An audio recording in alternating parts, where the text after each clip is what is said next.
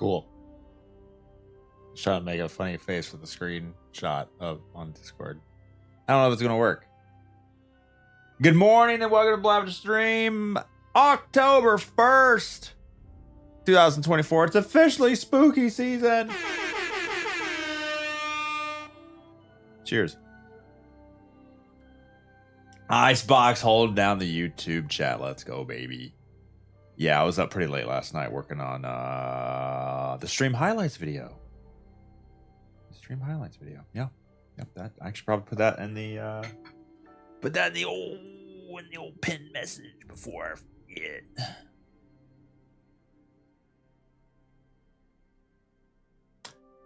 Pile Driver, Owen, Eska, Parabolazar, Hazel, Zelos, Falcon, Absolute Prime, at your boy Trigger Happy, Llama Thomas, Dumunagi, Pazzle. Good morning. Ahoy, mateys, Tripolowskis.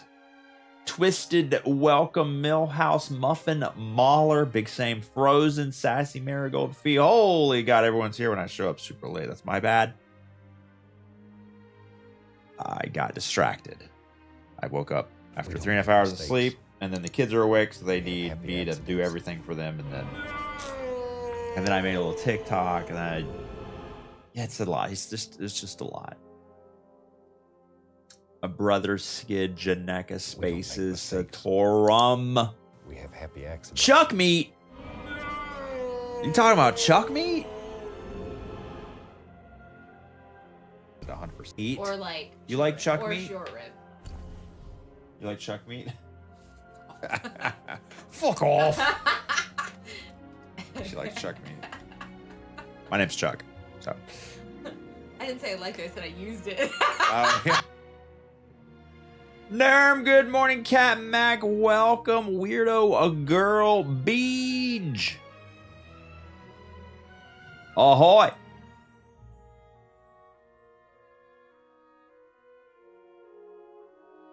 Thank you, Panda. I was trying to do it. Fuck off. I was trying to do it, but I was almost there. I was about to do it. So close. All right, so the Bungie dev stream is at 1 p.m. Eastern in 4 hours and 23 minutes. And it's just on what? Revenant, episode 2, season 25. What are we calling it? Delete the TikTok from your phone, but no, your mental health would be so much better now. I don't remember anything I watch on TikTok, so what's the point? I say that all the time. I put the phone down, I go, I was feeling really good, but now I feel worse, and I don't know what I just did. What was the point?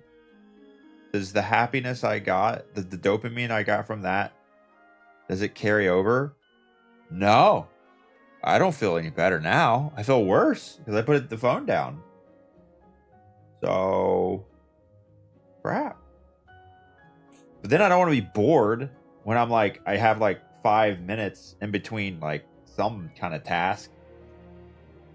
So then I'm like, oh, I don't have the mental capacity to read a book right now. I just need to scroll.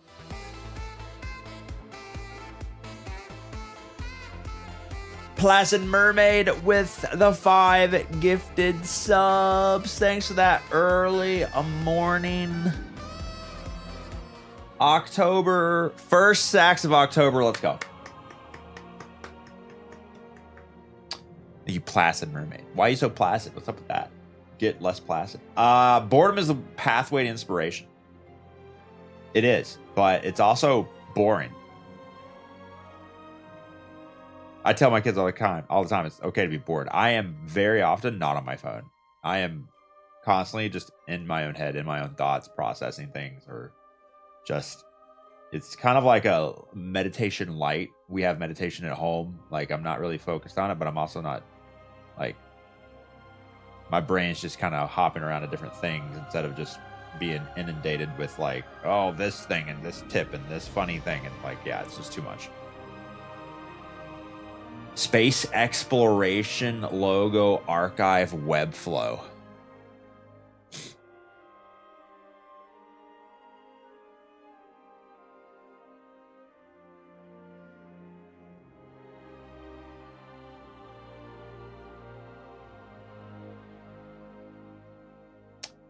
We don't make The mistakes. shape of an orbit.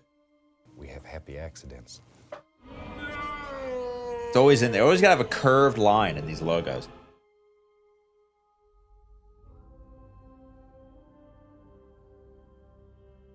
Oh yeah, people gave me money. Hold on. Be Smooth. Thanks for the 14 months of hard-earned money. Welcome back to the Blabber stream. Good morning. Holy Warrior, the 42 months of primers. Welcome. John Ducks, good morning. Hello. I think Lep is saying not to not watch him. Oh yeah. Well, no, it's just like, yeah, you leave a Lep stream on for 8 hours and you go, what did I just listen to for the last 8 hours? I don't know. I got a lot of work done though. So no more gifted sub bonuses. No. Not until another year. Soulless Ginger with 49 over 4 years. How do I turn this off? Ask your doctor. Dataless, good morning. Hope your internet isn't hot trash today. What's been going on? Just outages? It's just been spotty? Weather related? 117 with a 27. Good morning, folks. Glad to see everyone reporting in on time, except for me. Sorry. I do the best that I can. This is like listening to lo-fi music. Actually, I removed the lo-fi playlist on my Spotify and added the synthwave. I am now all in on synthwave over lo-fi for like, just like, it used to be like a mood. I'd be one or the other, but now I'm like more synthwave. Don't forget to update the merch redirect on loverstealth.com. True. I'll have to talk to my web designer for that because I don't have access to editing it. Got the notice yesterday for the internet. Had 90% of my usage. Have to assume they were throttling me at the end of the month. Wait, is this like at home internet? You have limited bandwidth at home? That's kind of wild. Side note, says Unagi, wife decided she wanted to try to stargaze because of the temporary satellite we're getting. Oh, Houston Nights guy got a Celestron 150 Dob. Dobson, like the ones that the super long tubes that like go all the way to the floor. I don't know. Well, does 150, is that like the diameter or something? 150. No. I measure mine in inches. I got the 11-inch Celestron. Cassegrain Schmidt. Like 2,000 millimeters focal length. Can't remember. I haven't whipped it out in a while. Although if I move to Colorado, exclamation point move, astronomy streams will pop off, baby.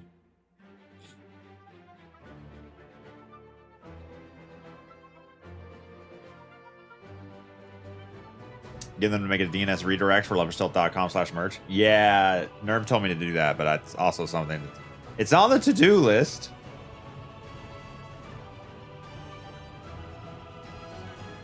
If you move to Colorado, will it get bigger? The telescope?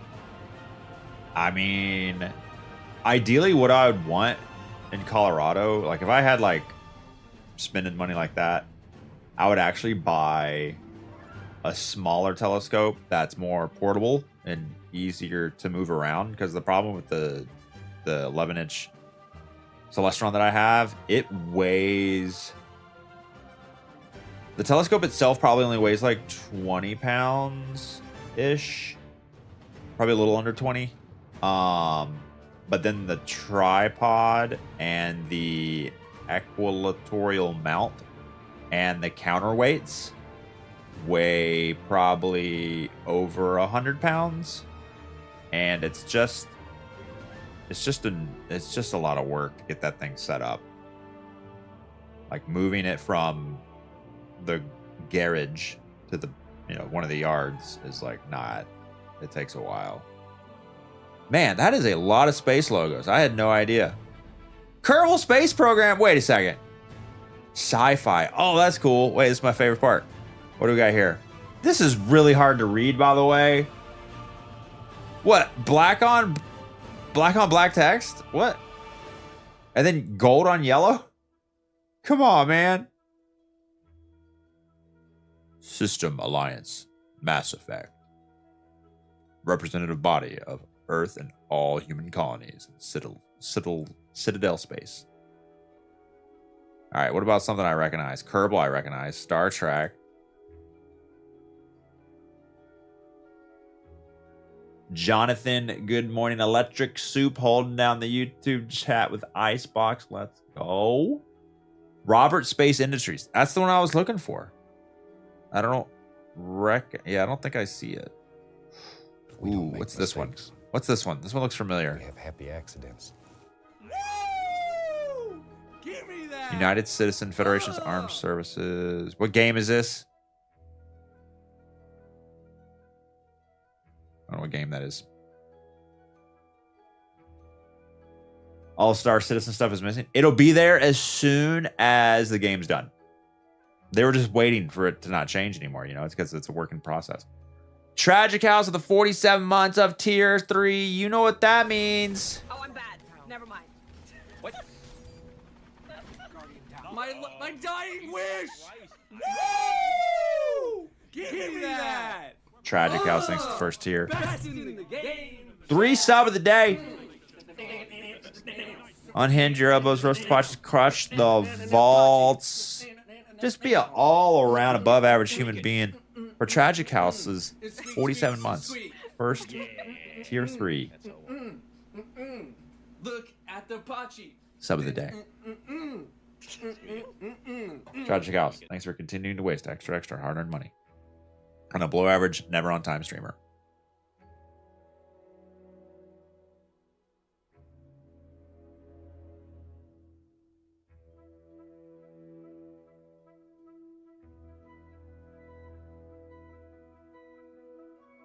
Kerbal Space Program.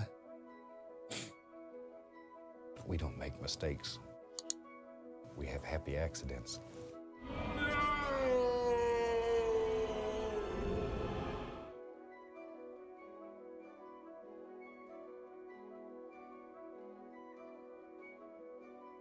You know, something I'm interested in, actually, Rockabilly, is the private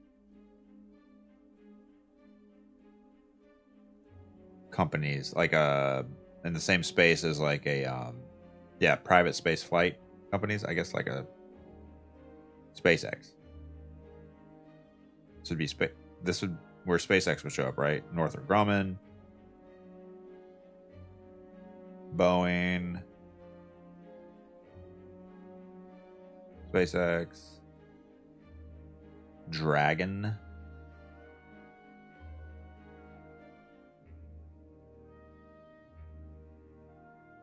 Oh, this is their type of rocket, yeah. Virgin, Airbus, Rocket Lab, Astra.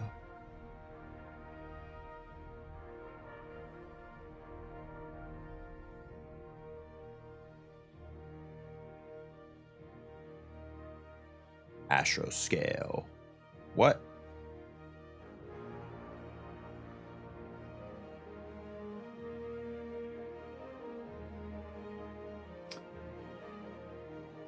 Reminds me that Kerbal 2 is canceled? What? No! Why? Unlucky. Well, Kerbal 2 is canceled, but you can still go out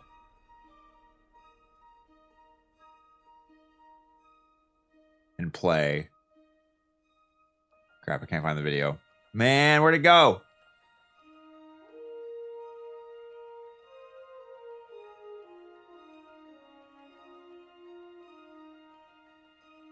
Am I blind? I must be blind.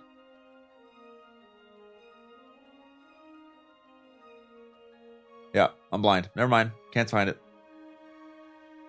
I was going to say you can go out and have some solid gameplay. In a quadruple A game. Okay, it has to be somewhere. had to upload it.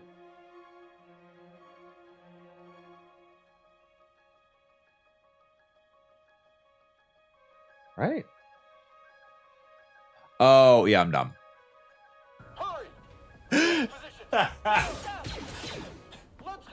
We don't make mistakes. Just play this space game. We have happy accidents.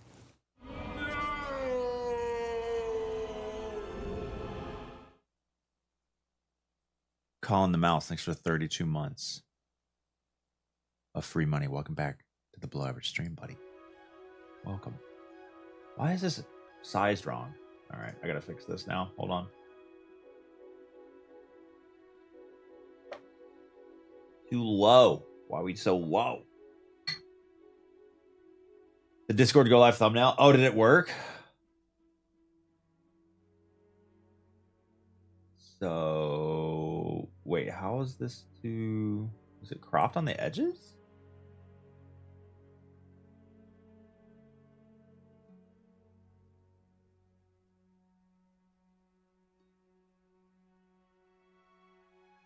Clickety click. Transform, edit, transform, top and bottom. I'm so confused. How can this be not cropped on the edges and still be not 16:9? Oh.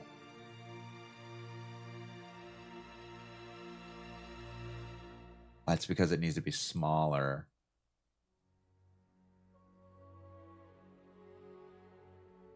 Okay, hold on. I need to figure out a way.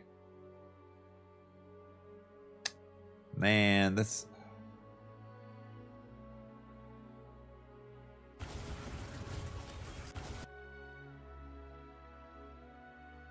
Okay, that looks to be almost correct. Okay, that's...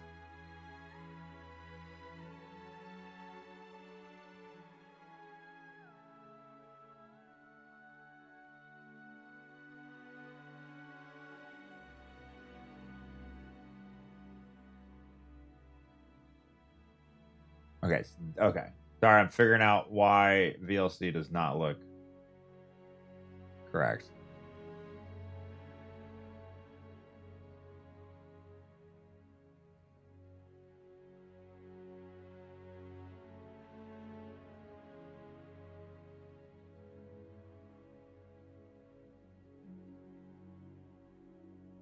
I'm gonna have to fix this in multiple places too.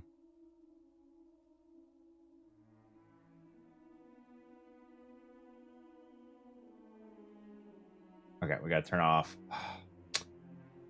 things I need to do off stream. But I can't because I'll forget, and then I only notice it when it's on stream. So I need to write a note, because then I don't have time to get to it because it's low priority. So I gotta do it now.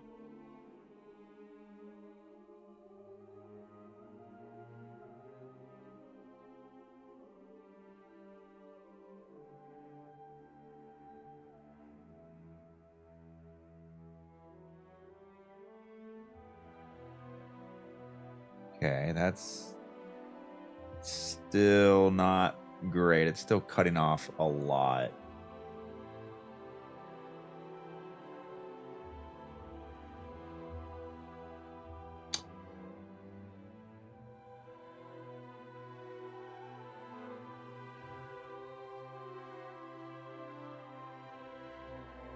Why would it cut? I don't... Why is it cutting off so much?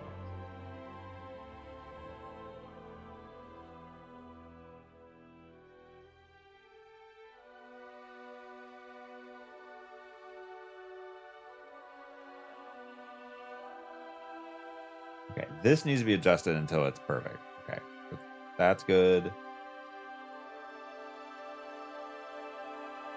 And that's good. So now we just, okay, now we just resize it until it fits. And now it's completely cut off. I'm so confused. Why isn't this 16:9? If this fits, it should be 16:9, which is what the square is. Why? Does VLC not do a 16:9 image when it's... portrait? Why would it do that? 100% though.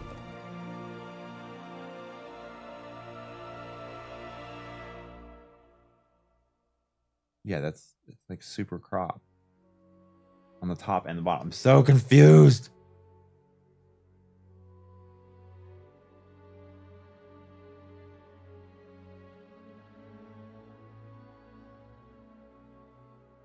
Does it need to be smaller?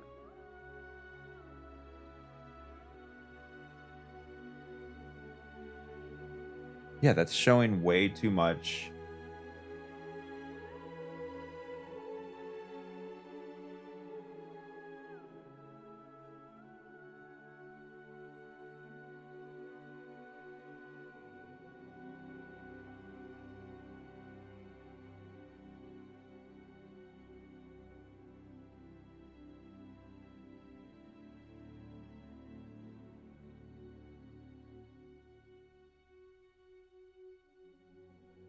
Okay, I'm sorry. I'm just gonna leave it imperfect and make my brain angry. It's imperfect. It's okay. Not sure why it changed. Kuko, good morning. Gundam Rose. Welcome to live stream. So, Bungie dev stream for Revenant at 1 p.m. Eastern. We have 4 hours to burn. Is there downtime today? I bet there is. Gotta be. Constantly improving the best game in the world. Login issues affecting PlayStation players have subsided. Aw, PlayStation couldn't log in last night. No, last update was Thursday. No new update for today. Okay.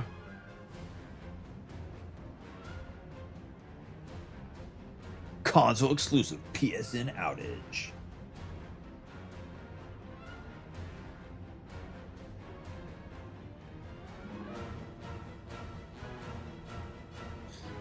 When is Revenant coming out? Next Tuesday. Yeah, October 8th. With the dungeon on Friday, October 11th. Do we know what the exotic weapon will be for the dungeon? Is that public information?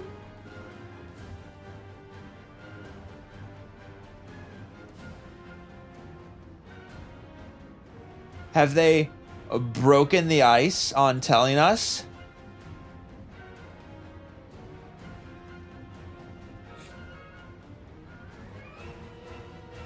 Leberm, good morning.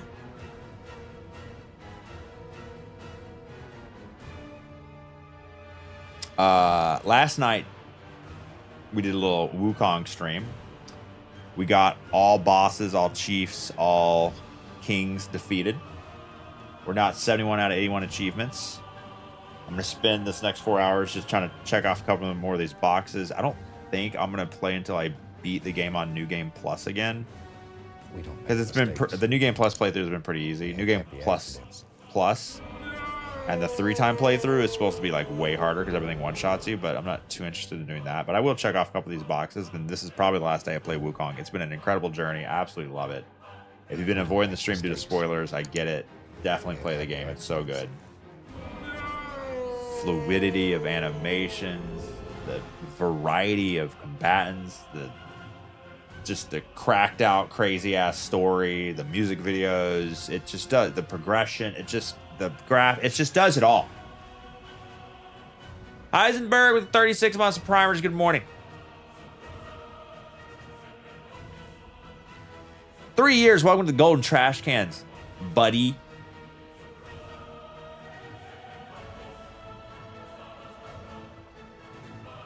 Currently in chapter 4 on the first playthrough. Nice, pile driver. Music videos, are we airing MTV? No.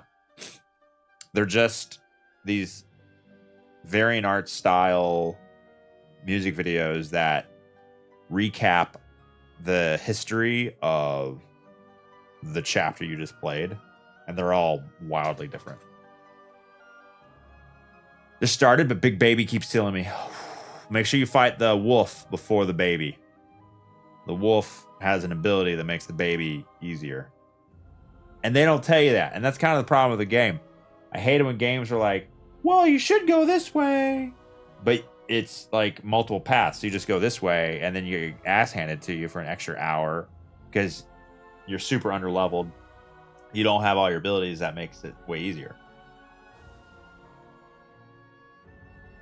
Icebreaker's trash. Darcy's the best sniper. I can't finish that with a straight face. No one can.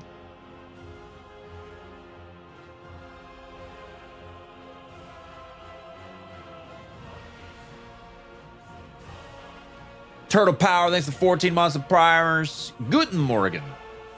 Glad you guys are all right. From the storm? Yeah, didn't even lose power from Hurricane Helene.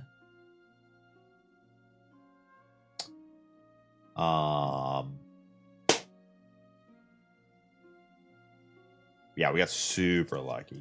Eye wall passed within like 70 miles of our house. If you're usually that close to an eye wall, you're getting effed up. But the west side of the storm, typically weaker. We just got extra lucky.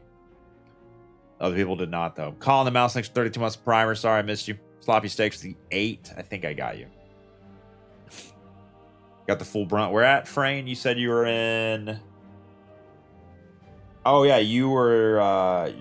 You had the tree fall in your house, right? In North Carolina? Asheville. Yeah, Asheville is... not doing too great. Tree fall is, for me, the scariest based on where I live. But then there's also storm surge, flooding. I can't wait to move to Colorado and be like, I'm complaining about this specific act of God now. It was surreal watching it happen. Oh, you were like, so you're in the car. You're in the car because like something was flooding, right? You felt safer in the car. So you look out of your house and you literally see a tree just...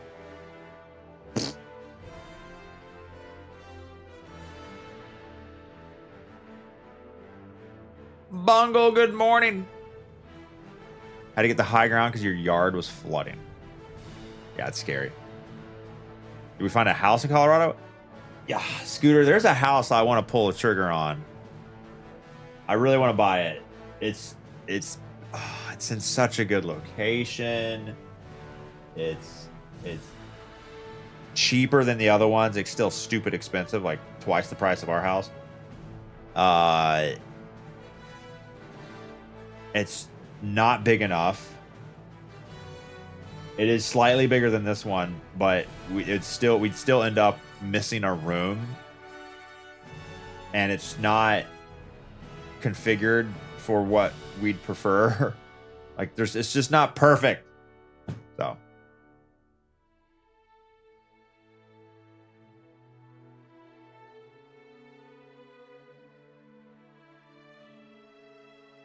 you'd get high if your yard was flooding.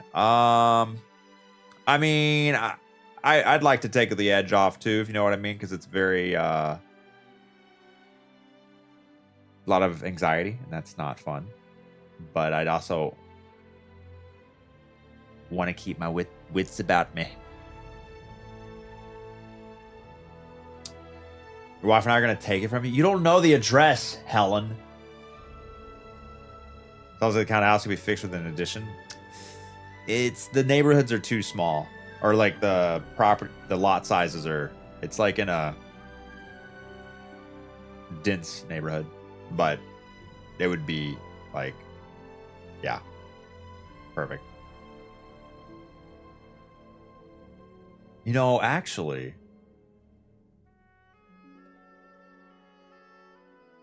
no, that won't work. Would it? No, it wouldn't work. I was gonna say we just in the basement added an extra room, like because there's like a big open space for like the stream room, and I don't need like all the space, so it could like part of it could be cut and made like an extra bedroom down there. But the problem is, it's in the basement. Like I think we would need. I don't know. It's just not good. Not perfect. Wife went to the fire station on the corner, got out of the house, asked them what to do, told us to go back in the house. Yeah, I remember you said that in Discord, but like you're sitting in the car in Asheville because your yard was flooding, but you were like looking at your house and then you start to see the tree just crush your house, crush your bedroom where you would have been potentially. Yeah, we moved our mattress out of our bedroom because it's the closest room to the biggest tree, closest to our house. Street you live on sits way than the house. Oh, okay. Yeah, that way you're out of the flood area. Yeah. Ben Kong, good morning. Any I assume that's way hilly, really hilly. So like any mudslides in that area? And I guess you're pretty far from a river.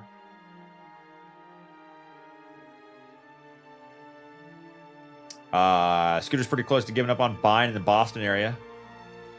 Thinking about getting a lake house. It's cheaper up here. Getting a lake house to Airbnb.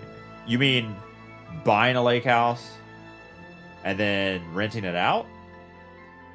Or permanently living in a rented out Airbnb lake house?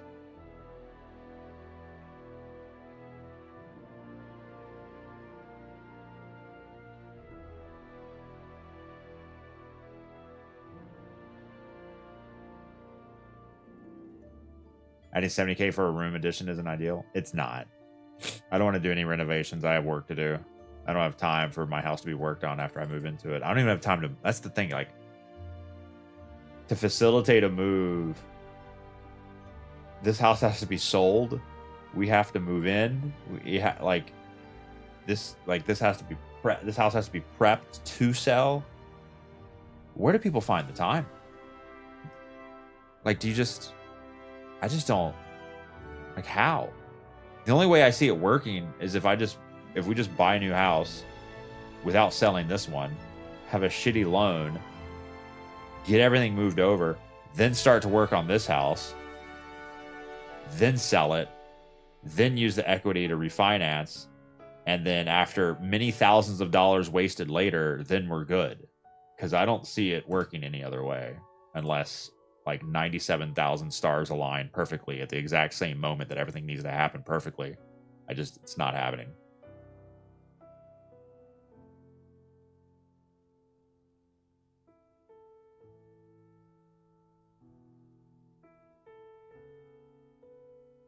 One bath ranch for $950K.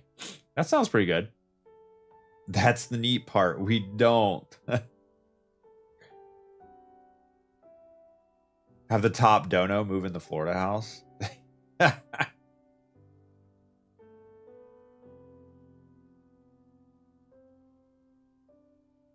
Moral of the story, moving sucks. True. Especially when you work from home. And like it's gonna take, I'll be offline probably for like 3 or 4 weeks. There's just no way to, it's just impossible.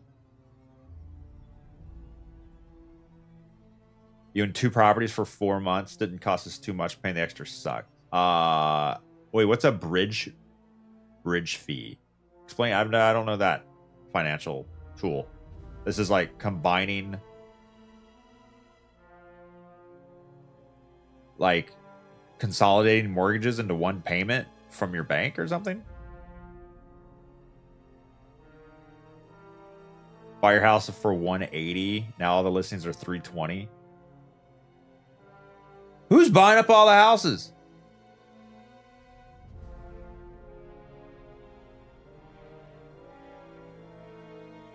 Wife and I are finally moving into our house we've been renovating in since December. Basically a brand new house. Let's go, baby. BlackRock Companies, Wall Street. Woo! We've reached the cannibalizing portion of capitalism. I like to call it in-game capitalism. I'm sure everything's going to be fine, though.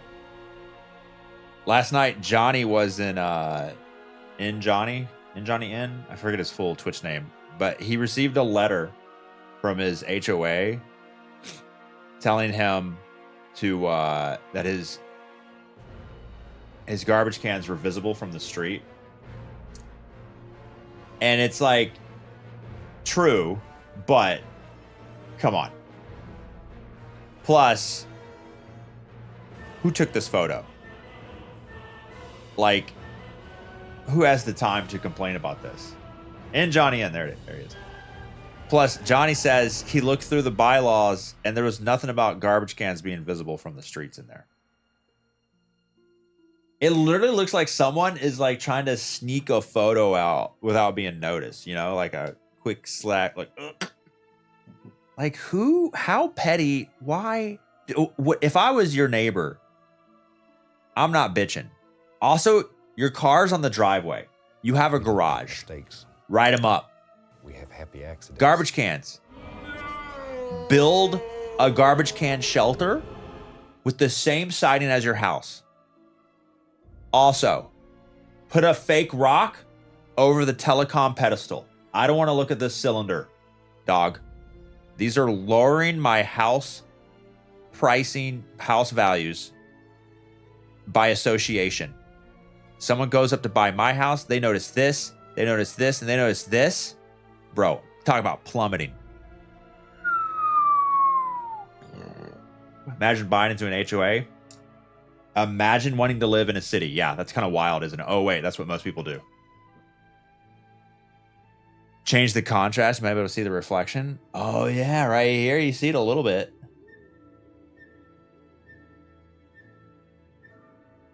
Imagine only ever wanting to live in a rural area with no amenities and just being out in the nice, wide open with no neighbors around you. There are some great parts, but then there's also some parts that are not great. Therefore, you have to live where houses are really close to each other. And then when houses are really close to each other, some people need their hand held because they're really shitty at living their own life. And how they live their life affects how you live your life because you're so close to each other. Thus, the problem we have in the world. So we need extra laws because people are so fucking stupid. But then people overreach with stuff like this. Like, does it really matter these garbage cans are on the side of the house? No, no one cares. Oh, wait, you care because you're probably retired and you don't have anything else to do. So you just bitch on the internet all day and write to your HOA about Johnny leaving his garbage cans out.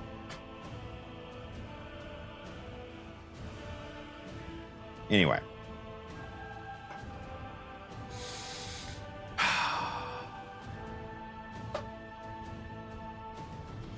Good morning. Welcome to October.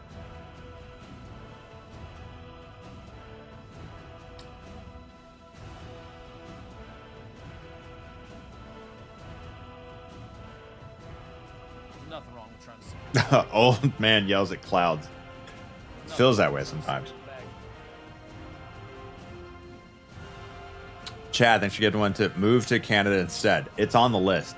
Citizenship takes 4 years. We sort of started the process, and then it's also super expensive and scary because then a bunch of like other stuff changes. Plus, harder for like family to visit. It's also why I want to try to stay East Coast because it's just easier overall. BFE. What is that, Trigger? HOAs are super helpful in Minnesota for stuff like snow removal. You mean like a suburban area and oh, you mean like the HOA fees go to like a service that just handles it all, so people don't have to like organize it and pay more money individually because it's just like one company that just does it all. Or do people just not remove any snow anywhere in their area, then you can't walk on the sidewalk? Oh, that kind of BFE. Ah, I thought it sounded familiar. I thought it was like a advanced technical term. No, it's the old school BFE. Okay. No, I used to live in BFE. We had lived down a 3-mile dirt road. And yeah, it's pretty great. And then it's also not great. But it depends on what you like at that point in your life. Or that, I mean, honestly, your current mood. I could see wanting to go from one to the other. My mom's house, still in the same spot. Now the dirt road is paved, but still. quiet. Power goes out all the time. Takes 20 minutes to get to a store. Deliveries take an extra 2 days. It's quiet. Johnny isn't next door with his damn garbage cans out beside his house. Don't have to look at that. Just trees. Broken trees from Hurricane Michael.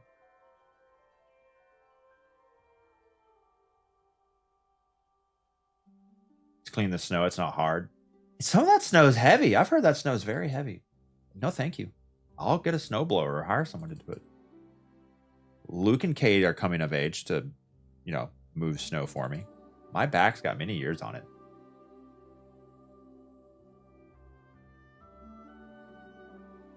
I can't imagine trying to sleep at night knowing that garbage bin is visible from the street. Wet snow is heavy. Fluffy snow is not bad. I can only say, okay, the snow is snow to me. The only time I've been in snow would have been one time in 2009 when I went on a work trip to Kentucky. It was like, you know, like nothing. And then, did I see? Yeah, I saw a little bit of snow in Alaska. I didn't really, I guess I like picked up a clump, but like we hiked and it was in the summer, so it wasn't too snowy. Oh, Fussen in Germany in 2013. Went to Neuschwanstein and I call it Hohenschwangau. I forget the other name of the castle there, the twin castles, sister castles.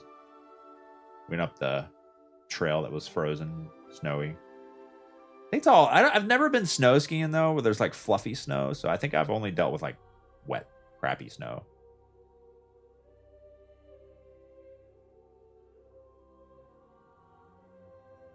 My snowblower can handle almost anything. I feel like if I'll do one day, one blizzard with like a shovel, and then I'll be instantly on Amazon or at the local snowblower store doing like buying one. Because no, if I'm going to work out my back, I'm going to do it in a controlled manner that lowers the risk of injury. I'm not going to do it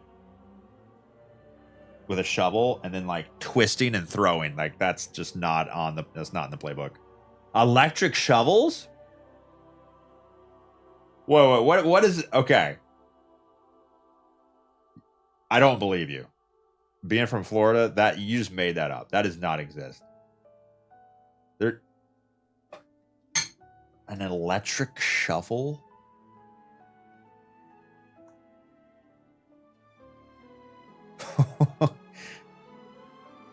Huh?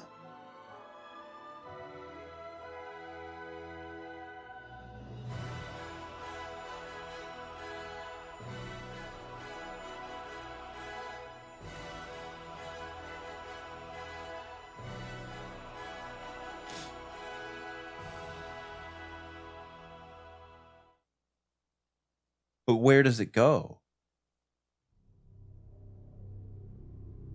When the Toro Flex Force power system. Okay, it's not that serious, dog.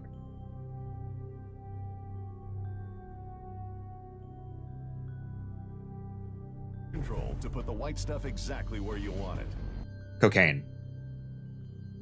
You got the ability to clear decks, steps, patios, and walkways all the way up to a 4-car driveway on a single charge. You got the simplest way to finally say sayonara to that pain in the butt and back hand shovel. You got Toro's 3-phase brushless motor with Run Smart onboard. But where does it go? Performance in real time for more power, more runtime, and longer tool life. Is it a snowblower?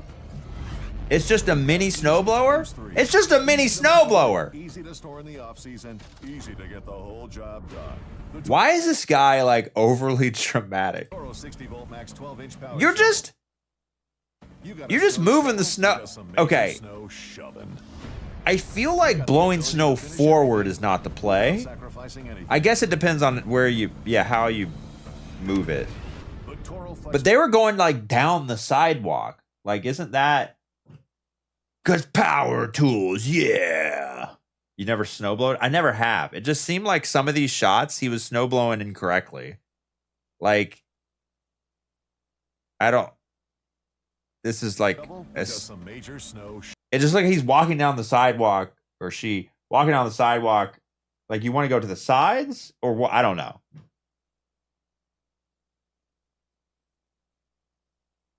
Also, this snowblowing thing seems like a really good way to get like super. Do you get like, does the snow come back to you or like get on you, or like do you get like wet? It seems like you're just going to be miserable every time, usually. I thought there was a lot of snow in Florida. Yeah, but not so much we have to blow it. That's not true. You do blow it. Not so much that you have to blow it off the... Well, okay. Yeah, let's just go with yes. Flamethrower? Man, you can't post a 97,000 character link in a Twitch chat, Phil? Including the parameters from the URL? Come on, man. Source equals Google dash ads. You click the sponsored link in that? Come on. Nah. That ain't working. Get a real snowblower? Yeah, our house from math class said if I moved near him, he'd buy me his recommended snowblower. And I was like, why? And he went through this whole list of the reasons. Like, it's worth the money. XM42 flamethrower, only $600. Yeah, but then there's the whole, you know, like catching self on fire thing, having to fuel it. I assume it's propane. Yarbo autonomous snowblowers. Now we're talking. A Roomba for snow.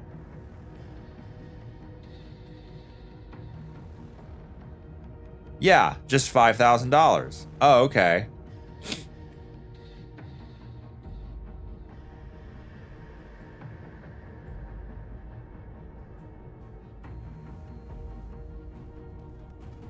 Guess how many outdoor pieces of, I guess you'd call this powered equipment, I own? None. It's zero. I borrow my mom's like electric hedge trimmers to do like the hedges in the front. We have the HOA that does the lawn care.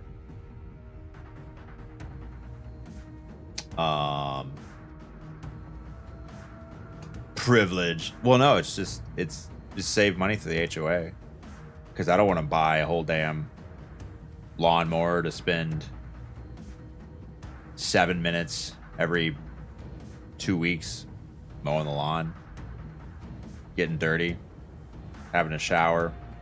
I got too much work to do. I got time. And then if I were to buy that service individually, it'd be way more expensive.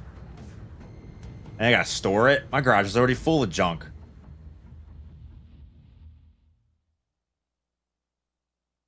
Y'all want some coping if you think these blowers will handle more than an inch? Oh, yeah, that's true.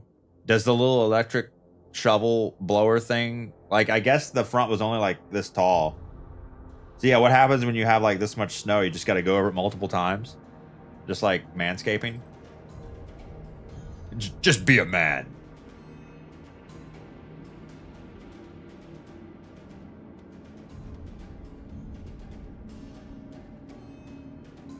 You have a snowblower you used once in 6 years. Oh, same. Yeah, the generator. If you want snow to stop in your area, number one, tell me where you live. Number two, buy me a snowblower. I'll move there. No, I have to buy it. That's right. If I spend money on a snowblower, We don't make mistakes. instantly that area will no longer snow. We have happy accidents.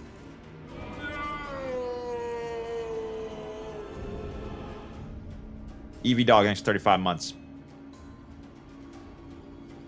Enjoy all the ads you're about to get for these products? Oh, no, they won't. They know I live in Florida. They would never.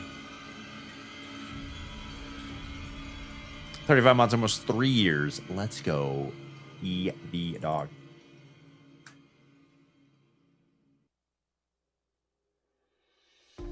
Moved to Chicago. It's way better without snow here. You got it. You live on the east coast of Canada. Ooh. Is that like Nova Scotia? That's a bit far.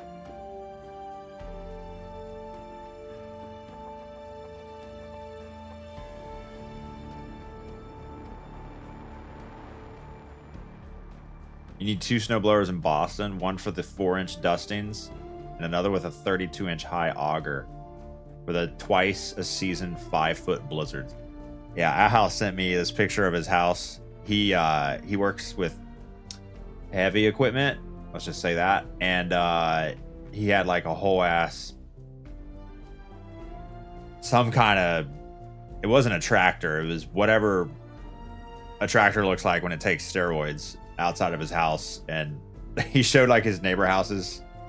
He's like, I'm about to go work on these, and his house was like immaculate with like these like perfectly cut lines of like 5-foot snow. Yeah, I mean, it was some kind of front end loader, but it was just different. I don't remember the specifics. I have to go back and look.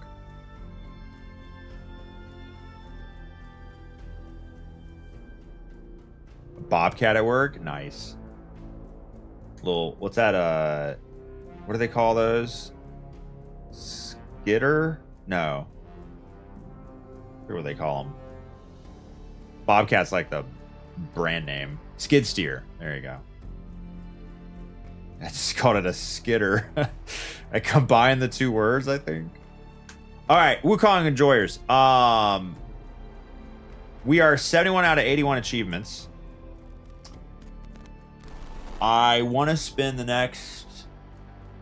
This is probably the last day I play Wukong until the DLC comes out. Have a lot of fun with it, but I want to, move on.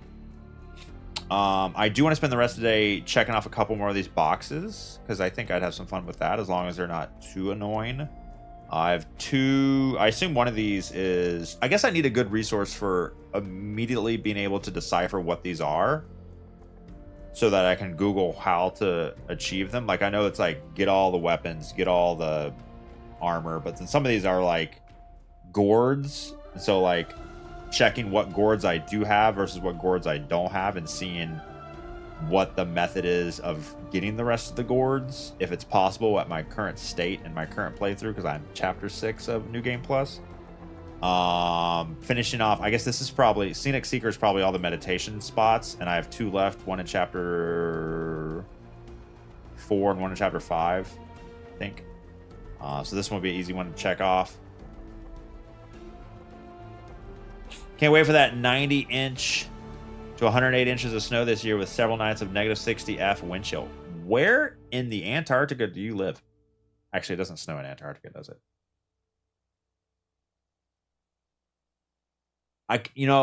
What's been kind of unfortunate about New Game Plus is that it was super easy. The stream, there's a part of me that enjoys just crushing bosses after being crushed by them for the first like 100 hours of gameplay. And I know New Game Plus would start to bring that back, because things get a lot deadlier again, even though we have more abilities now that I'm leveled up. I went back and looked at some of my old deaths. I had nothing. I had no abilities, no health, no mana, no stamina. I had nothing. It was hard. And now I have all these tools at my disposal, but the bosses just aren't deadly enough yet. And I crush like half their health with a good crit. Zero Narrative, thanks to 10 gifted subs, buddy. Why'd you do it? What's wrong with you? New game known as the Triumph Run. Yeah, that's what it feels like. It feels like a victory lap. Narrative, what's wrong with you? 3,298, let's go. Is there a 3,300 sub disincentive? Yes. If I hit 3,300 subs, I will,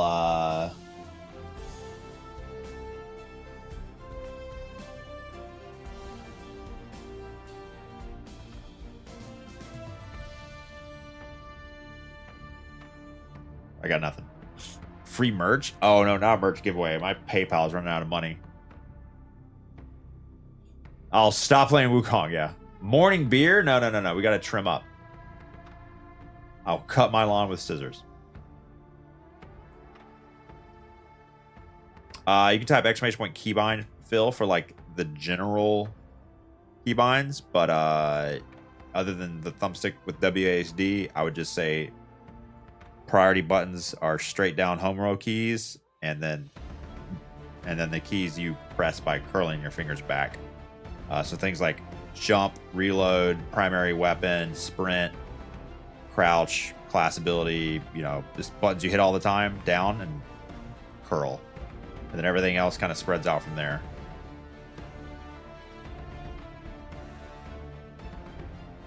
Alcohol-free beer. Still calories, X-Bone. Suspicion that Mass Effect's never happening. Oh, it'll happen, just not soon.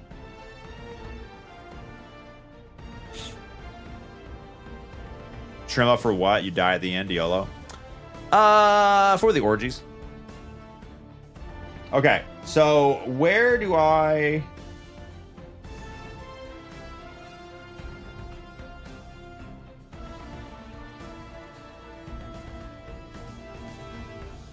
Wukong achievements list.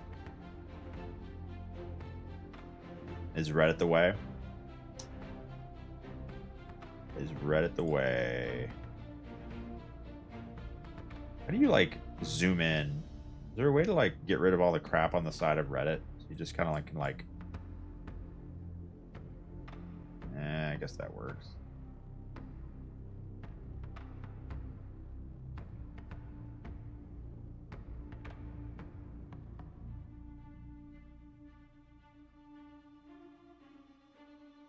Oh, okay. Some of these suck. Missable. Yeah. Okay, so what's left?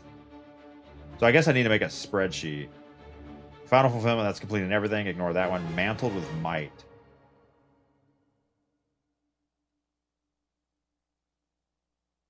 Obtain all armor items. Takes NG plus to have the mass craft all armor. I could do... I think I can do this. Oh, I bet I can't, but because I bet I missed some of the secret bosses that drop mats that I'd have to play in-game, new game plus. Yeah. Someone already made a spreadsheet? For me or just like in general? For me to check off? Yeah, if you link it, that'd be great. I can permit you. Crispy 3-Phase, thanks for 52 months of hard-earned money, brother. Crispy 3-Phase.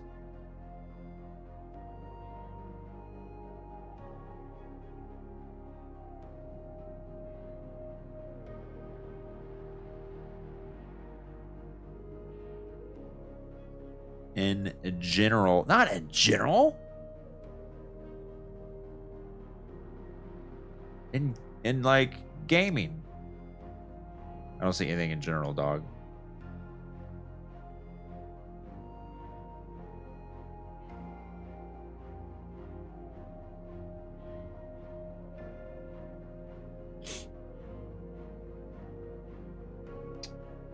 Brewer's Bounty.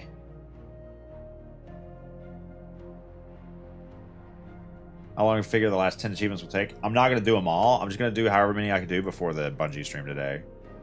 Alex, what am I typing? Oh, I typed your name instead of Brewers. Collect all soaks. One soak can only be bought with Shin Monkey and NG Plus. Turtle Tear is missable.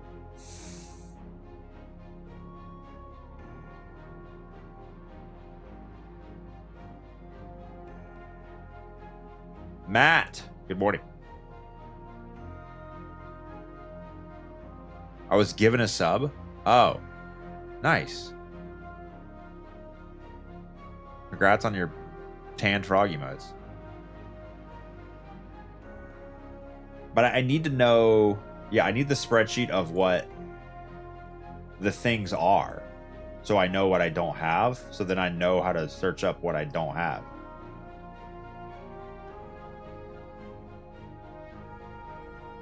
Curios. Seeds to sow. Seeds? Staffs and spears. It's weapons. Gourds. Versus brews. Soaks. Okay. Brews is soaks. Gourds is... Yeah, gotta be gourds.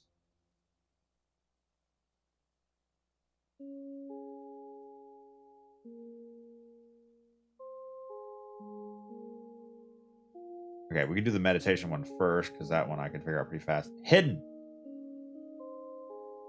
Together at last, the scorpions united. Wait, what is this?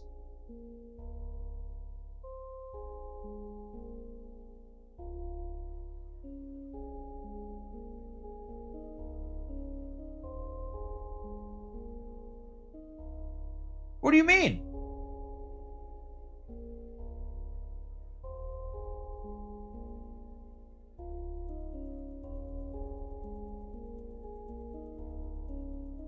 How?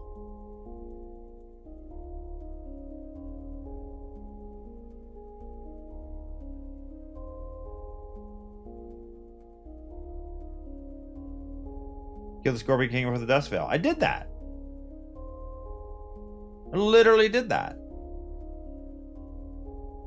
The Scorpion King's the drunk guy on the roof with, and I break his wine, and then I kill him, and then I fought the Dust Veil? Yeah, I did that.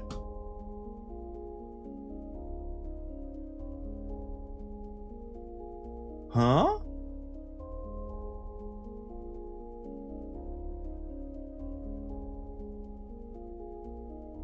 I'm sad.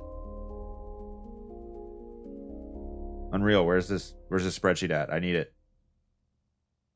I'm gonna go ahead and just boot it up and then start the meditation spots.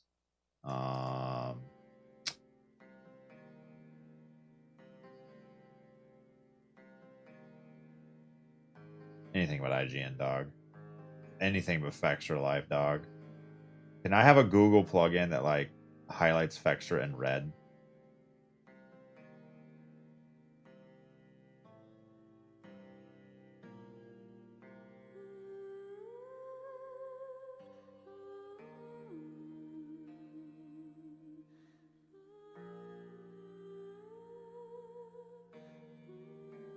Jesus Christ. Who would ever want that? Imagine, I could have died if I was on an OLED.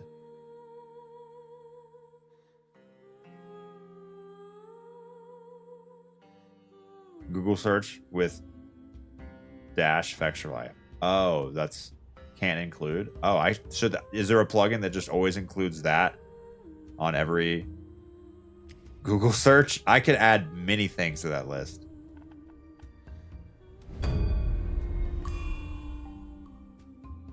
The one with ViewBot embedded pages? Yeah.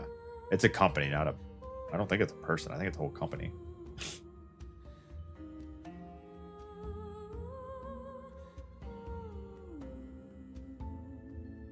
OLED's Pog, though? It is. Especially watching Dune. On the LG C3 OLED TV. Ooh. 4K. Gotta put on sunglasses. These are not naive.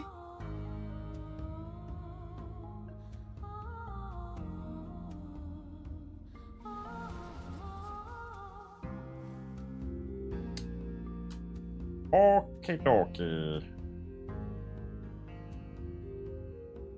All chiefs done. All Yaoguais done. All kings done. All characters done. If you missed the stream last night, I fought a literal mountain. It was badass. But meditation spots.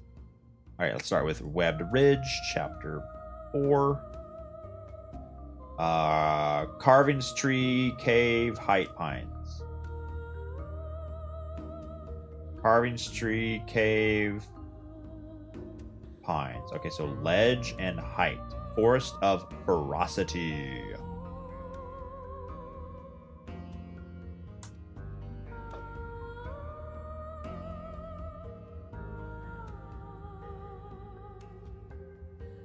Dude, chapter 4 is a labyrinth. Every time I went through there, I got lost every time. And then there's spiders everywhere.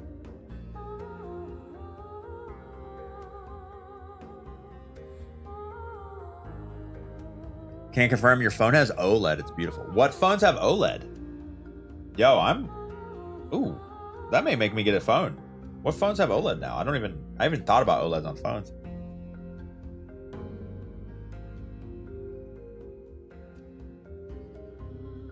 Sony phones? Any iPhone? Your phone has... This is OLED? Is it? You might be right.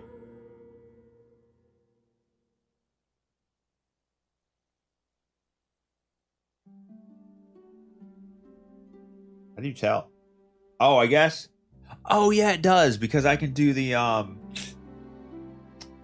I never really thought about I thought about OLED only on TVs, but no, yeah, I guess this would, because it does the you can have it where it just does like when it's charging, it'll just have like pixels on for the it'll be a completely black screen with just like a little bit of the like charging status, so it doesn't like brighten up the whole room.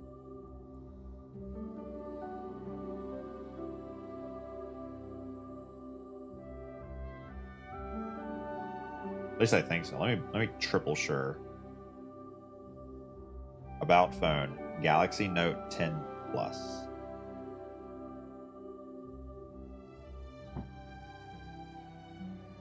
Please get a new phone. It's on the list of things to buy, but we're it's just, yeah, just a money thing. Galaxy Note 10 Plus.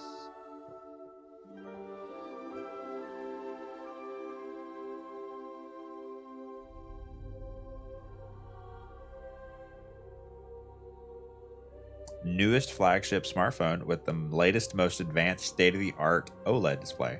Oh, so it was like super cool new technology back in 20... I got this phone right when it came out.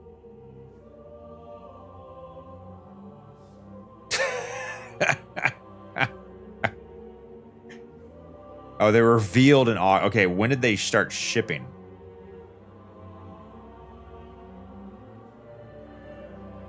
Was it 2019? It was 2019.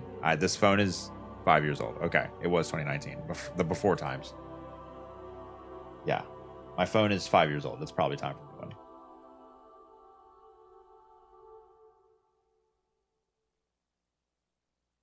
What?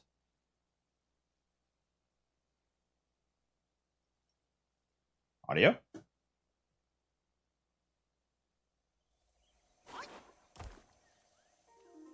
It's about that time, ain't it? 5 years, not too bad. I mean, if you're a full-time content creator, constantly on your phone, checking stuff, uploading stuff, taking video, moving stuff around, like I feel like it's probably a good idea not to have a 5-year-old phone if like it's part of the business. Oh, I need to Google this. I don't know where the hell this thing's at. What if you're a full-time doom scroller? Hey, the faster you can doom scroll, the faster you'll get to the end. Temple of Yellow Flower, Forest Frosty, the left to the shrine at the cliff. Temple of Yellow Flower. Oh, wait.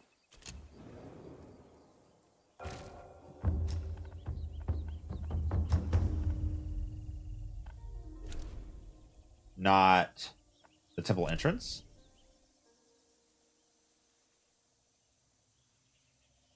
Left of the shrine at the cliff. Oh, just right here, like literally at the shrine. You've had zero security updates since 2023. What? They just stopped securing my phone? What the hell's up with that? They can do that? Who's talking to me? Who, you? Shut up. You're dead. To the left of this shrine near the cliff. Oh no, this one? I swear to God, I've been here.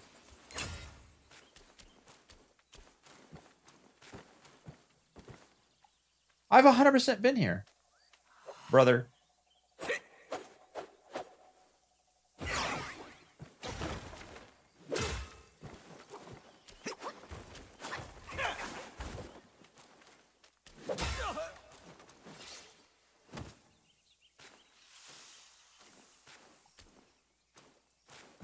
Bro trying to break my meditation. I've been here.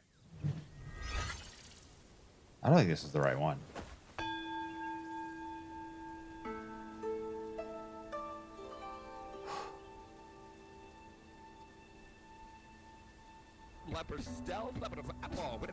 You're breaking my concentration! I'm trying to meditate here, weirdo girl.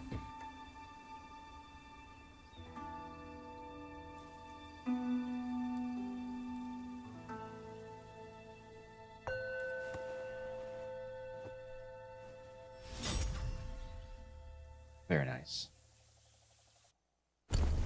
Also fucking incorrect. Did you put your name into the goblet of fire, Harry? Dumbledore asked calmly. Harry! I protest! Harry, did you put your name in the goblet of fire? No, sir. Yeah.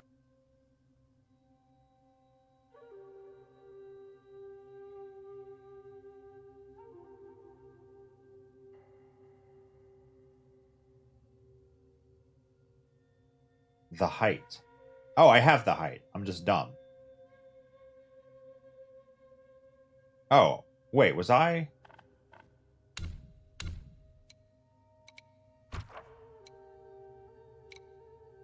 I swear to God, it wasn't. Was it there a second ago? Okay, it's the ledge. Purple Cloud Mountain.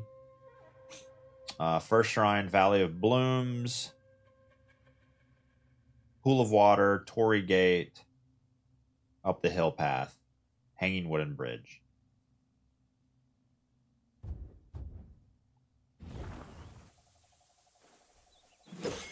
Oh shit. I have an iPhone 14, just got the iOS 18. You guys suggest me to get Pixel, totally new, and I don't know. I mean, if you're on iPhone, you like iPhone, stay on iPhone. I may switch to iPhone. I don't know. It's all the same. It's just different UIs than what you used to. We don't make mistakes. We have happy accidents. Like, I'm so used to Android UI, I don't want to switch off of it. I just don't use iOS or Mac, so like the UI is kind of foreign to me. Every time I'm on an iPhone or a iPad, I'm always like, what is this gesture thing I've got to like super swipe up from the corner, pinky up, and then like there's my apps, and then on Android I just click a button.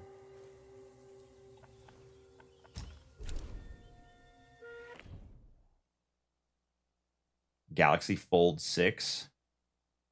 I have a Fold. I'll never go back. Productivity boost is insane. So your screen, like if you have it folded up, it's just like a normal 16:9 screen, but you can unfold it for like a double screen or something. I don't want to be too productive on my phone, Triangle.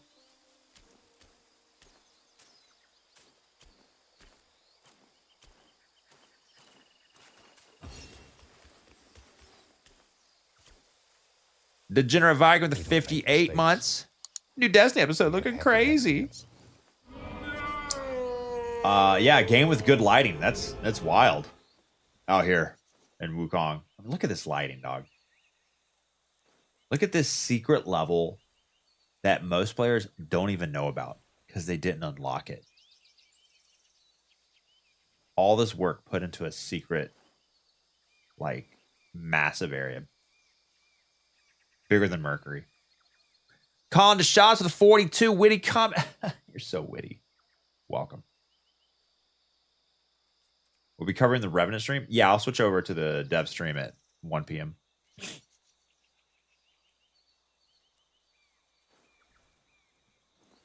70-year-old parents got good with iPhones. Got them refurbished older ones. No more private IT services needed. That's, yeah.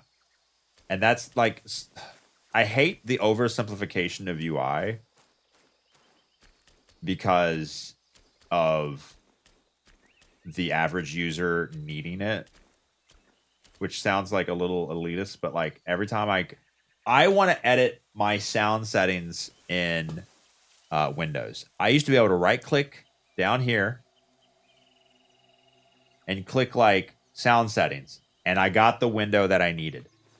But now I get this window that doesn't do shit. It's useless for what I need. None of this is like helpful at all. And so then I've got to scroll through here. It's like, no. This one? No, that's not it. No. This one? Yeah, there it is. Here we go. Okay, now this window does shit. This window actually gets stuff done. Cool. Like this window. Can this window be deleted and we just go back to this? That's how I feel about like the changes in UI on phones over the years.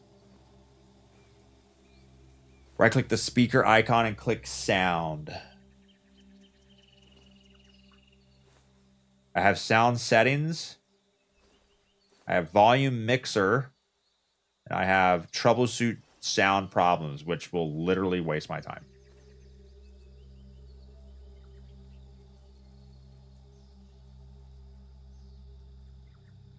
Now, Windows 10, I think. Well, is this Windows 10 over here? Yeah.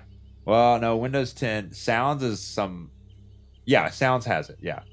Windows 10 has the Sounds button you can click. Windows 11 does not.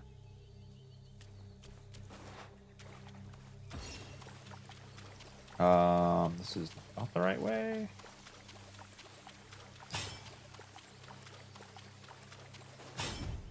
We don't make mistakes. We have happy accidents. Meditation spots are usually like on overlooks because they have like these really cool cinematic shots. Try down here. Miss Unforgettable with the 15 months of free money. Welcome back to the stream. Look how long I've been watching this #1 below average streamer. It's been a long time. It's over a year. I like things to stay the same. Wait, is this the Valley of the Blooms? You make it, change it as long as it makes it better. Yeah, this is, oh, that's because, oh, the Scorpion King's right up here. Yeah, I killed this guy, and I didn't get the achievement for it.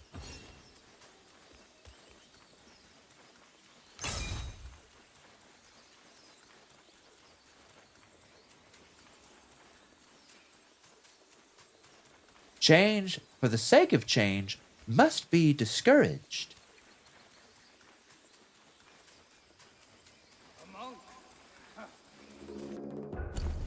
My attack is currently 314. Why not embrace our path? Why didn't you attack, bro?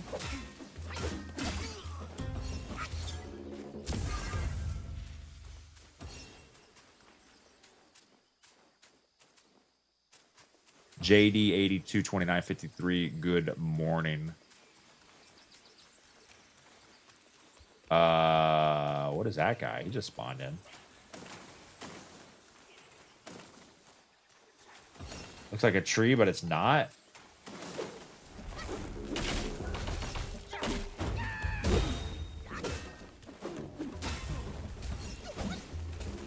I remember ever finding that tree beard there.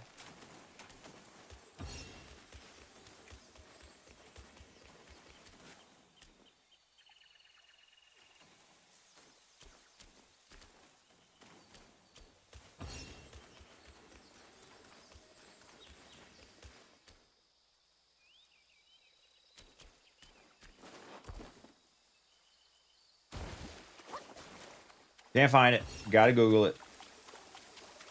Oh well.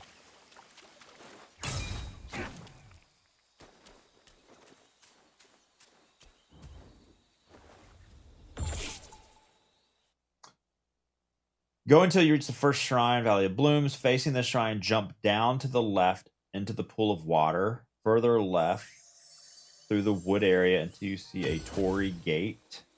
Just before, oh, the bounds of deity's abode.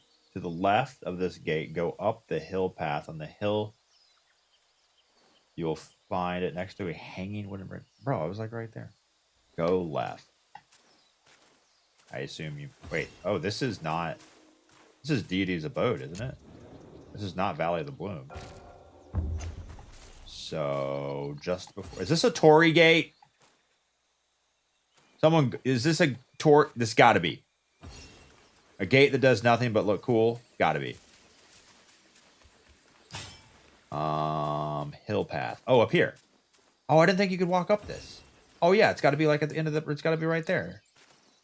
I think I can see it. Yeah, it's on top of my head. I didn't think you could go up this. I thought this was just decorative. Yo, let's go. Oh yeah, this is it. 100%.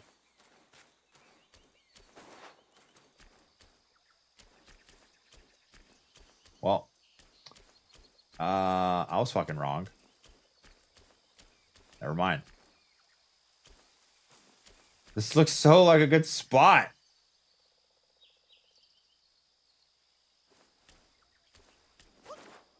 Oh shit. Ow.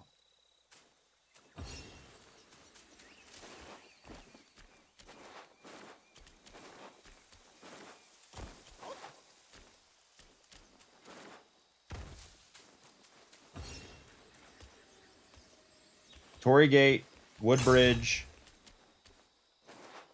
Hill Path.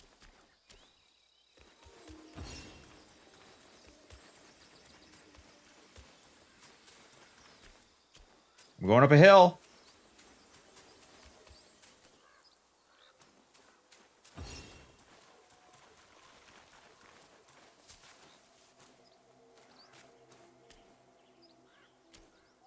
I feel like this is not correct.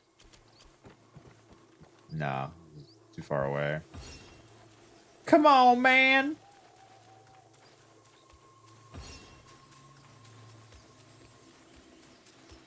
Imagine if Starfield. Oh, what is this? Valley of the Blooms.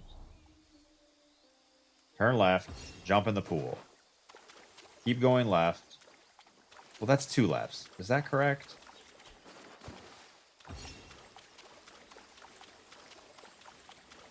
No.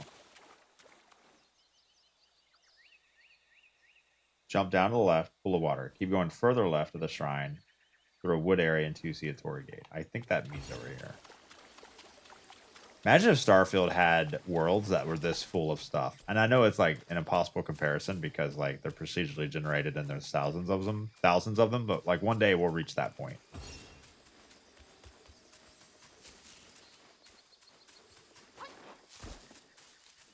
All right, Tory Gate, Hill Path. Did I not already go up this hill? I feel like I already went up this hill like 9 times.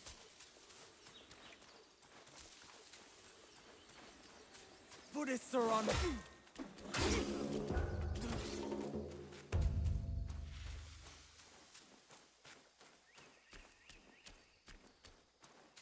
Oh my god.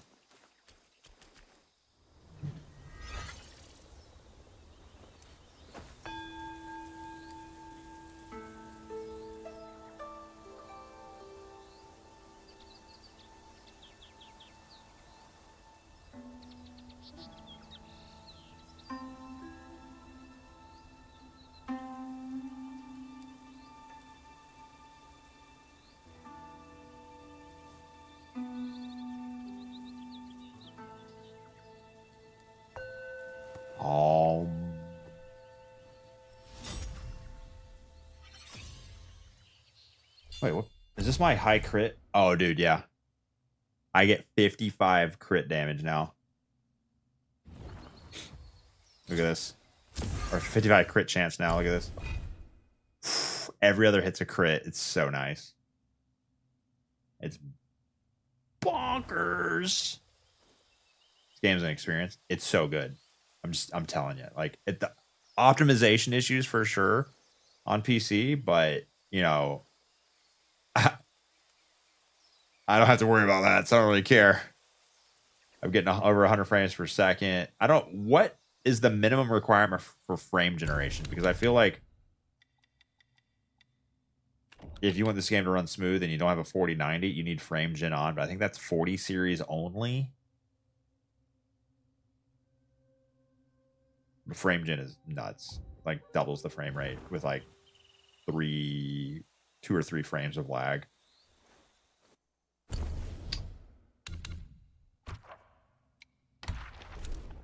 All right, Webbed Ridge is complete. Last one is Flaming Mountains. Buddha Crag Relief. Buddha Crag Screen and the Purge Pit Bishu Cave. Oh, that's the secret cave, isn't it?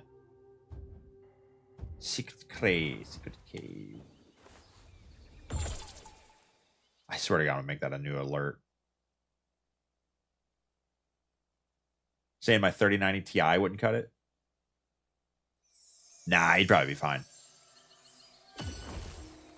Because I mean, sometimes frame rate's a little bit, you know, CPU bottleneck as well. Not all GPU.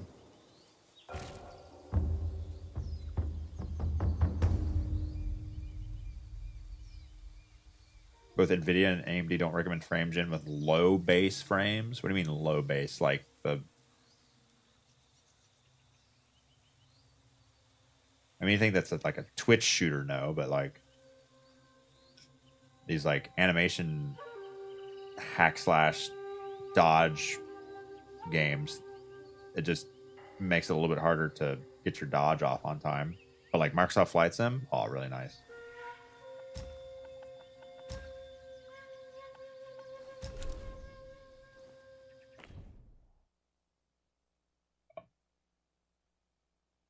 $2060 Super and a struggle sometimes. Frame generation.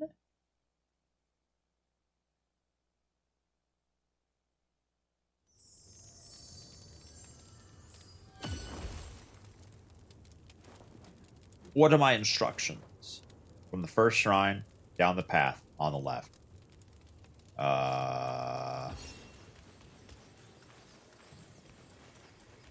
Really? And I missed it? We don't make mistakes. We have happy accidents. It's not in the lava, is it?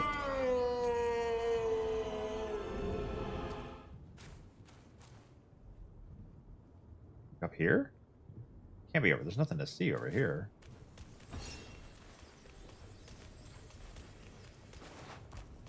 Is it up? I don't think I ever went this way. Did I?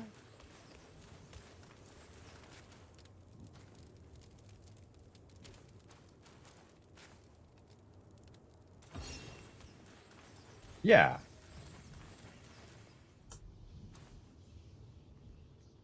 Go down the path, it'll be on the left. That's okay. That's not. I think you come from over here, right? Did you come in from here?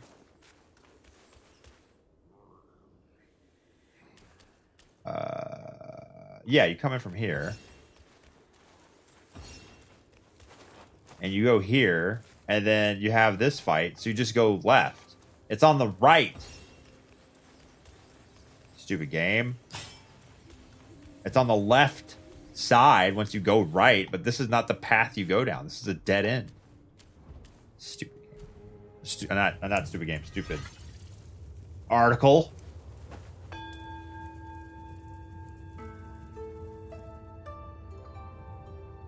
$72 out of 81 achievements. Yay. Not very scenic here in the Bishu cave. Kind of feels a little... They're missing some feng shui. Mind funk. Welcome.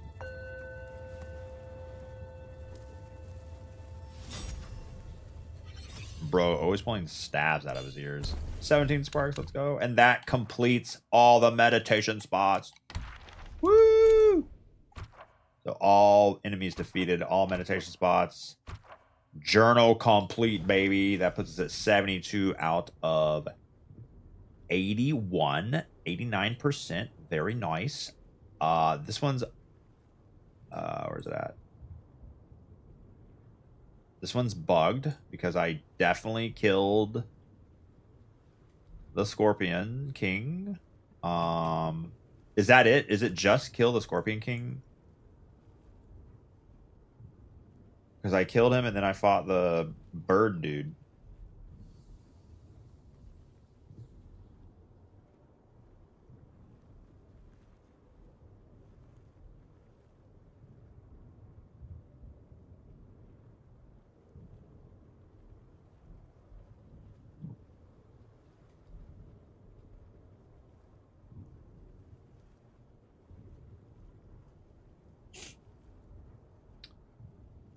Staff comes from his hair. Yeah.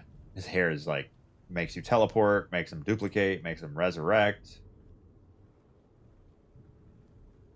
Tied to killing the Force Scorpion. There's 4 in chapter 4. Are they still available to kill?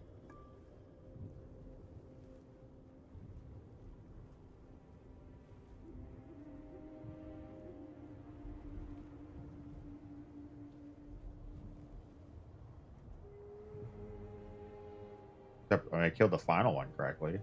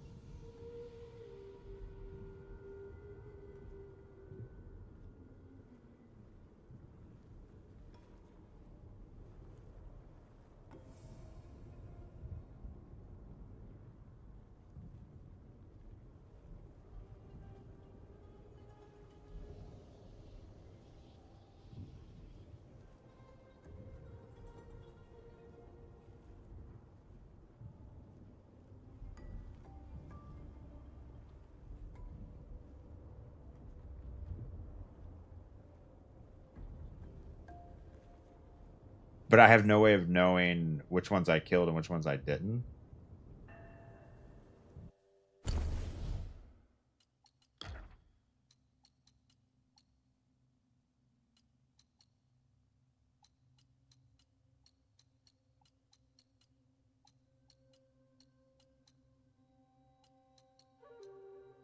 Turtle treasure. Isn't he like Scorpion Prince?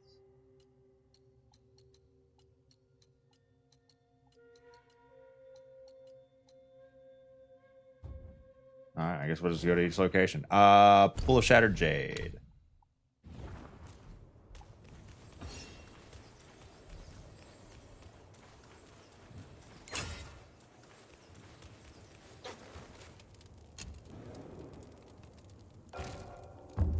Face away from the shrine, walk forward. To the left is a slope leading down to the first scorpion.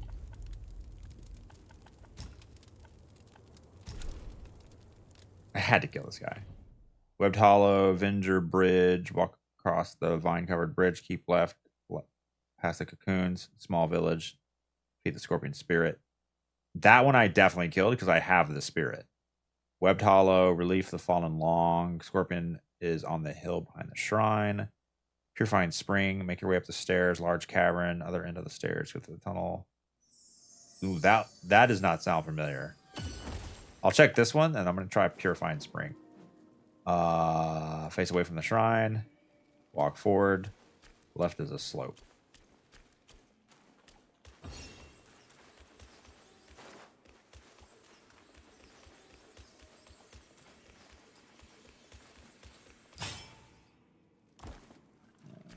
Kind of slopish. Oh, this guy.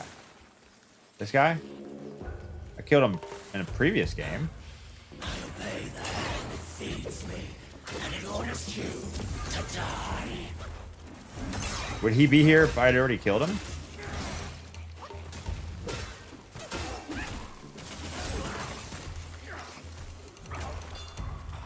I definitely didn't kill him this game. But in the original, I walked by here like 9 times. This game I just ran by him because I didn't care. But, well, could have killed him, could have not. I don't know. Maybe you have to kill them all 4 in one playthrough? I definitely missed him this time.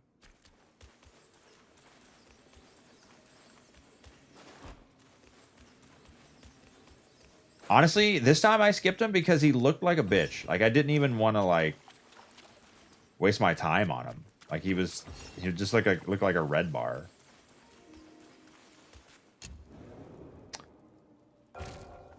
Soul for welcome. Oh.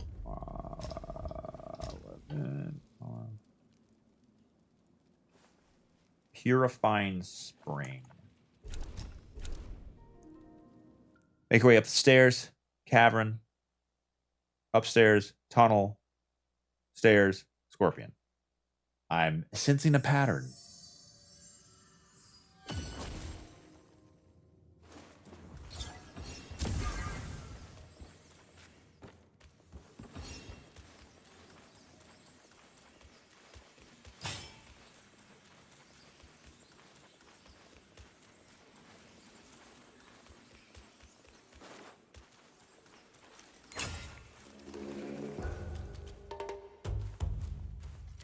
You're not a scorpion.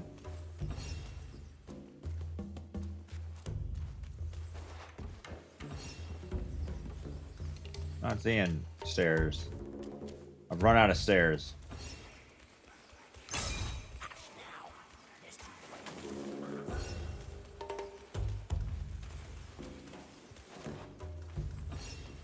Nah, you can't dodge this guy. He's like,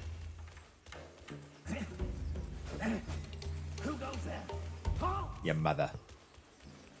Oh, I did dodge this guy this time around. I killed him on the first playthrough, I think. Yeah, he like isn't he just walking around really slowly, or did I kill him? I think he's right there. I've killed him before. I feel like he walks around back and forth right here. Doesn't he?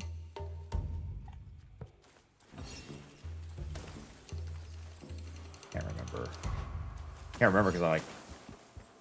Yeah, I think that's it. I feel like I killed him there, and I like because I like two-shotted him this time around. But in the first playthrough, he was mean. Yeah, I think he's right here. I think we're good. Okay. Oh, there's one in Purple Cloud Mountain. Oh no, Purple Cloud. That's the Scorpion Lord. Yeah. Okay, so then it must be one of these I just blew by. Relief of the Fallen Long. Scorpions on the hill behind the shrine.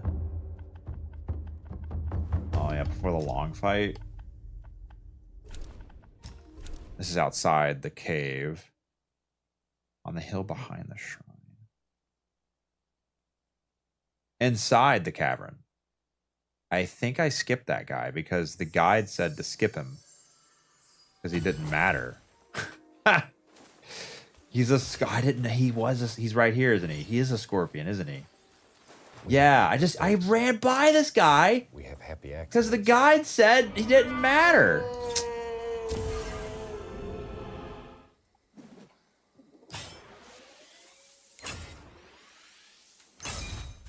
Hey, buddy. Sorry about it.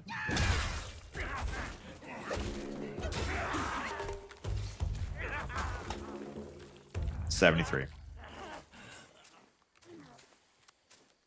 Sorry, bud. That was a long death rattle. Just saying. 73 out of 81. Let's go.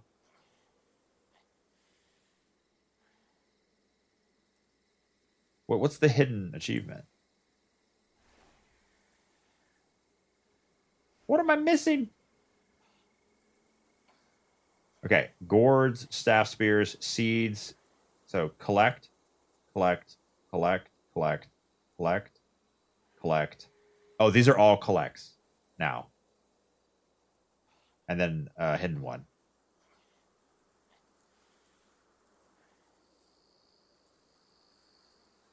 Collect all the spirits, all the curios. Okay, so what is the best method of figuring out things that I'm missing to collect? Because, like, taking this and figuring out what's not there. I'm missing 6. I think there's 30 uniques. No. That was curios. I have 30 curios, non-dupe. And I think there's 36. And then there's what?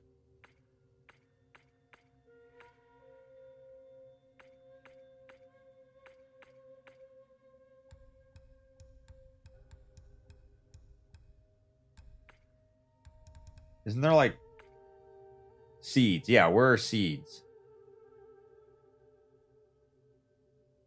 Steam, 100% achievement guide, list the collectibles in order. Yeah, let me pull these.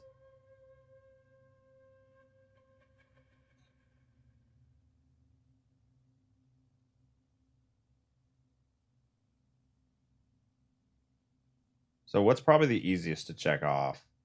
Probably see what I can... Okay, so Wukong Enjoyers. Can I just not be at risk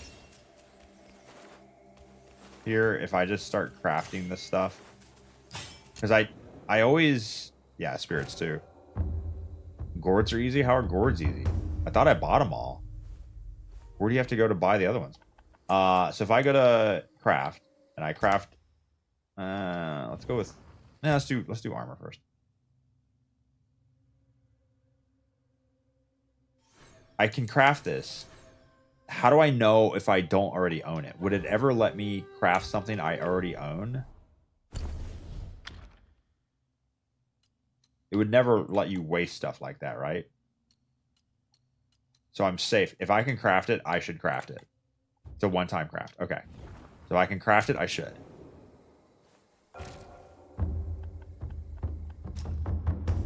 So this, Iron Horned Helm.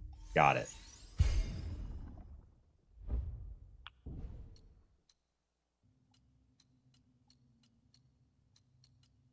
Cool. This, embroidered shirt of outrage. Sure. Craft the bull set first. I did. I put it on last night. It was badass. It's pretty badass. Such a great set. Gives tenacity so you can't get staggered. Oh, baby. That's so sick. So you can just tier 4 hit or tier 3 hit constantly. So sick.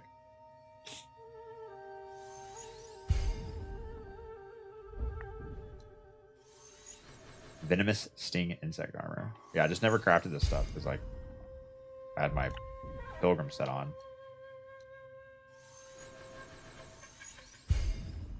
Long Scale Battle Robe.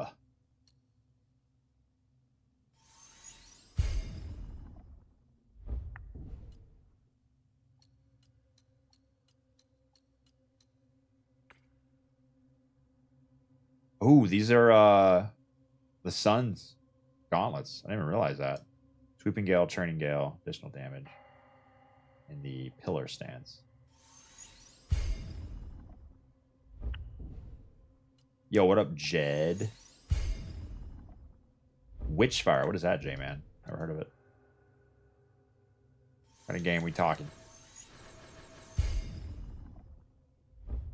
Gonna be spiked arm guard. Is this from knocking the dude's arms off? No, that was just a direct... That was a straight up item.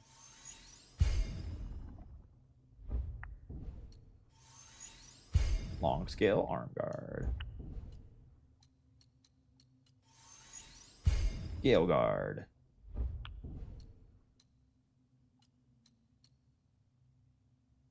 Non-pure.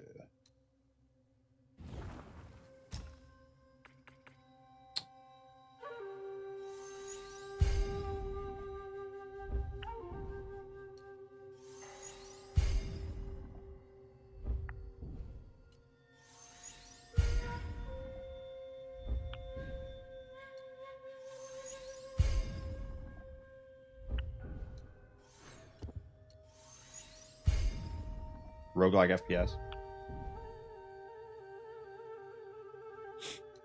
Roguelike. What's the last roguelike game I played?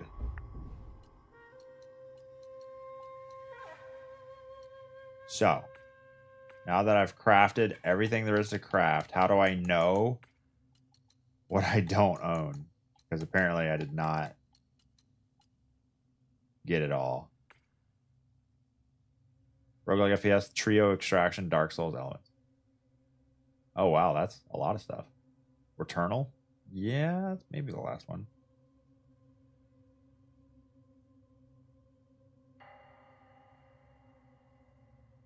So how do I know? Random drops from mods? Yeah, but check the where's the spreadsheet? Did you post it? Where is it? All right, what about gourds? I've been to the monkey.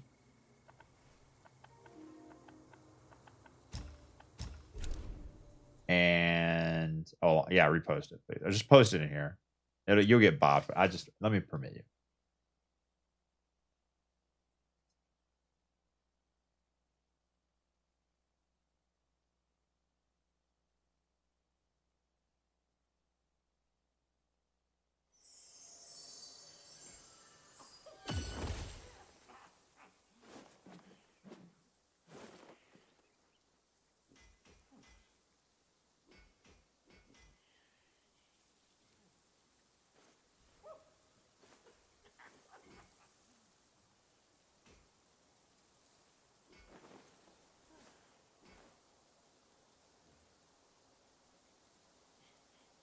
That's a whole lot of shit.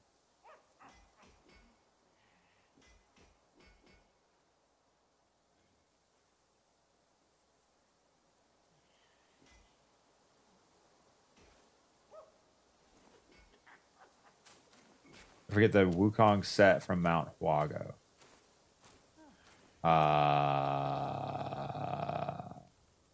But I had that in the first game. Why would I have to worry about that now? Probably missing RNG armor or old Wukong armor. Oh, did it take the old Wukong armor away?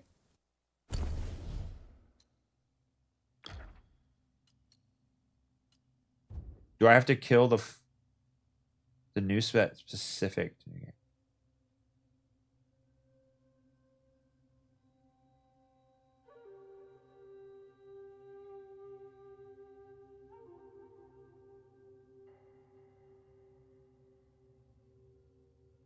The chest and yeah, no, I got that. I forgot what it was called.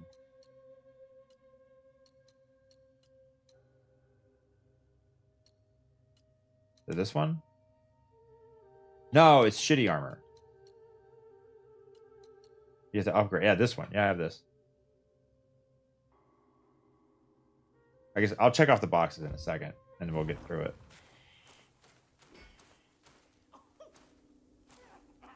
Slaw bunnies and ball goblin armor. Can't wait. Drink all is bliss. So I bought everything he has. Yeah, I broke the forms off. 4 arms off. Nux. Yeah, that was annoying. I got someone was in chat to tell me.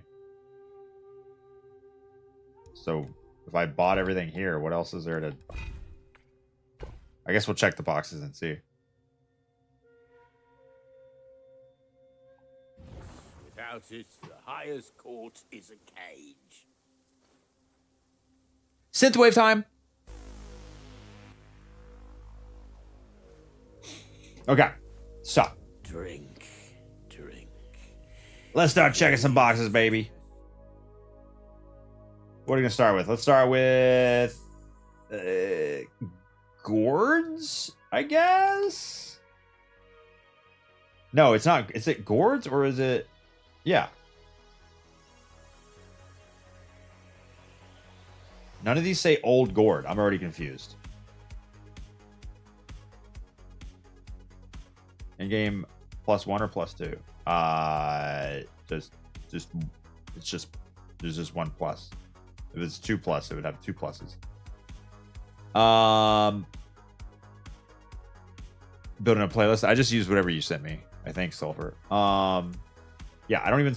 Oh, gourd, I just don't have it? That's base, though, so I'm confused. Trailblazer Scarlet Gourd. Got it. What? Check. Can I check this? How do I check this? Oh, do I make a copy? Make a copy. Cool.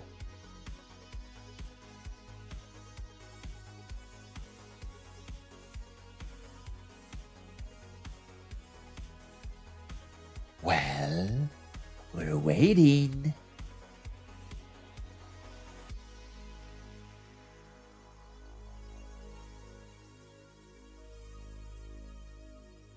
old gourd. Is that this? Is this the base gourd? The mythical supreme gourd? It doesn't say old gourd anywhere on it. I assume that's old gourd. I'm just going to assume that, and if I'm wrong, you can tell me later. Coconut wine. Don't see that. Oh, that's a drink, not a gourd. Plaguebane, fiery jade. Plaguebane, jade. Fire. I don't have the thing called fiery. Plaguebane, jade. Don't have a thing called fiery. Immortal, Zhang River, stained. Stained. Zhang River. I hope I'm pronouncing that right. And Immortal Blessing. Got it. Long Bomb. What? I just... No. Oh, that's not... That's a drink. Okay. Multi-glaze. Yes. Are we good on gourds? Jingti. Got it. Jingtian. Okay, so that's all gourds except... I missed one, didn't I? Fiery. What is this? Inside a chest near the Mindfulness Cliff Shrine, Valley of Ecstasy. Oh, chat's mom's house.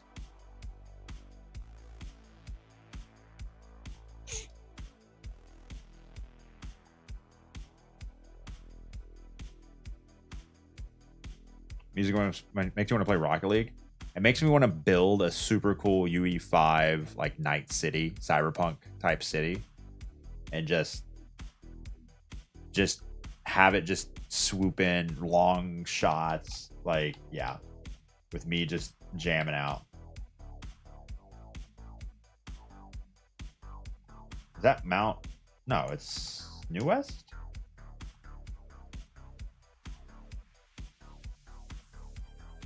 Where would you put a Valley of Ecstasy? Here. Somewhere here.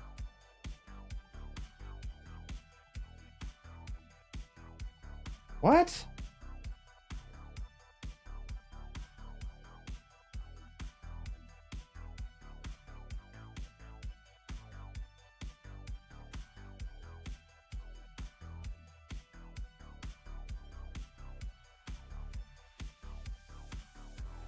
I'm not seeing it. Am I dumb? Oh, there's multiple. No.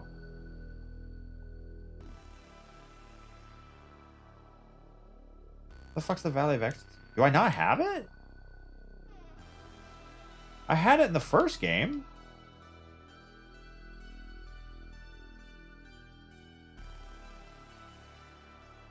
Where's the Valley of Ecstasy? New West.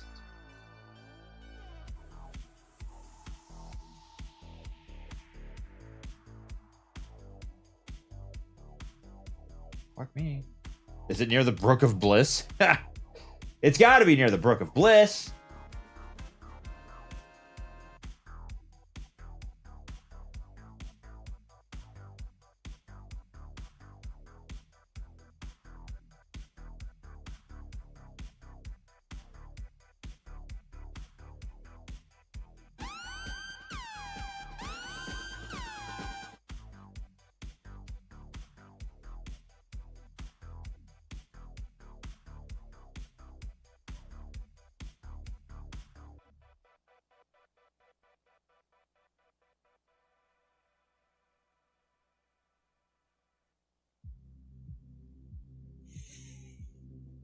You fucking blind? Where is it?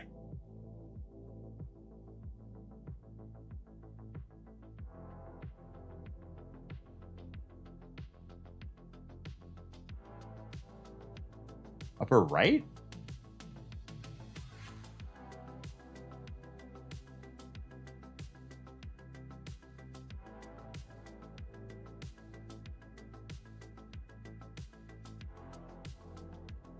Bro, I do Make not mistakes. see it.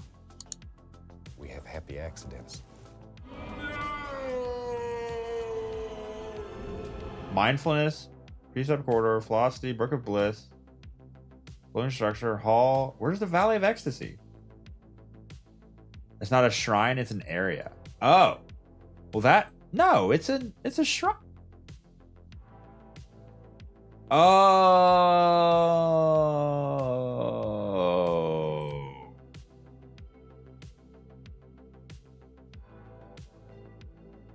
That's the first time I've ever been wrong, actually. That's crazy.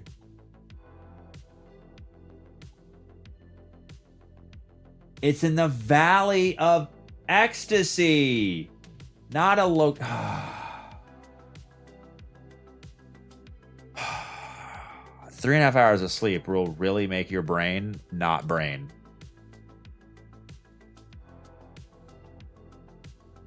Your brain just starts to be like, hey, we don't have enough.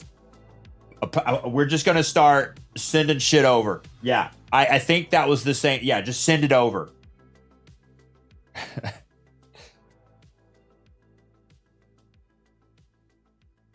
I swear to God, that's how my brain works. It's like, we can't keep up with this. Just encode it, zip it up. And like WinRAR, max encoding, send it over. He'll decode it. He'll unzip it fine. Don't worry. I don't like this song. I'm gonna let it cook though. Follow a different path? What?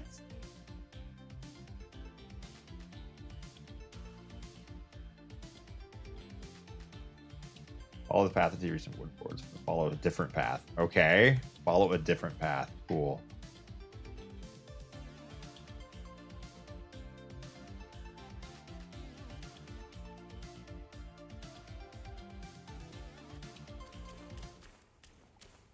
This is a steep ass path.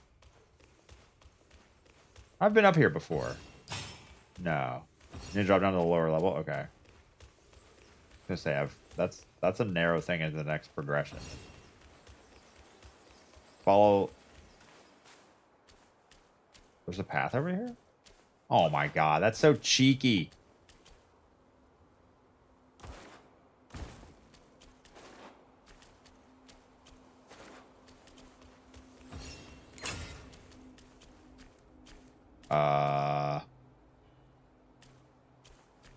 No, I've dropped down here before.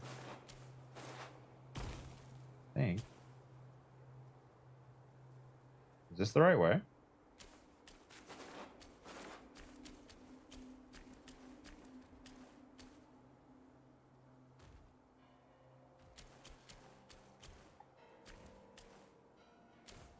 No, I've been here before. Yeah. But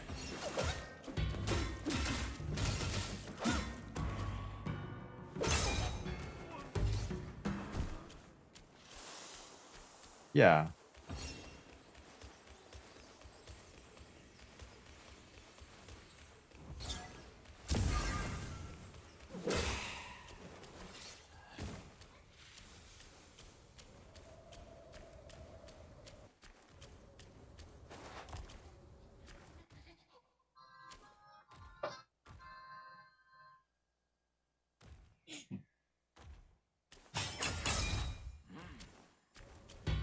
Peekaboo. Oh, damn it. Hate these guys.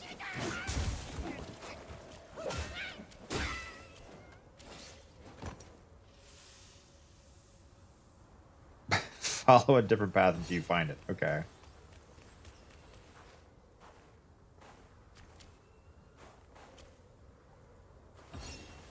Might have to click the more details button.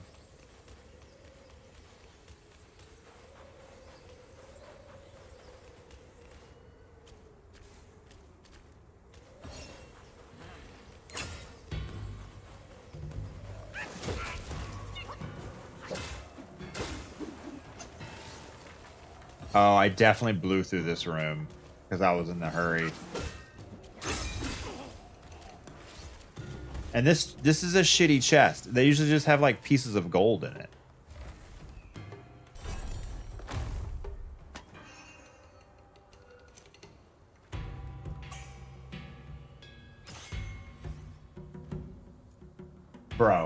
I literally looked at that chest. I remember being in here now, and I was like, that's just gonna have pieces of gold in it, which is just like will, and I don't need that shit. It was the fiery gourd.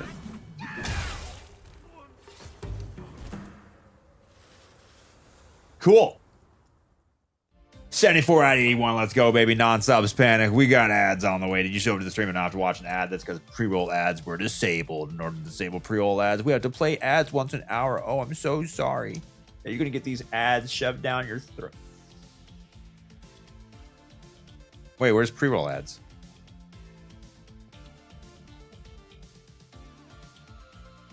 It used to be right. Where'd it go? It used to show.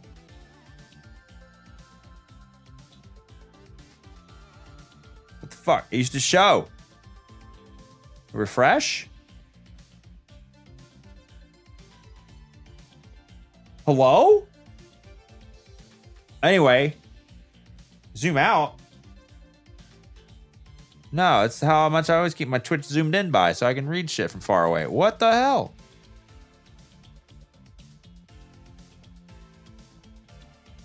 Well, hopefully pre-roll ads were disabled. Yellow bar, that's when the ads play, not when the pre-roll ad, how long the pre-roll ads are disabled for. What the hell?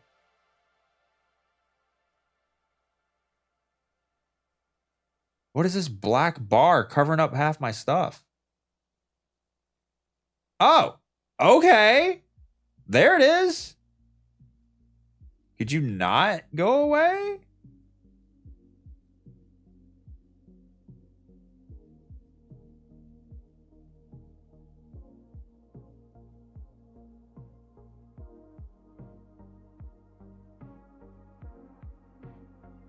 Save.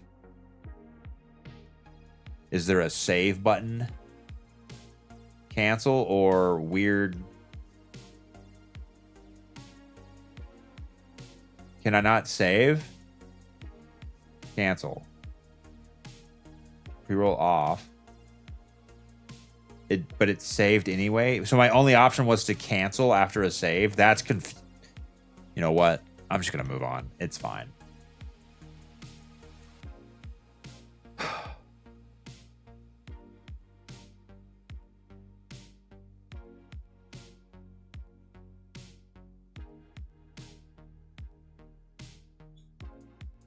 Okay, we got the fiery guy. And we got the... Yep, we're good there.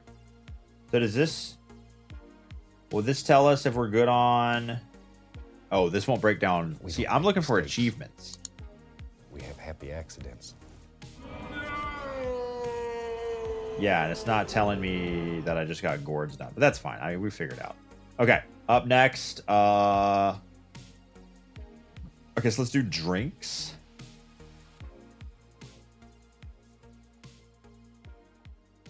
We don't make mistakes. We have happy accidents. Woo! Give me that. Oh, I can only do drinks at a shrine, I guess. Yo, flying bovine with the 45 months of tier. Woo! Give me that. Holy good morning, Leopard Chat. Did you hear about the Red Octagon group trying to halt everyone's progress? The signs are everywhere.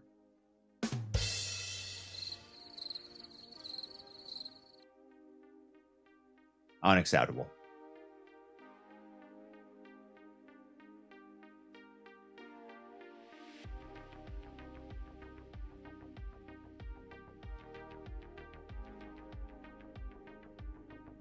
These are my drinks. I know I don't have all the drinks. All right.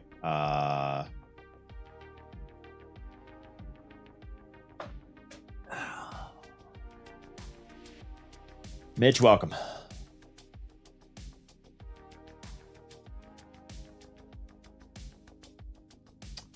Coconut wine. What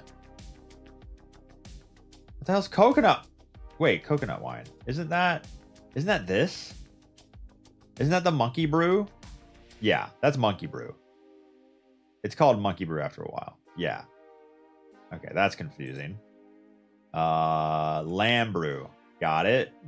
Spelled it wrong. That's fine. Blue Bridge Jade Pine. Pine. Jade. Blue Bridge. Sunset Nine Skies Worry Free. Worry Free. Sunset Nine Skies. Grants considerable amount of chi. I'm gonna see if I kept playing this game. New game 2, new game 3. I would probably start, switching over to this. Use some more abilities. And long bomb. And 1,000 days inebriation.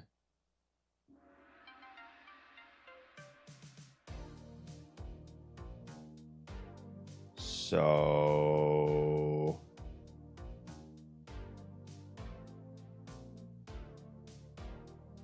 wait, is drinks not a Brewer's Bounty?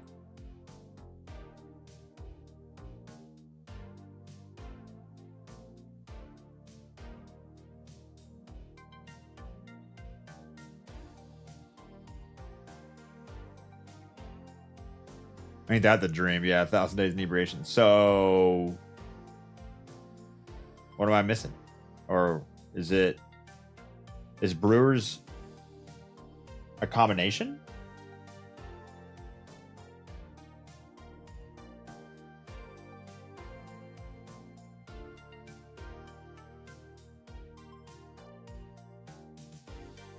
Collect all soaks.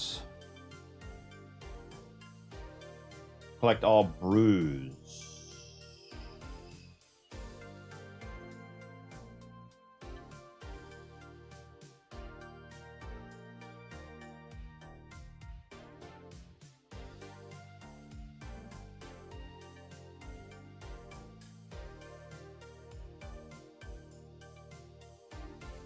Brewer's Bounty is all soaks. Brews is drinks. 1, 2, 3, 4, 5, 6, 7, 8, 9.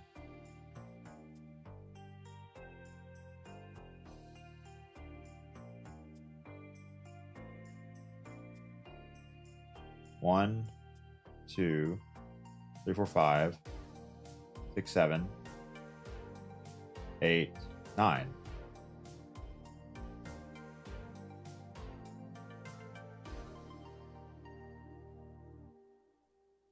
Did I get done and not notice?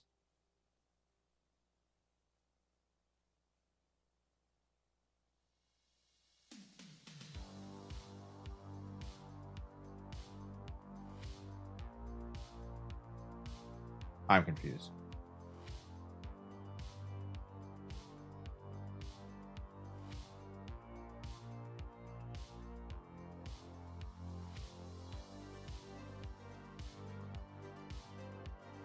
Brewer's Bounty. Collect all soaps.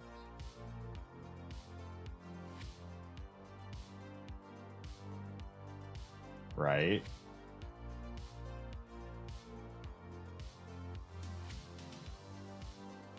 Brews and barrels. Collect all brews. Brewer's Bounty done. Oh, I do have brews and barrels. Oh, okay. I'm dumb. So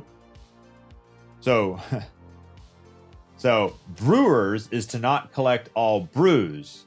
To collect, well, drink brew synonymous, but no, they mean soaks. Okay. Can we use the word that has the word in it, please? So Brewer's Bounty for soaks. All right, so we're missing something there.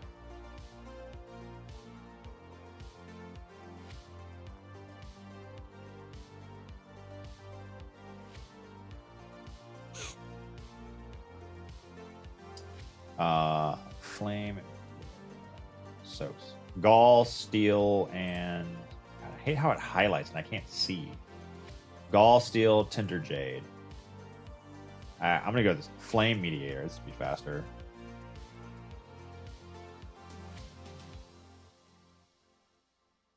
Thunderbolt.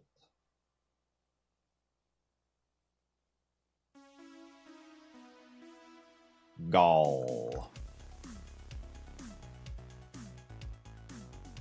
Spreadsheet stream. We've not seen a spreadsheet stream in quite some time. Tinder Jade.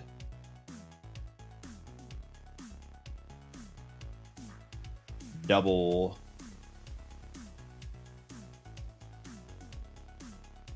Oh, how's it way over there?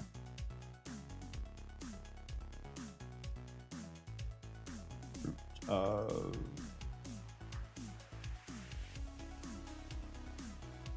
Iron pellets.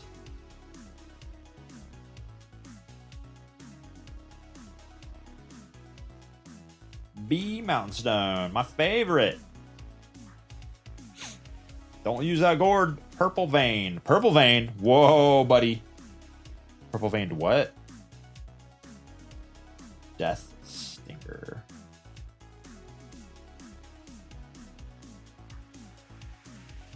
Laurel Buds. Tiger Relic. It's not a real game till you're deep in spreadsheets. It's, you know you enjoyed a game when you break out a spreadsheet for said game at some point.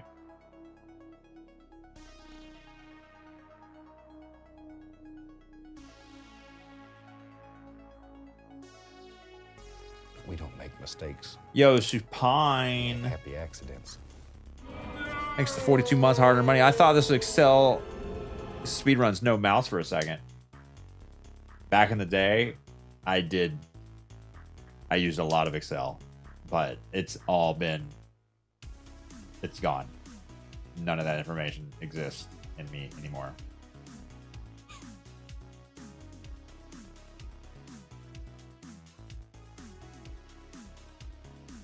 Oh, no, shit, don't change. Oh, B Mountain. Breath of Fire.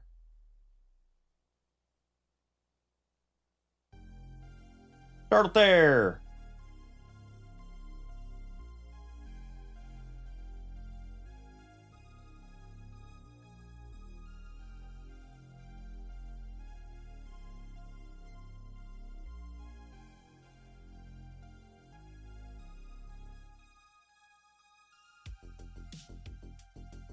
All right, that's all the soaks I have. Let's see what the damage is. Ooh, we are missing Steel Ginseng. Oh, it's a random drop. We're missing Goat Skull. Oh, it's a random drop. We're missing Stranded Long's Whisker. Sweet Ice. Goji Shoots. And Graceful Orchid. Okay, so that's quite a few. 1, 2, 3, 4, 5, 6. 6 soaks. Back in the day, you used Excel at life, and now look at you. Yeah. Clover, welcome. Gold Skull took you 2 full runs before it dropped. Damn. RNG drops. I do have the Curios for that, so to increase drop rates. Okay. Okay, we're gonna skip that for now. It's just good to know. So we're missing, how many was it? 5? 1, 2, 3, 4, 5, 6. 6 soaks.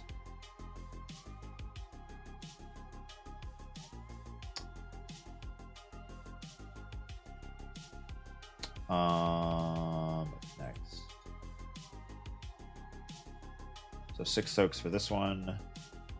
Let's do Curios.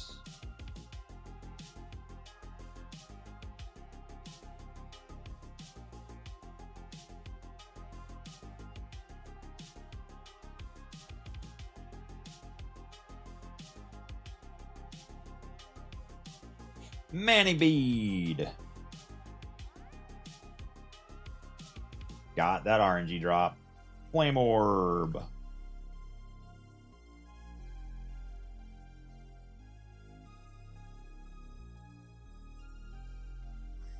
Frost Spout. Internet's still down. Way back till Thursday. Where'd your internet go?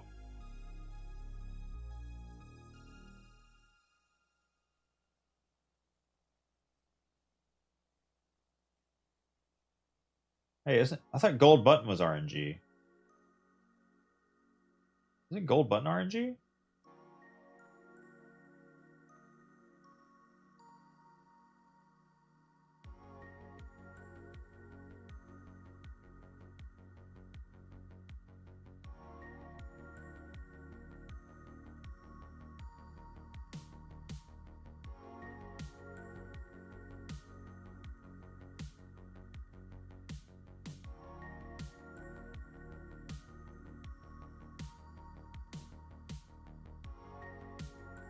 Tridacna.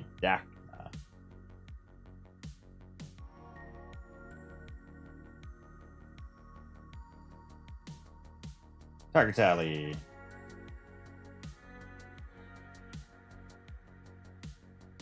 Is there a way to like auto check? I hate having to use my mouse here.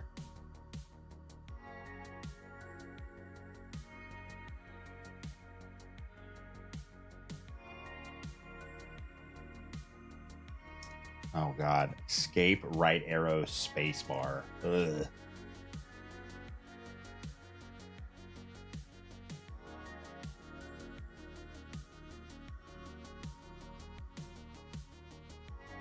Fine China T-Bowl. Ah. White seashell. Spine in the what? Yeah, macro for this. Tiny task. Activate. During the spell, you can hit space bar. Yeah, that's what I'm doing.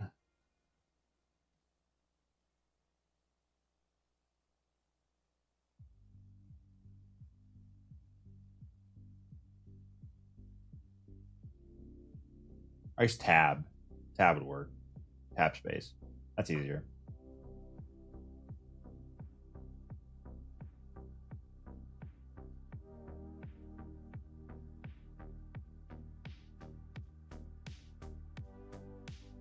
Auspicious Lantern. That one took forever.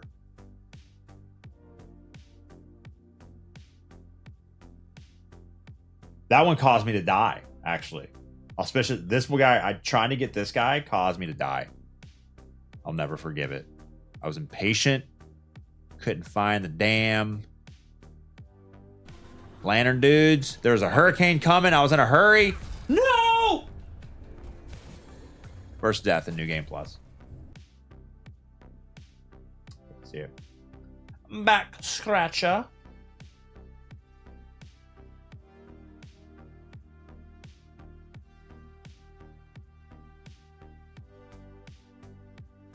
Who had the back scratcher? Oh, it was that weird potato head dude. Ocean sensor. Looks like a plug.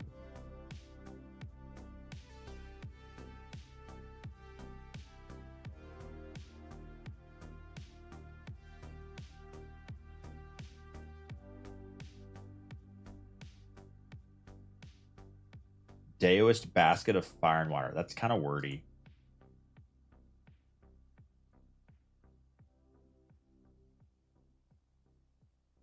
What? Oh, possessive. What? Daoists.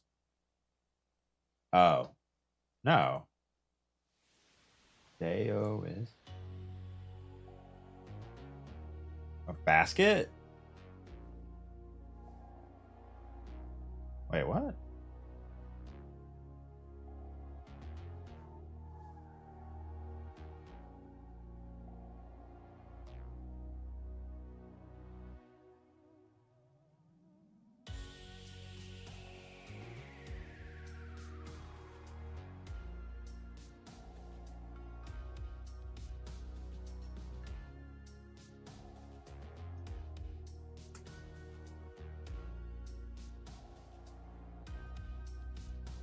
Oh. What is this? That ain't no apostrophe, dog. That's that other thing that no one uses. That's a tilde. That's the thing next to a tilde, isn't it? What is that? It ain't that. What is that?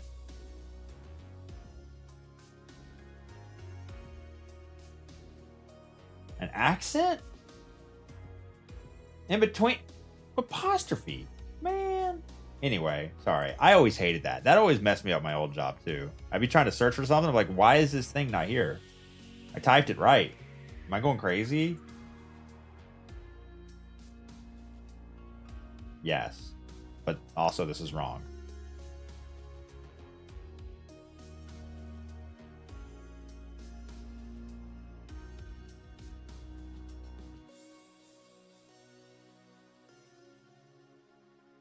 A Flurbentrager?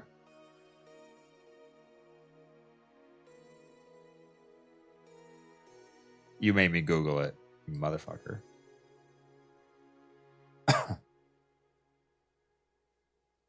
I believe you.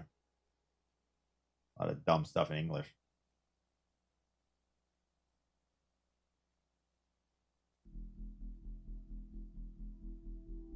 Whoops. That's not what I wrote.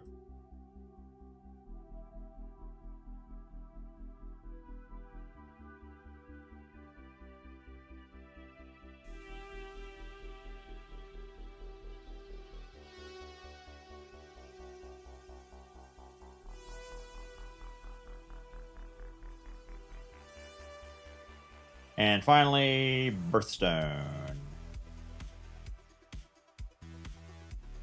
What's the damage, officer? Wind chime? I can't search this page. Do I not have a wind chime? Oh, I'm thinking of the vessel. Wind chime from chapter 1, everything in chapter 2. Best Beast Buddha RNG. Gold spike plate. Thunderstone. RNG drop. Virtuous bamboo engraving. Belt hook.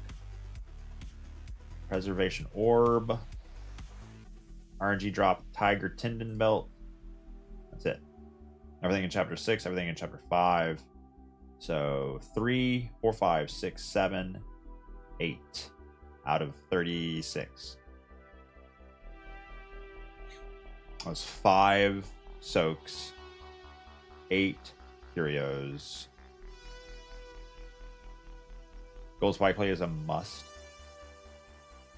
What do you do, buddy? Get this extra life out of my face. Increases damage by a considerable margin. Deals damage to surrounding enemies when the player takes hits. Oh! Damn. Damn.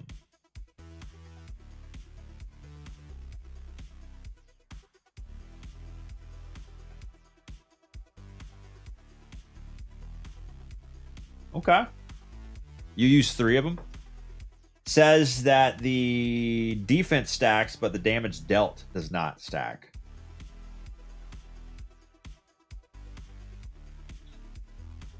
I like crit chance, but yeah, staying alive is probably pretty important.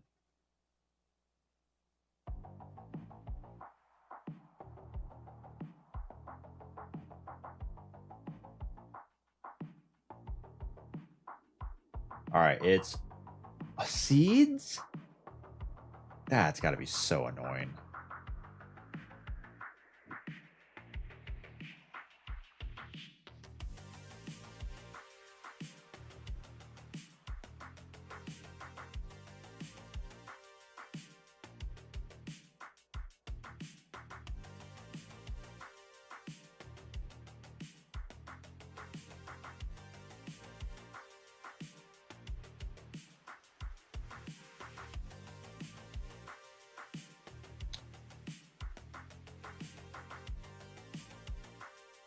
Wormguy?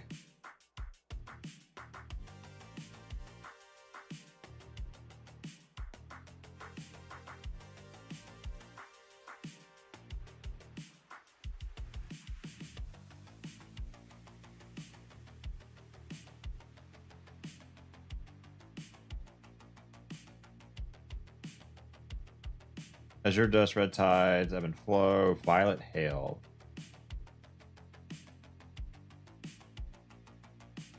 Ashen Slumber.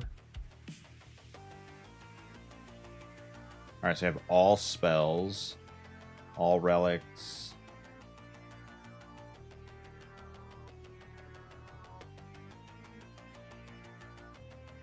These are all done. Wait, I did not left click. I'm not left clicking. What the heck? All shrines.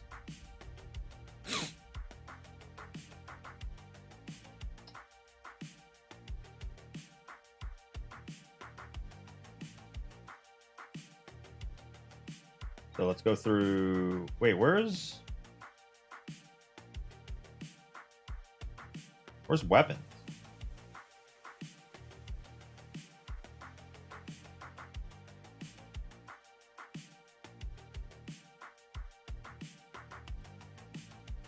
Oh, way the fuck over here. That's weird.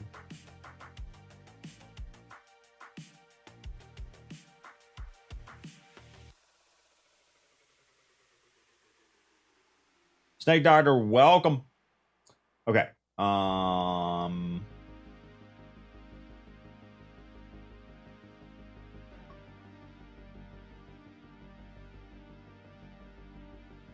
Yeah, I guess I'll just start going through armor. I feel like I should be really close on armor.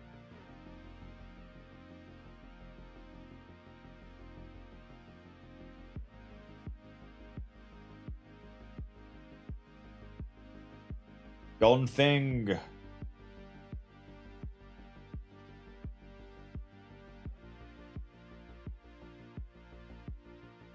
Grey Wolf Mask.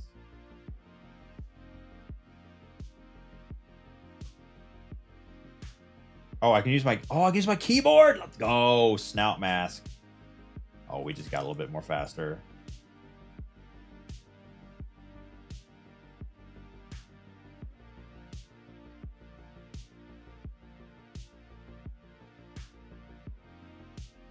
A little bit more faster, Gelgard. Gelgard. Beast Mask. Oh God. There it is. Jesus. Locust. We don't make mistakes. Yeah. Oh, it's an RNG drop. We have happy That sucks. accidents. Earth Spirit Cat.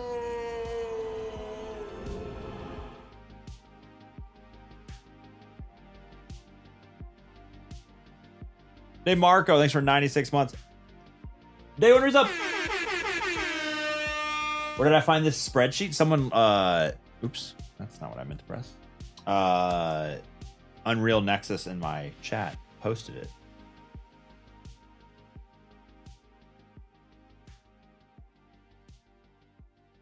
Earth Spirit Cap, got it. Monastic Insect Hat.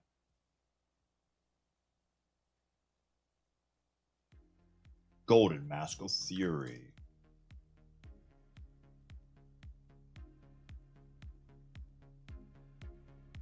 Non-pure.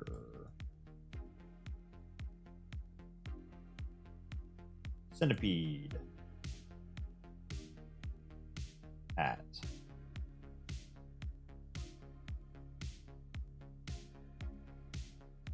Ironhorn Helm.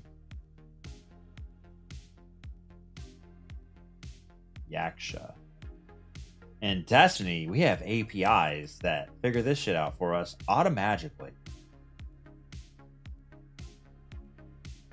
Also, we have UI built into the game with collection badges that make this much easier instead of having to update it yourself. Oh, that's the wrong one. That's not a mask.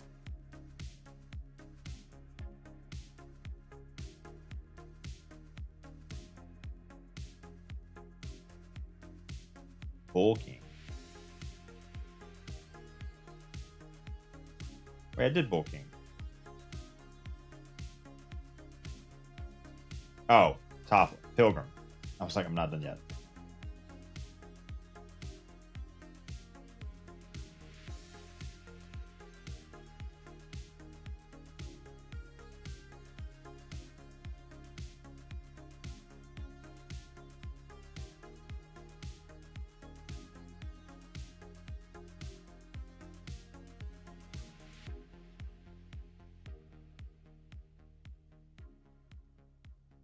Wait, why is there two of them?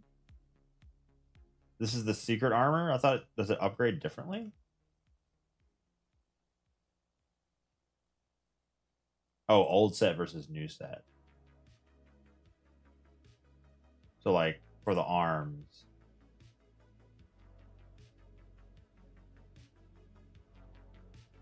Yeah.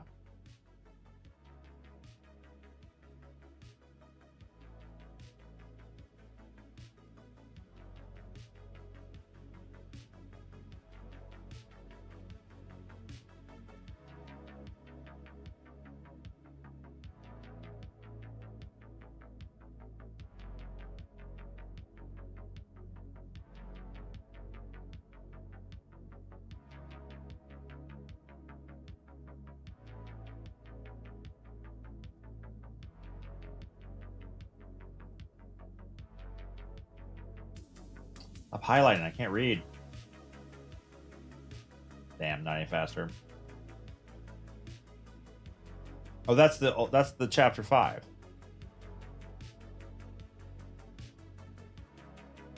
Yeah. Okay.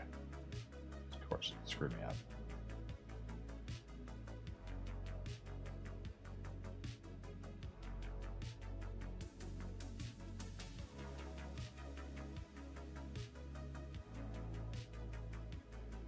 I'm highlighting. I can't read.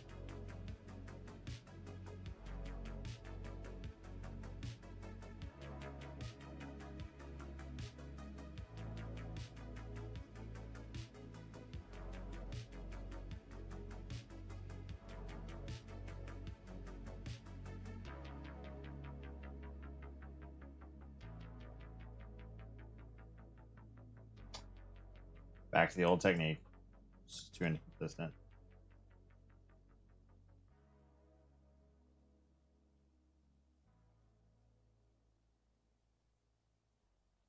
Oh. Should have hired someone to do this.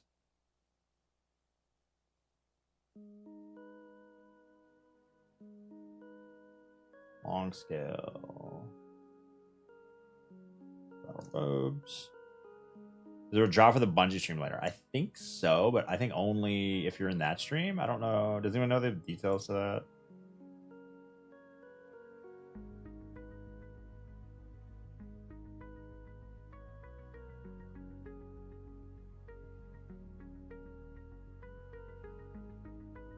Checking boxes sure does feel nice.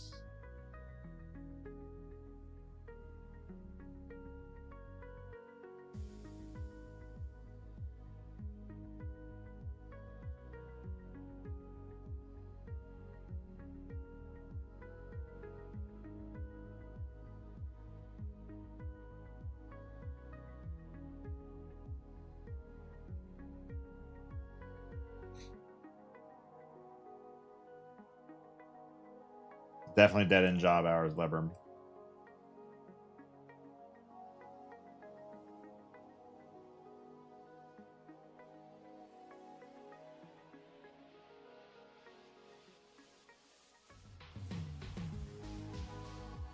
Wait, what?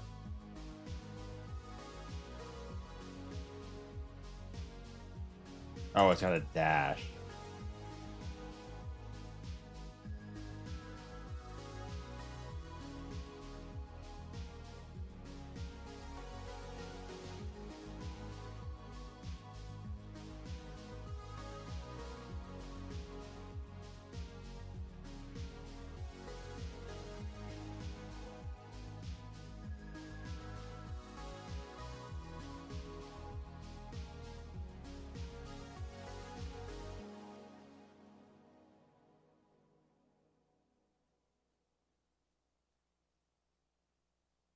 I did all bulking. I'm just gonna check all the bulking stuff now.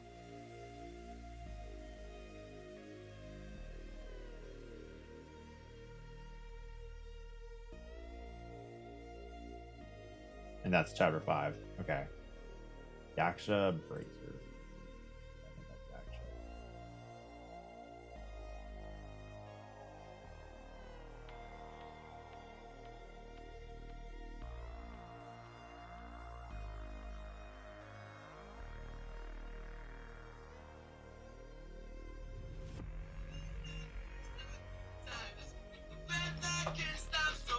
Phone call.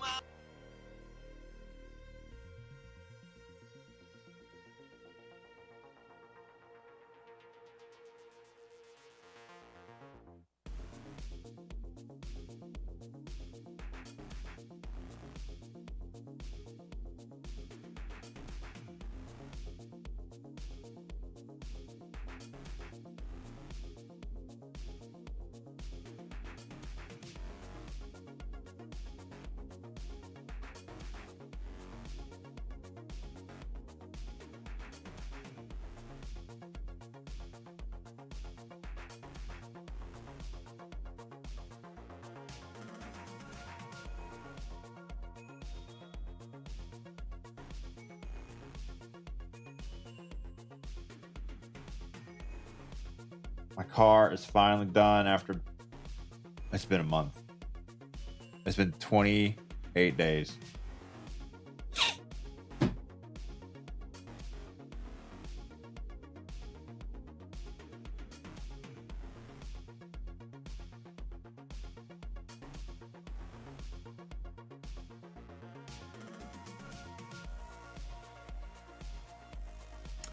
$11.11, make a wish.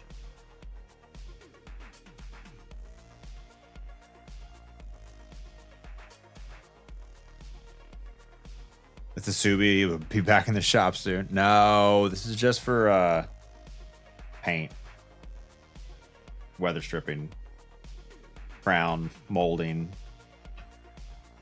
etc. Hey, babe.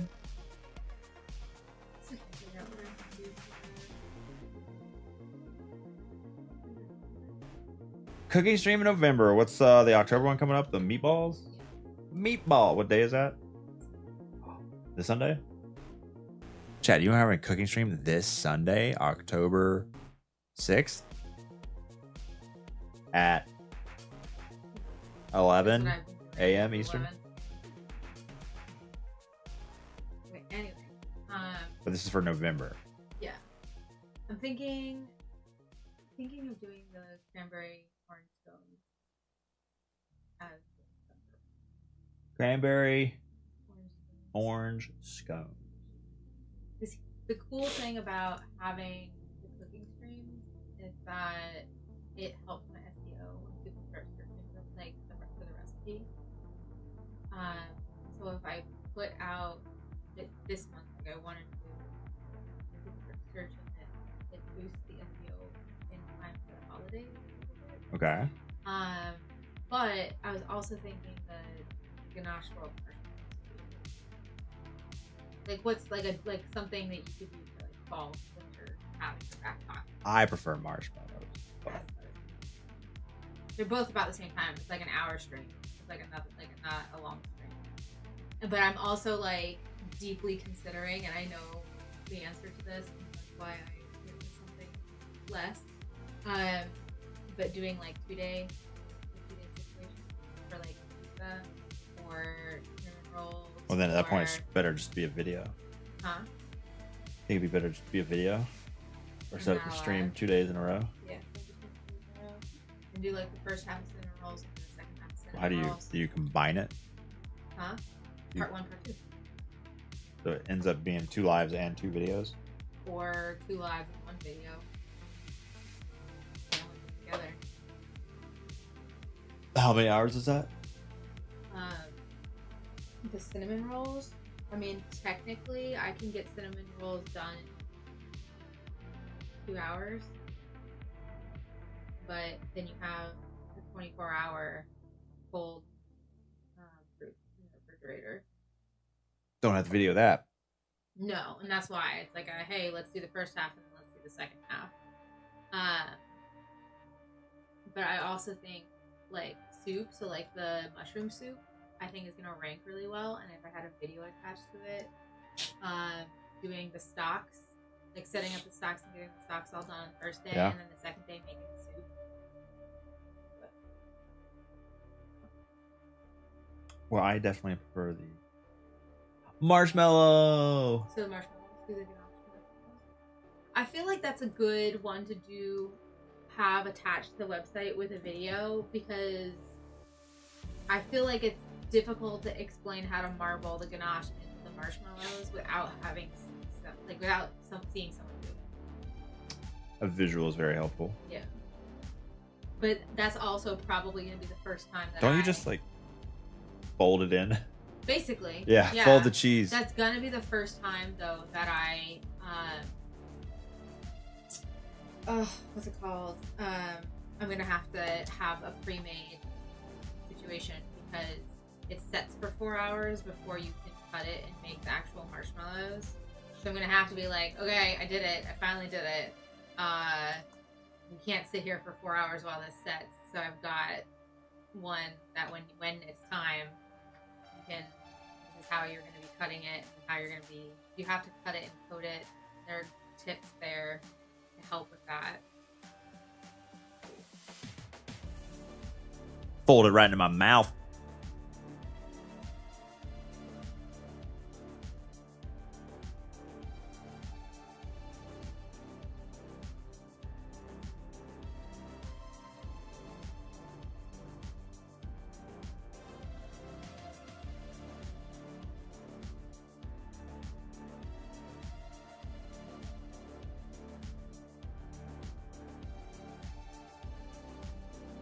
Good morning, off-screen Carrie. Good morning. Babe, I love this game so much, I opened a spreadsheet for it. We are 74 out of 81 achievements. Oh wow. So I was just trying to figure out if I could like tick off a few more, but I'm missing quite a few things. I could get this done in probably a week, but I'm just going through, seeing what I'm missing, see if there's any like low-hanging fruit. Yeah.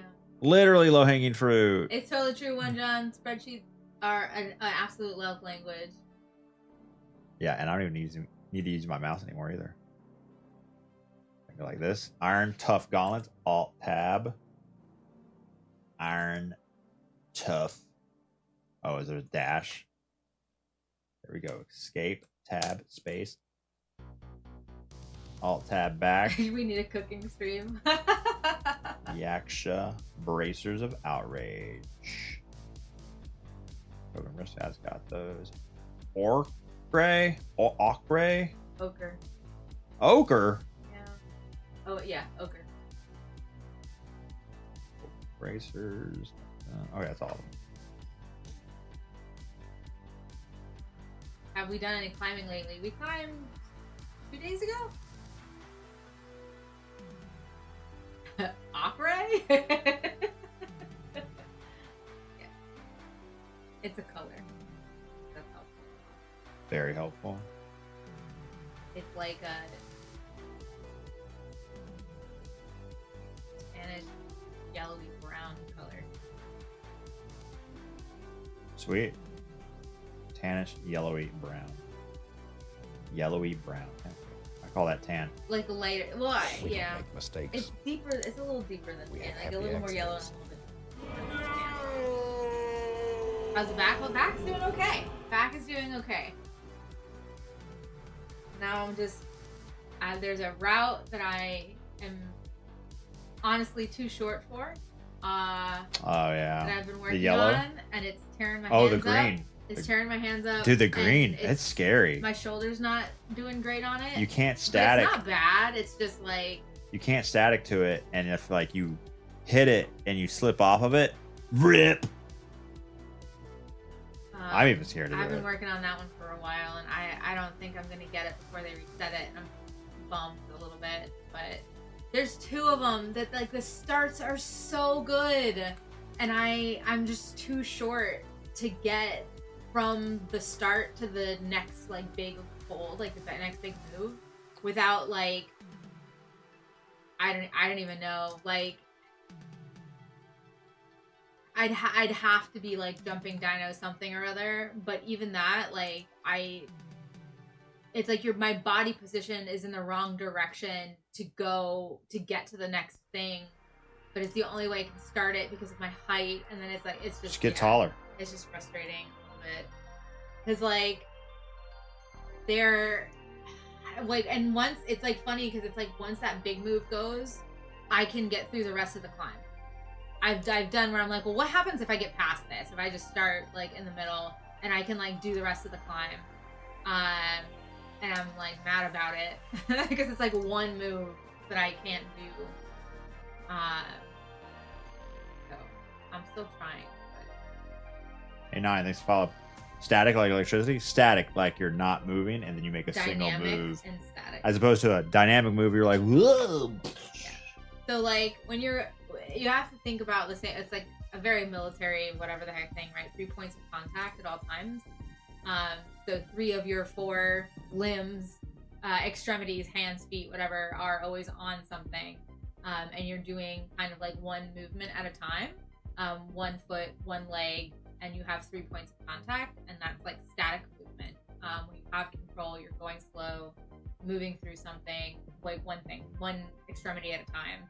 But then when you're dynamic, you're kind of like letting go of both hands or like both feet or something, and you're essentially like giving up more contact in order to have like power and coming away from the wall a little bit to then reconnect. We don't make mistakes. The deluxe edition? And I do really like dynamic movement, but my is it my elbow? Oh no! Okay, I'm going back to what I was doing because I really need to time. I didn't realize that Bridget and I hadn't talked about October very much, and so I like don't know what our topics are. After we like got all messed up, I now like everything is off, and I'm just gonna come up with whatever, and then like we'll have to deal with that on our Instagram. It'll be whatever I write for this post because she's 3 hours away. Like she's 3 hours behind me. I don't know if she's gonna check her Instagram and answer any of my questions before I have to send this newsletter out. So it is what it is. Yeah. You don't need the deluxe specific items for the achievements. Okay. Oh, these are not included? Okay, adios. Love you, bye. So then I just need these 2.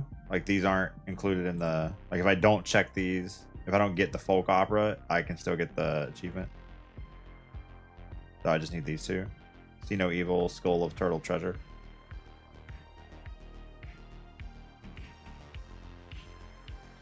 So yeah, I'm almost on armor.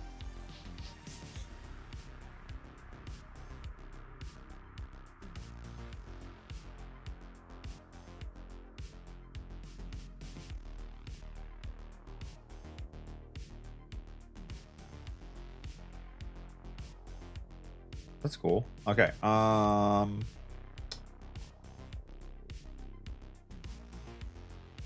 spirits. Crap. Yeah, let's see how far we are on spirits. I thought I was good on spirits.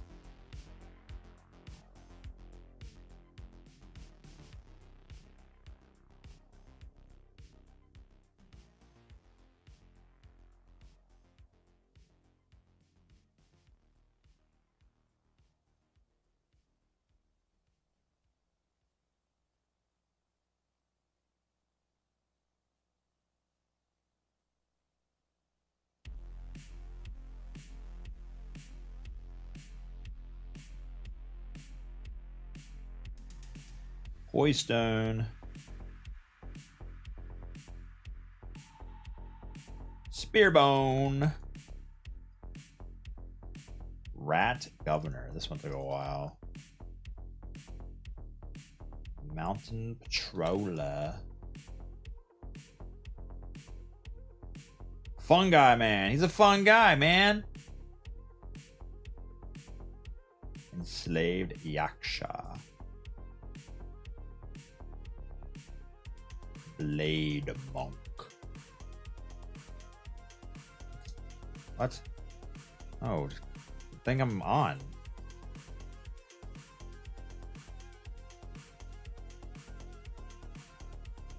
Play. Oh, this is the weird ass multi-leg, bro. Scorpion Prince. Beetle Captain. Puppet. tick?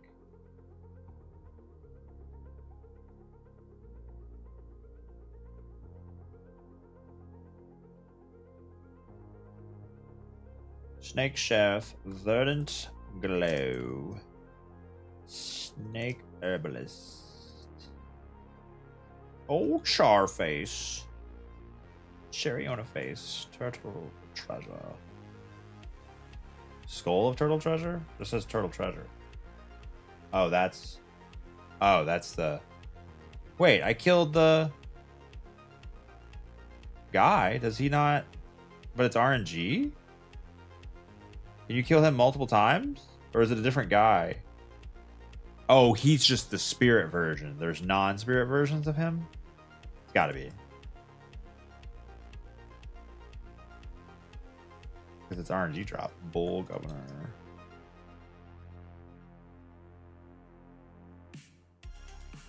Are we watching the Bungie stream? Yeah. Wong. Wongamau. Ballickin? Is that this guy's name? No, Ballygalang. Ballygalang. Earth Wolf.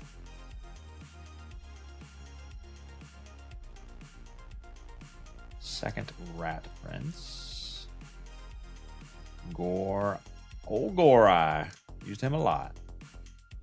Mad Tony the Tiger. Old Ginseng. Oh, old what? Oh, Jin. Guai. Non-able. Wasn't he the guy that didn't use his hands in the first phase? Yeah. The weird ass ears. Non-white.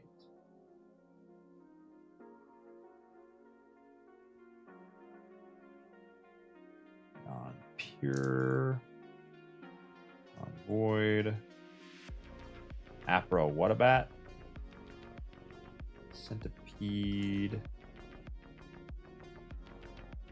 Oh, Elder. This one was tough. This one you had to like grow him in Chin Long's garden.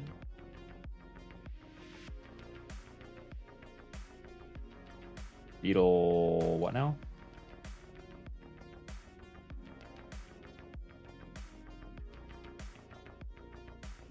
Uh-oh. Commander Beetle. Oh. Wait. Beetle Commander. Commander Beetle. They have a mistake. He's a fun guy, but a woman. What are you doing? Stop. No.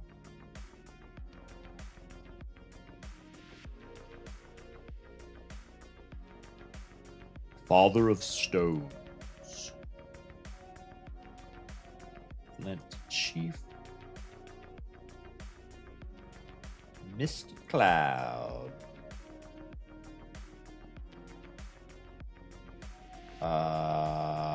Your name is what? Top takes bottom, bottom takes... What a stupid name.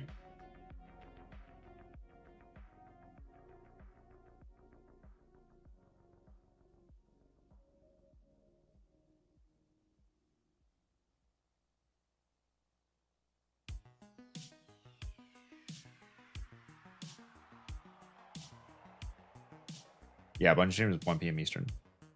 Look at the title of the stream. People need timers for everything.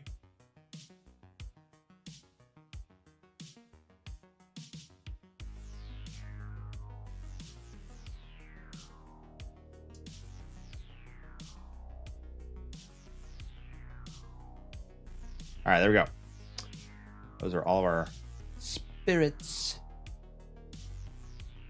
I have 5 remaining. Wolf Assassin.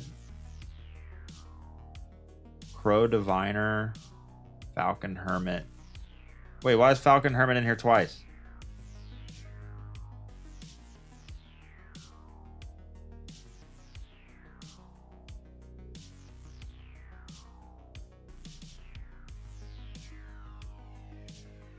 I screwed that up. Was this some other name earlier?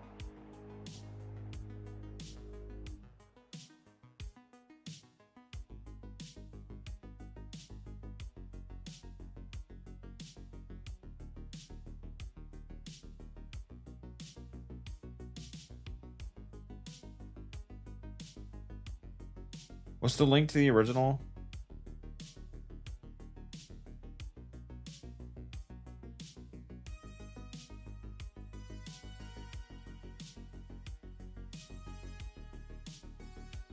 You know what time it is?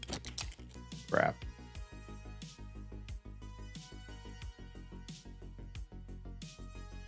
I got it. Chapter 3. Enslaved. Falcon Hermit. Fungi Man. Mount Patroller. Oh, it changed this guy's name. I must have typoed it.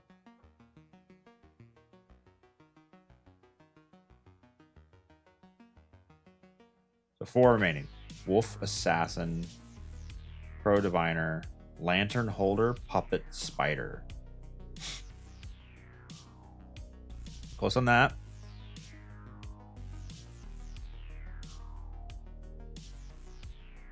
You'd ask Twitch for Unix and titles so we can have our local time zone show in the title. Sometimes that confuses me because I'm like, they'll use that and then they won't include the time zone. So I'll just go like, oh great, where are they from? What time zone are they in? So then I like convert a time zone that's meant for me.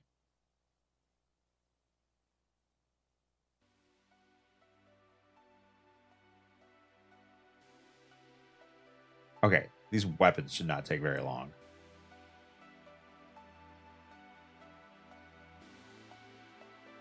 But wait, it includes the weapons.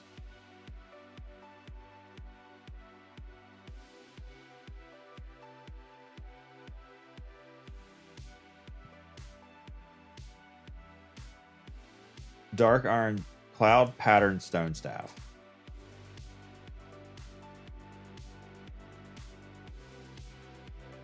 Staff of Blazing Karma. Wait, are these not crafted? Wait, why can't you see what I see?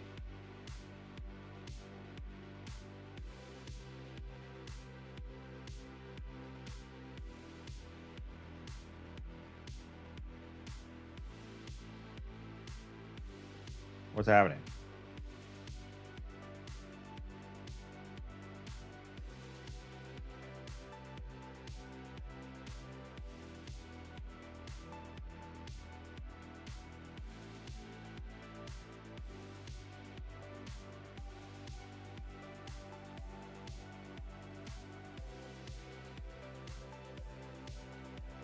I'm just going to close this down and reopen it because I don't know what's going on.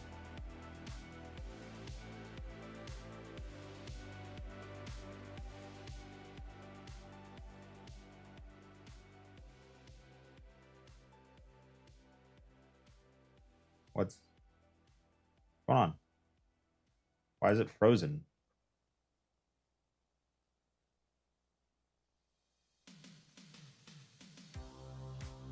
OBS, you good?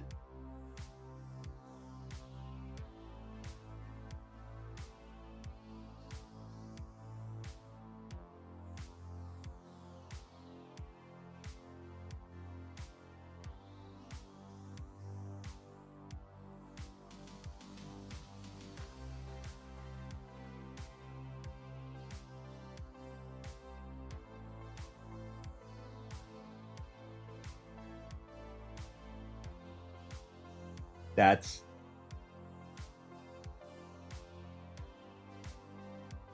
not what was, that's not, yeah, okay, it changed it. No, whatever.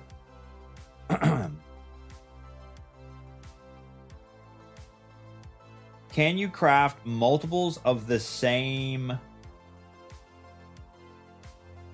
staff?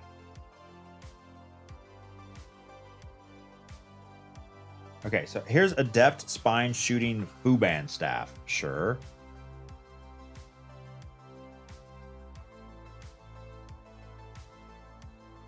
check that I have and I use. Weapons are recrafted when you switch them, so it's annoying to try to figure out which ones. The fuck? Well, I crafted this. That means I have to have this. And I had to have that. So I had that. In order to get to here, I had to have that. Now, I necessarily didn't get this. How do I know if I ever got this or not? Recraft without losing mats. Sure, okay. Okay, now I know I have that. It's called Visionary. Visionary. Chapter, good on chapter 4. However, this is my favorite staff, so I'm gonna. So I can recraft this without losing it. That's kind of a weird system. All right, Willowwood turns into. Ooh, I'm not gonna be able to get that.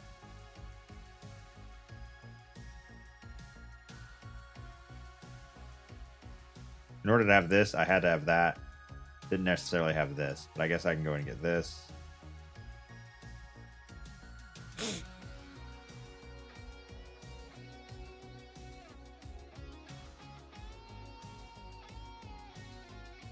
Had that. So golden long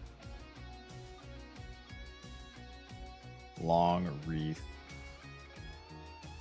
King Kangjin, twin serpent. Crafted that. So I had to have this. I crafted this. This means I crafted it, right? Because it doesn't look like that.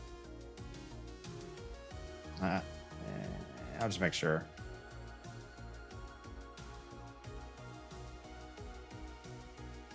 So, Ishu, Rat Sage,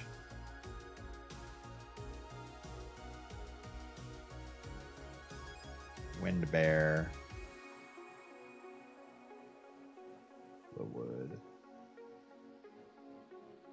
Ginger Bang, Tri-Point, Spike Shaft, Chubai,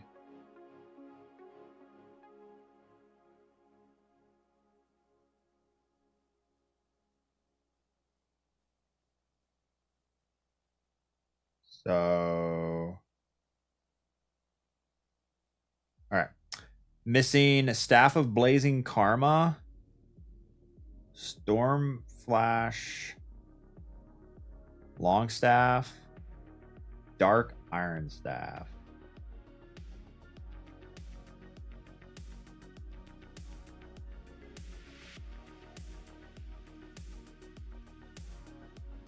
Oh, there it is. Dark Iron Staff.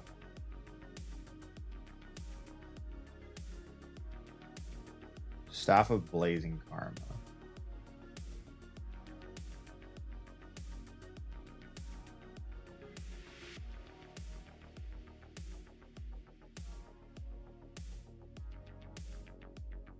Upgrading Cloud Pattern Stone Staff.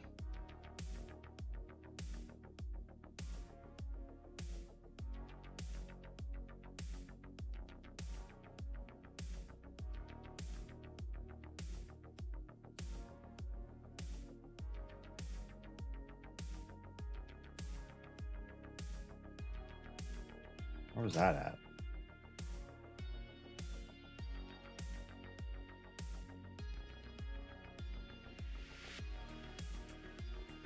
What is this one, right?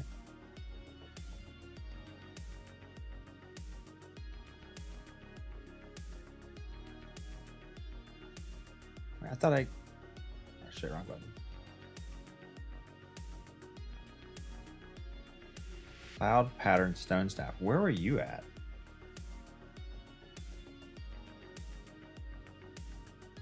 Watching D2 live stream today? Yep, 1 p.m. Eastern.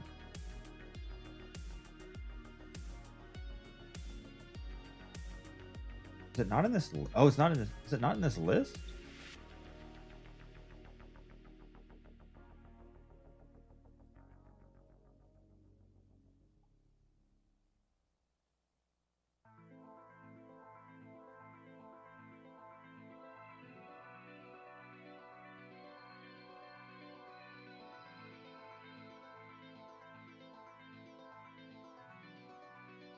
Staff of Blazing Karma.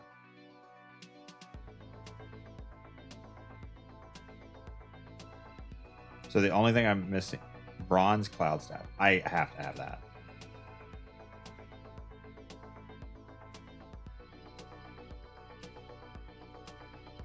That's one of the starter ones.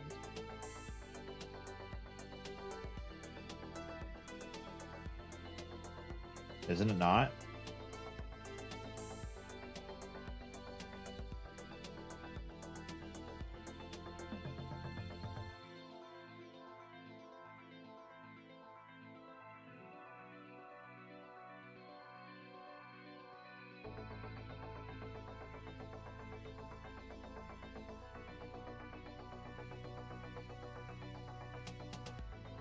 Like I'm looking at the same thing over and over again.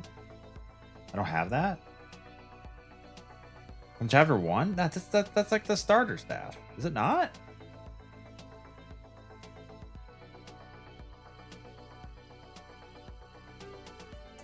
Oh, it's a deluxe edition. Okay, so I don't need that one. So all I need is longs.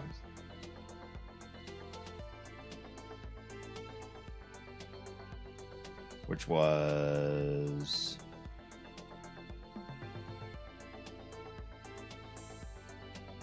What?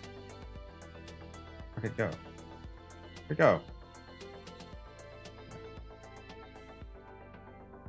I need 3 long pearls. The only way to get 3 more long pearls is by killing... How many more longs? 3? So new game plus plus... 1, 2, and 3 chapter. Because I skipped it on the first playthrough.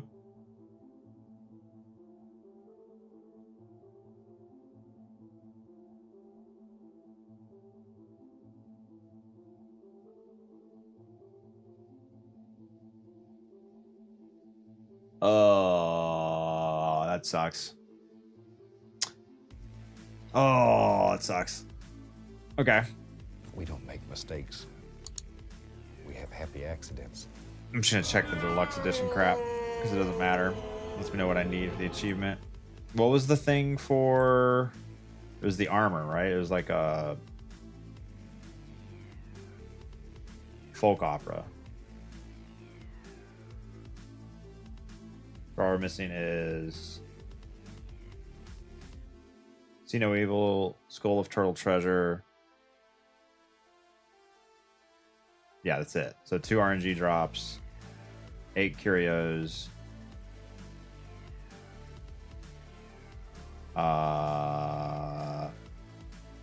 7 soaks, gourds, and drinks. No, just soaks and drinks. Got all the gourds.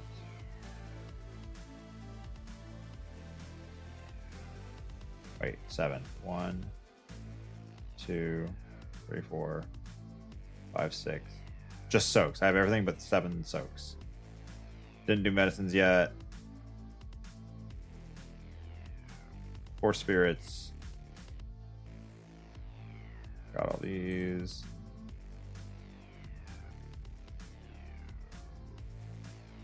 One weapon, which is because I ignored all the longs on the first playthrough. Damn, did I really miss? Yeah, I only did... I feel like I should have more than 6.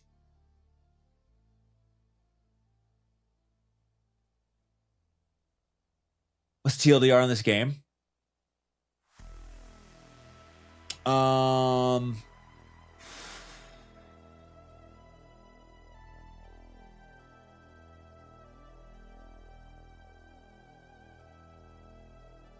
God of War and Elden Ring had a love child, but it's a monkey.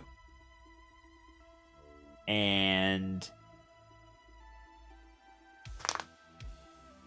Monkey is very mischievous, gets shit on constantly by other gods, even though he's just living his own life, doing his own thing. And him and his boys get effed up all the time, and he sacrifices himself for the greater good. And we are his reincarnation, sort of, and leave it at that for spoilers. And we're trying to, the game is like using like sparks of your old self to become Wukong again, become the god of monkey god again. So you're like getting all your old powers back, and the game starts with OG Wukong fighting the guy who ends up killing you. And it's not a spoiler; it's the very first thing that happens. But it's like a staged fight, but you're able to see like how powerful you can become, and then the game really starts right after that with an old monkey telling you, "Hey, you could be him. Go out there and do your thing, man." And so you suck, and then you start to gain all these abilities, weapons, armor, relics, etc.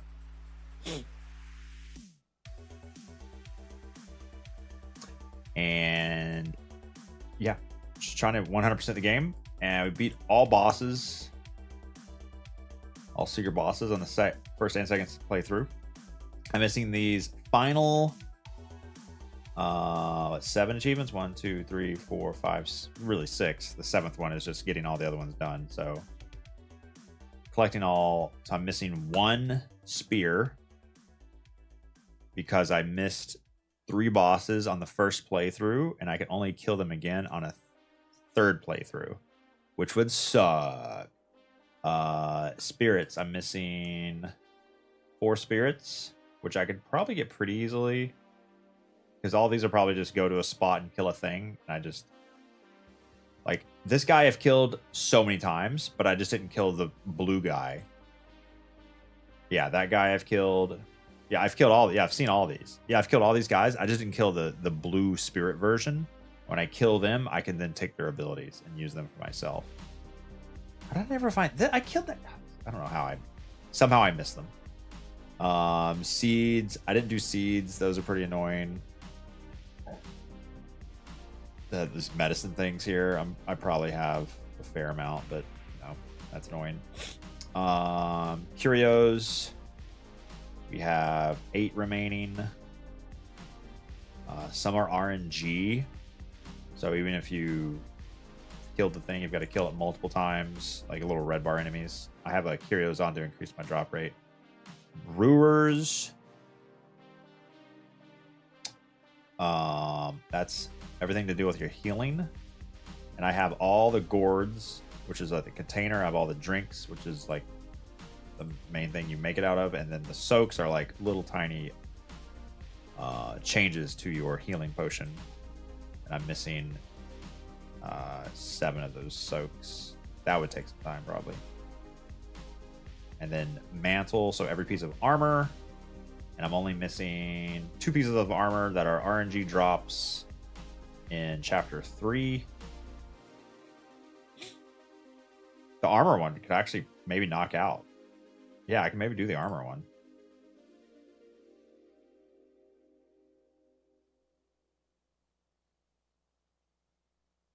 Oh, just buy it. No, overseeing monks. Rare drop.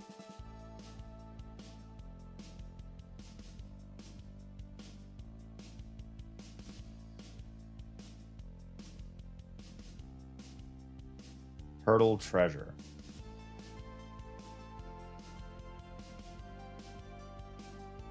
Farm blind monks. Dude, I killed so many blind monks. What do you mean? It never dropped? Yeah, their little headband.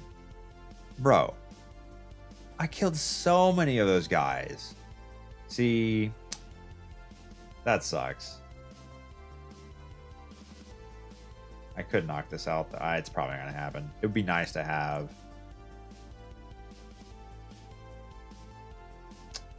That would be nice. The turtle thing is more annoying. Drop chance of defeating turtle shredder. Are there multiples of these guys?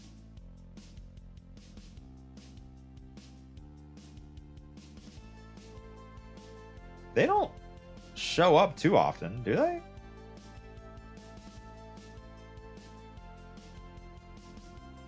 The hell are you talking about? Oh, there's only one you kill. Who are you talking to? Valley of Ecstasy in what? What's the location? Am I here?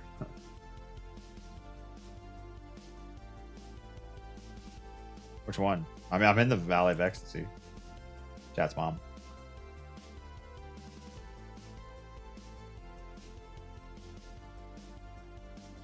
There's one in chapter 5 that's an easier farm. Oh, okay. Where? Where? We farm it.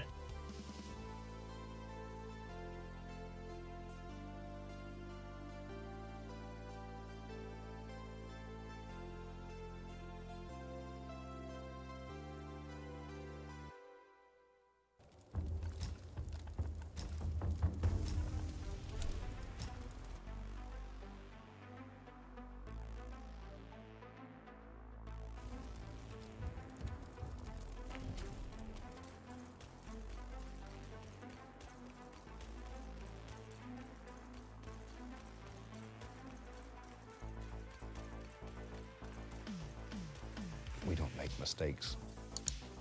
We have happy accidents.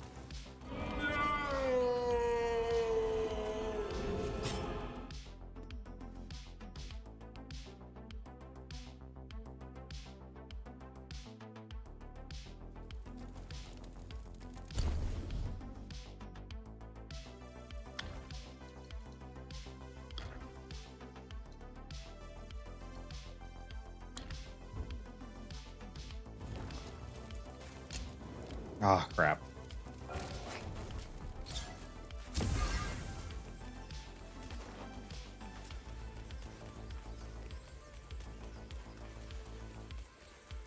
Is it time to make a macro and go on a walk?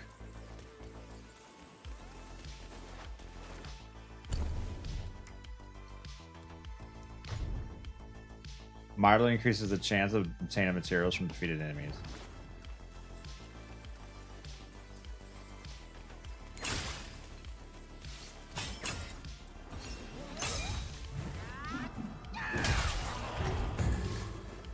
What if it dropped right there, dude?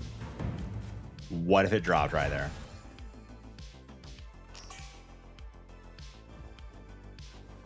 Imagine. That's an easy farm. We could knock this out? Nah, it'd probably take too long.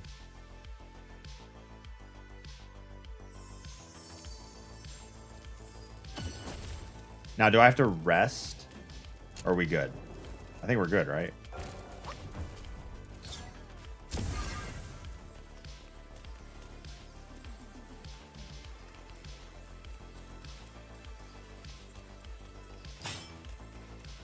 Oh, he spawned in late.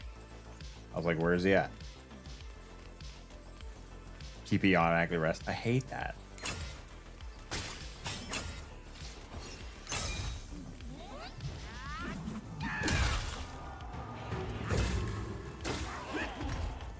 Maybe I need to let him hit me for a better chance. Think so? How many of these guys are in the game? The Spirit, this guy. I don't think there's that many.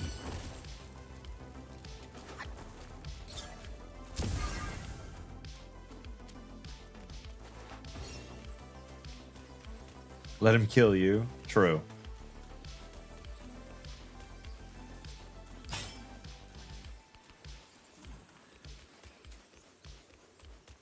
Bro just minding his own business. I'll just light attack him, see what happens. Hit me. Yeah. F me up. F me up. This will increase my drop chance. Damn, son.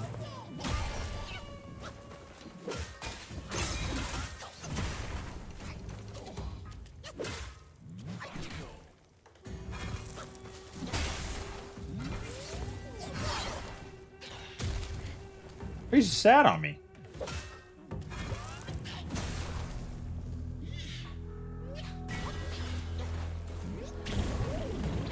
Whoa! What was bro's move there? Oh my god, I thought I got it. Oh my god, I saw the pop-up, dude. I was so ecstatic. I was like, this is an easy farm. I got lucky. Let's go. November, thanks to 43 months of hard money. Welcome back to the stream. You got a one-shot it to get it? All right, bet. I don't know if the Pilgrim's sprint buff happens on a heavy attack.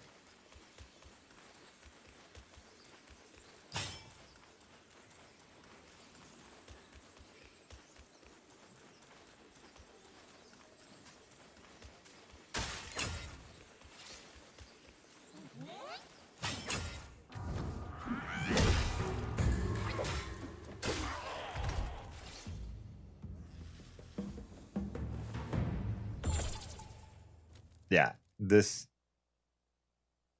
What a terrible farm. There's got to be a place with two of them. There's going to be like a whole group, whole crowd of them.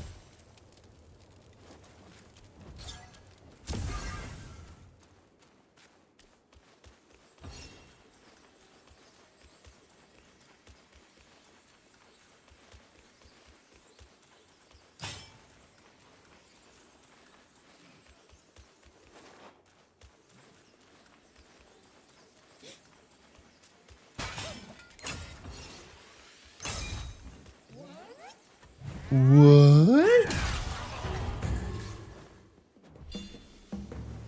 Also, not a terrible will farm.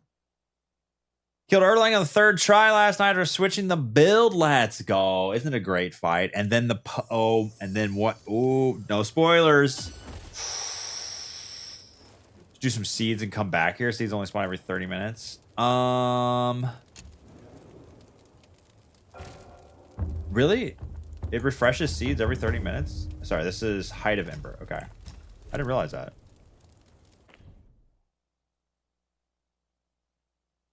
Congrats on... Yeah, Erlang's best fight in the game. So nice.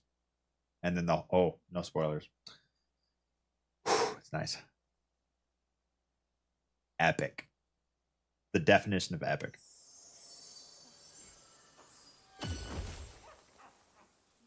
Try your mom's bedroom if you're looking for a group of them.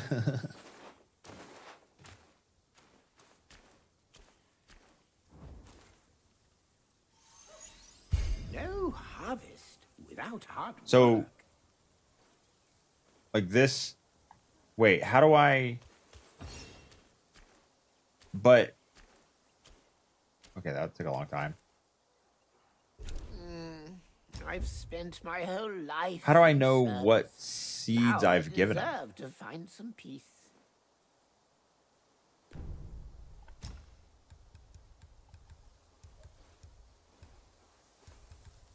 Is it just bait? Like, surely there's... Yeah, how do I know what I have?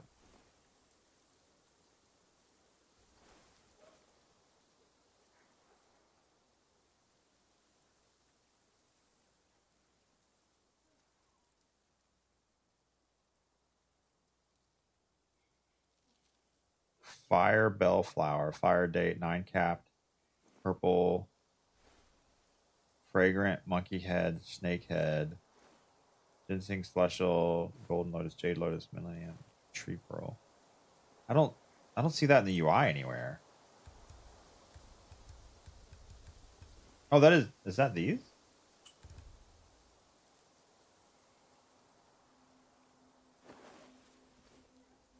Oh, it is these.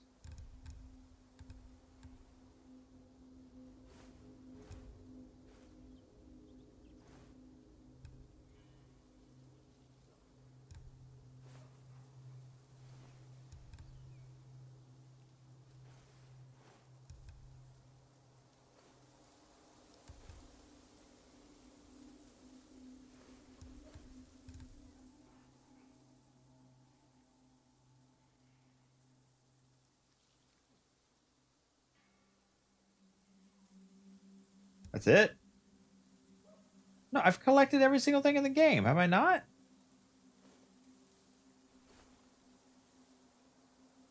So this means I literally ignored pickups on the ground? No. I've picked up way more than 9. Is this an RNG thing?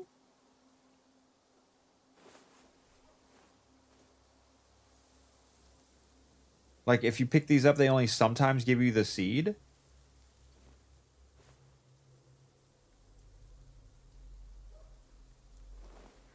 Seeds are random. Ass.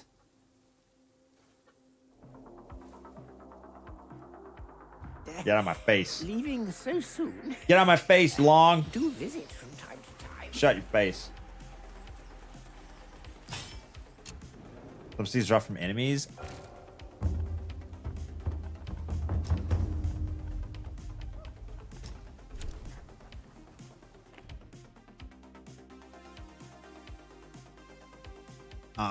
Ain't doing that, dog.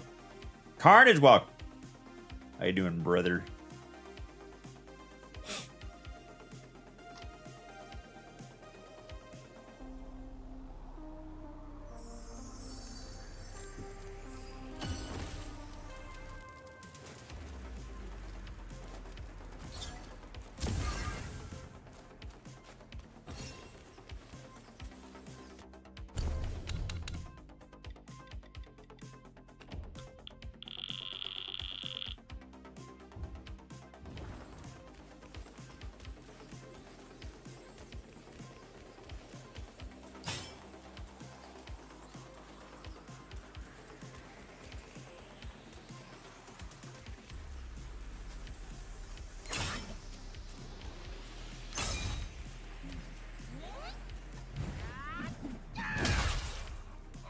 Well, okay.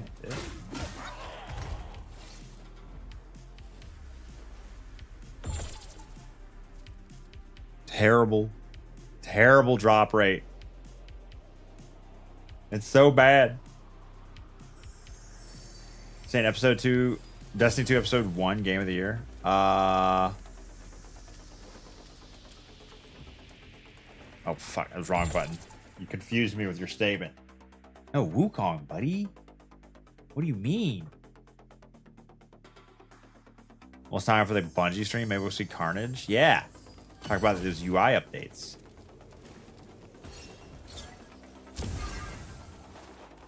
Debatable. Isn't everything debatable with some people? That's really the problem. Too many things. When facts become debatable.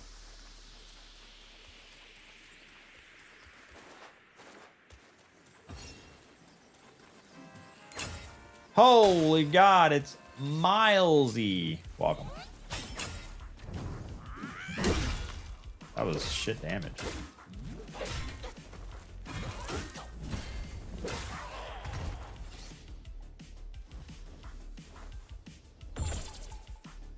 That's debatable.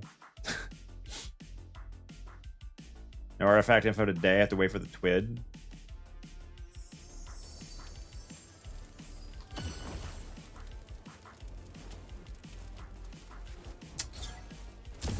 Unlucky.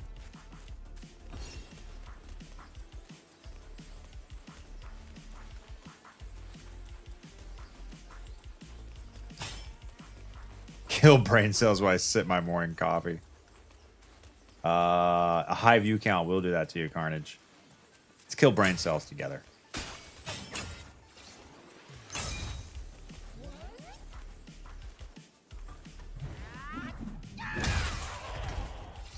Damn, dude, that mine core drop is so tricky. Is the mine core like taking the spot of my armor drop?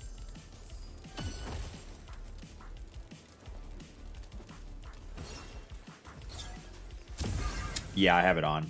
Milesy.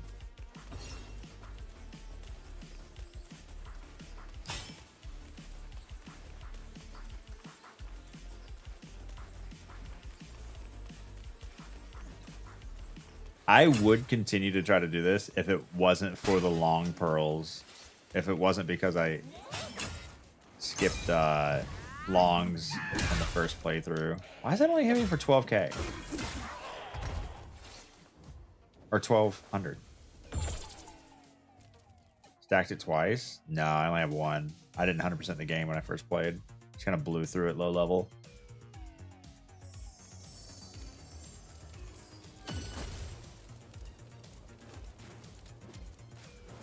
What helmet? The helmet that I'm trying to get. Oh, does the helmet I'm trying to get actually have improved drop rates?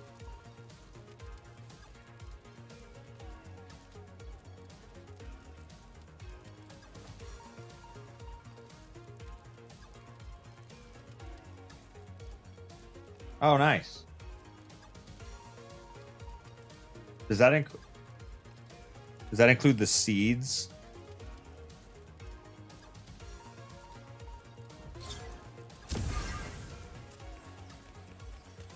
Noise.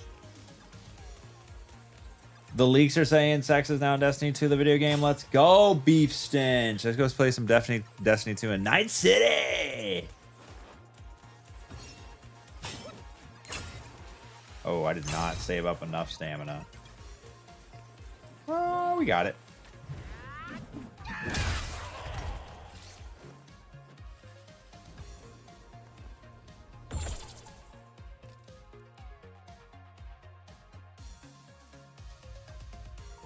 These are get seeds. Once you have that, the well. What do you mean well, Milesy?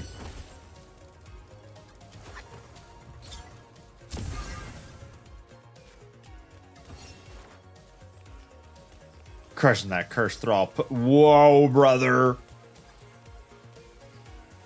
Blowing it up.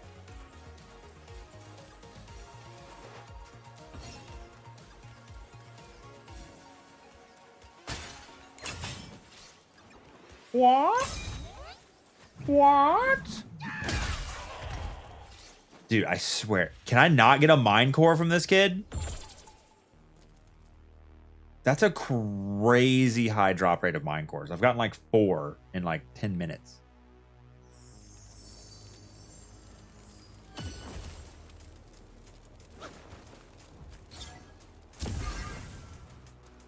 Don't give me your cores. Give me your god dang helmet.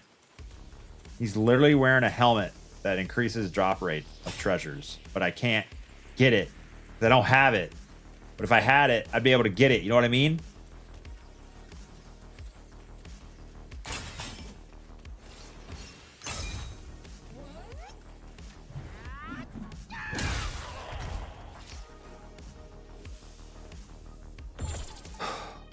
Have you tried wanting it more? Blast. I've tried. Didn't work. Tried wanting your mom one.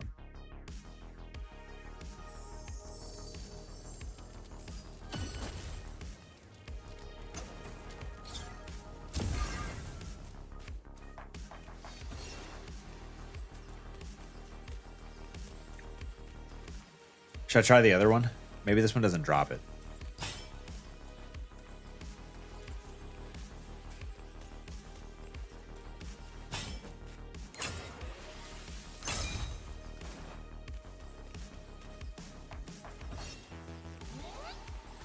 Big damage. 1200 crit? We don't make mistakes. The one and only incredible above average bowling for Penguins with the 27 months of free money. Thanks for the money, dog. Free money for Jeff Bezos. Pour one out for Jeff Bezos. Did this one at another checkpoint. Longer run. Seemed to work pretty well. 8 tries. Well, you just got lucky. Huh? Just got lucky. Doesn't count. Heroes mid 80s. Matumbo was only 56? I thought he was way older. I always loved Matumbo.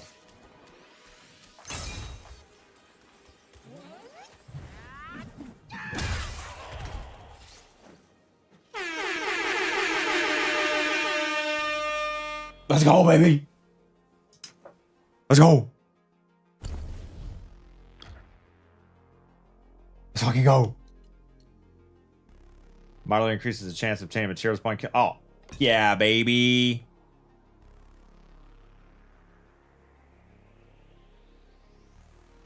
$58. Okay. Still younger than my mom? He's older than my mom. See no evil. Oh, that's that booty clap. Booty clap temple.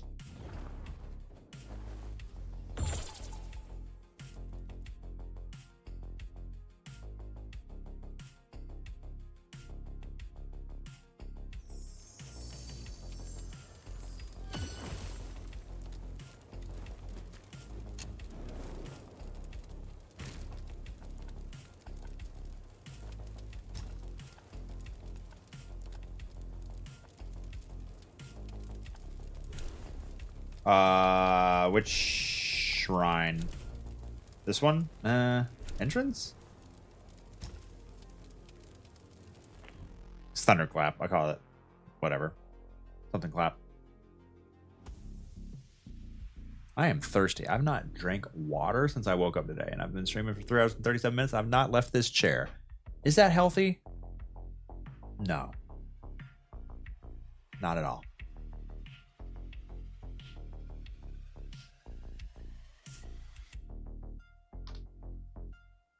New Thunderclap Temple? What do you mean? Not this one? Yeah, new Thunderclap Temple. Temple entrance. Yeah, but what? I'm saying which shrine to be the closest, because this guy's not. This guy's a jabroni.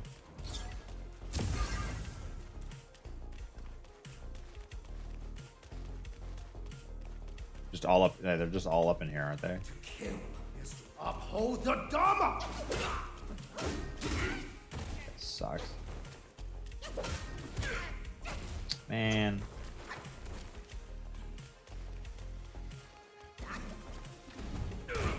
Jesus, brother.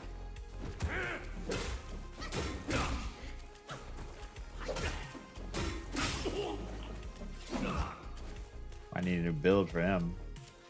There's one up the stairs. First guy Blaze drops the Beast Buddha. Oh, okay. Yeah, but I'm not gonna do curios. But yeah, I could probably slap him up a little bit. Isn't there not the stairs in here? Oh, I thought this was the room with all the stairs in it. I was the wrong way.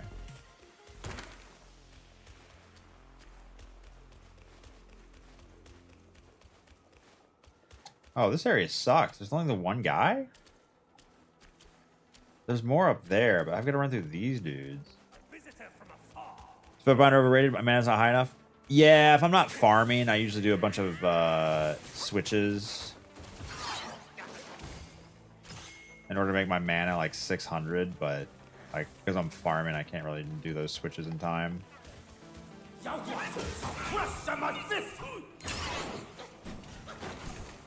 Yeah, Spellbinder's probably not the best for this farm.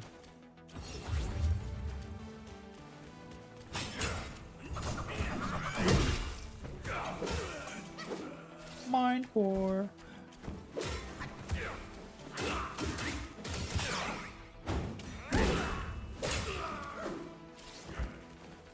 Plus, I have on the crit chance. It's really put on Jinju Bang.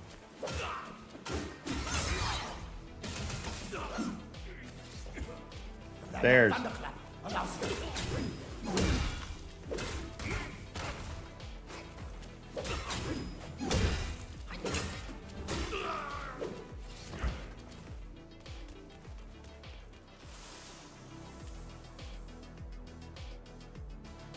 Where the hell is this stair? I swear to God, I must be thinking of a different place.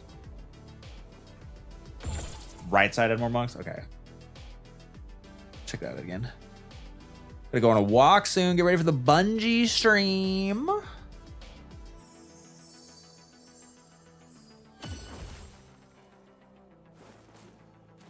Is there any backwards? Nah. You ready for the epic Bungie stream? I'm so ready to get stoked for seasonal content. The dungeon's gonna be dope though. Oh, because I'm not wearing the pilgrim outfit. Oh, I didn't cast. Wait, what does he do?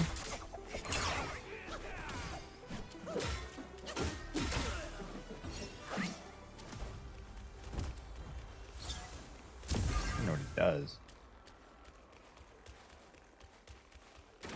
It's the arms that make your power leak.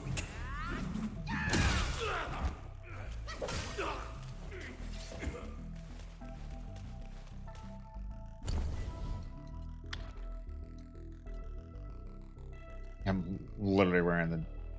Yeah, I should at least just take him off.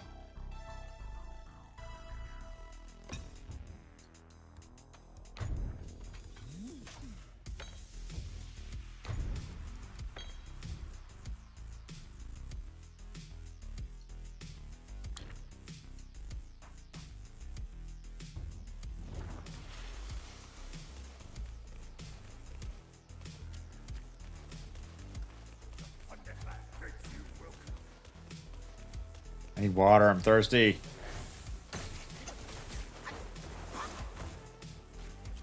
I don't want to stop the grind. Want one more achievement before I call it. The land of thunderclap allows no fate. Sucks. What? You didn't even punch me.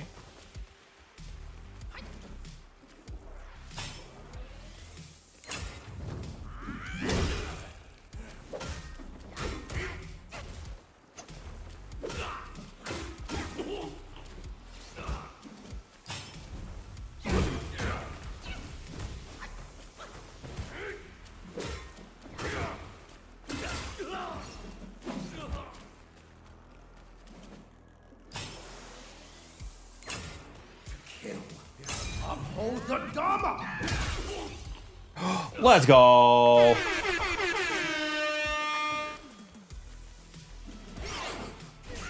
Wait, shouldn't that give me a achievement? I don't think that give me an achievement.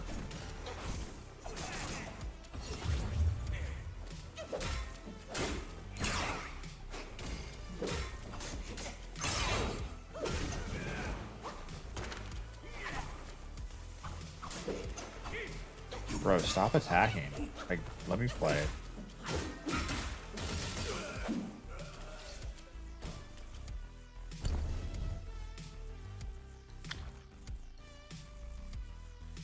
Oh, easier perfect dodges? Because you can't see, I guess. Non-leopard sub.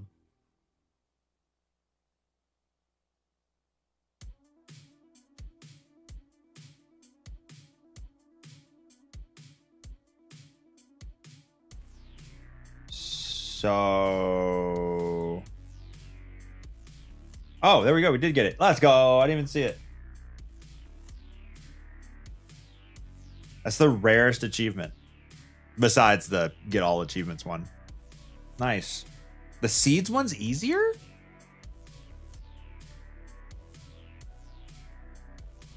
Huh. Or not easier, just more people have it. So it's not the rarest achievement? I mean, this is just a... Not a real achievement. It's just a... Get all the other ones done.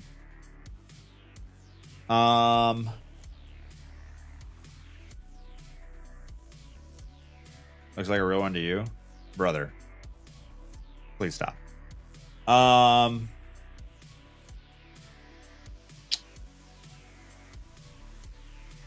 is it? 7 soaks.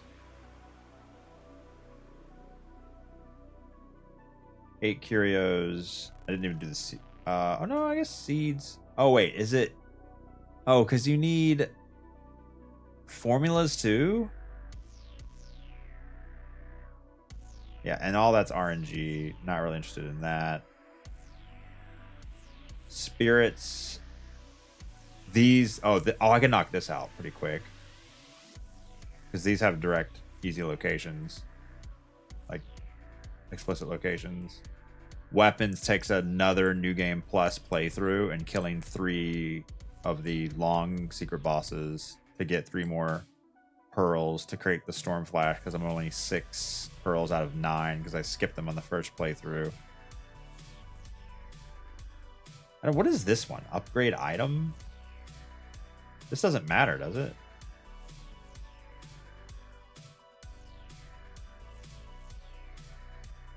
I don't think this matters. Does this matter? Did I go this hard in Elden Ring? No, I didn't even finish the DLC yet. I definitely wasn't interested in 100%ing it. I still loved Elden Ring. When I first started playing Wukong, I liked Elden Ring better, but now I like Wukong better. I'm just going to check all these because I feel like I have them all, but they don't affect achievements. Get them off my list.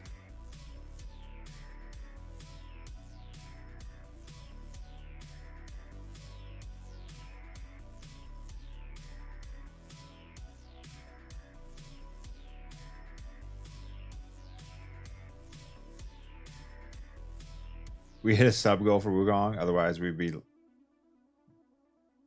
Microsoft Flights. No, I'd be playing Tarkov, dog.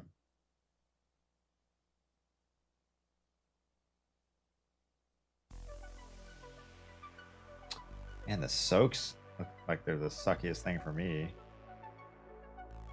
I guess now that I have the double buffs on. Oh wait, Tarkov. Wukong Enjoyers. Where does the golden carp drop from? Because I think I got it on this playthrough. Yeah, I got it on this playthrough, so I can't get another one.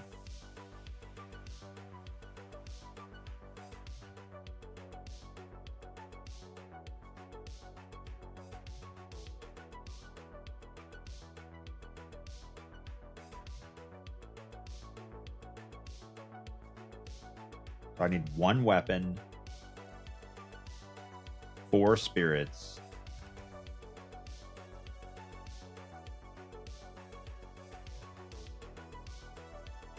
Oh, so close.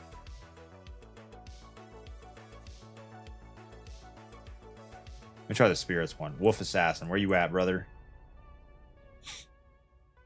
When facing the shrine, which one?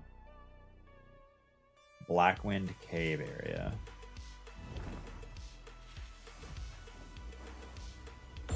Carp is yellow long. Okay. Yeah, I fought him off stream because I really wanted to play, but I didn't have time to play. Like Saturday morning, I only had like an hour between chores, and I got on and followed a guide, and I was like, "Oh, this is yellow long." And it was the hardest fight I had in New Game Plus. I'd never fought him, and he's difficult, so I had to learn his moveset a little bit. It was tough.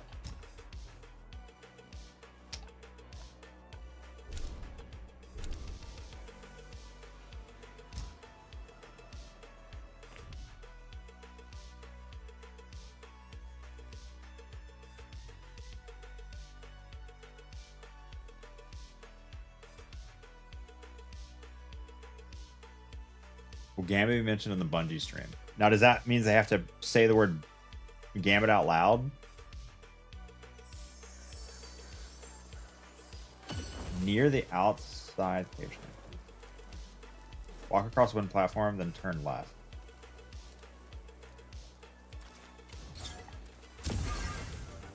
Coming for our master. Think again.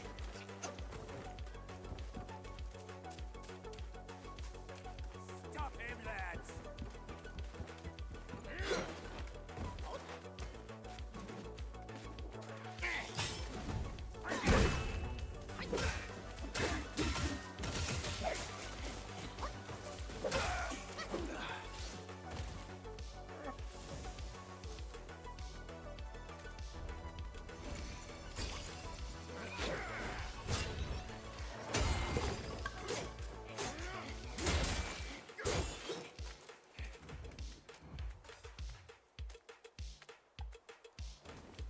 Later.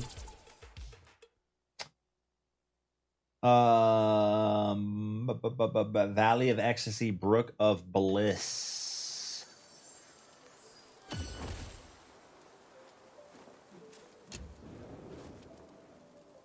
I feel like I explored everything in this game, and I still missed so much.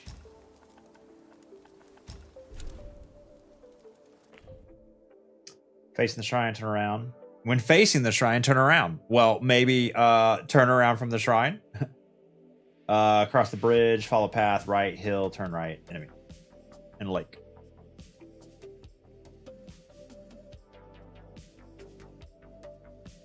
Take your walk already? I got plenty of time. I'm gonna finish this last achievement and then call it on Wukong.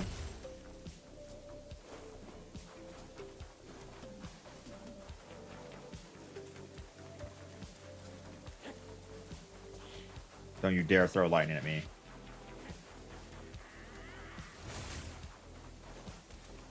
Oh yeah, I didn't hook our right here.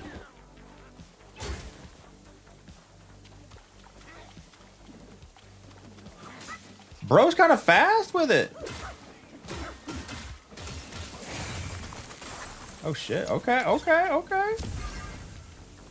Okay, buddy. Oh, who are you? Me?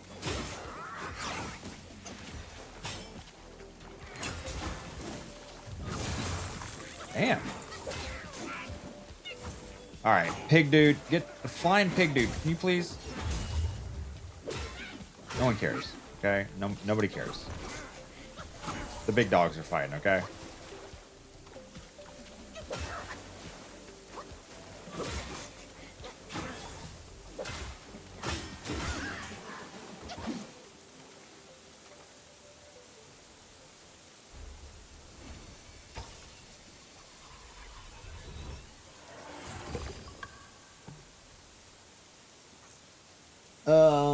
Village of Lanxey, Upper Hollow Shrine, Estate of Zhu.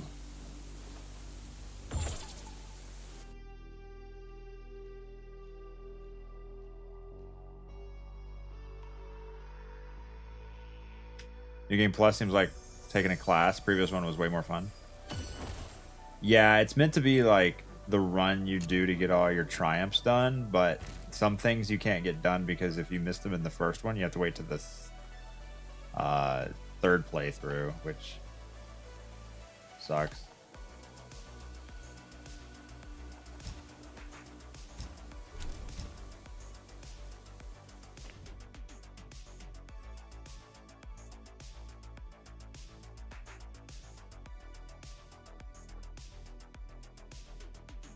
Uh-oh. Oh, that was weird. I'll tab.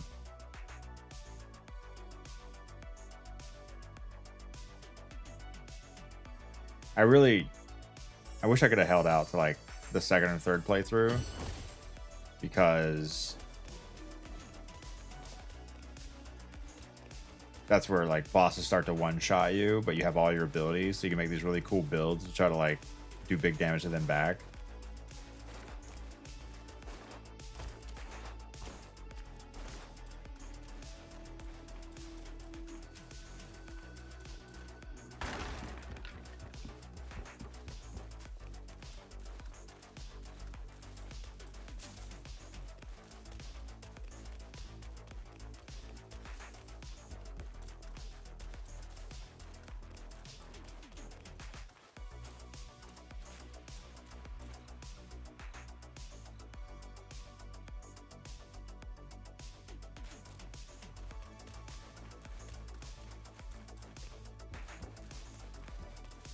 Through the door is away from the village? This is the village? I thought that was the village.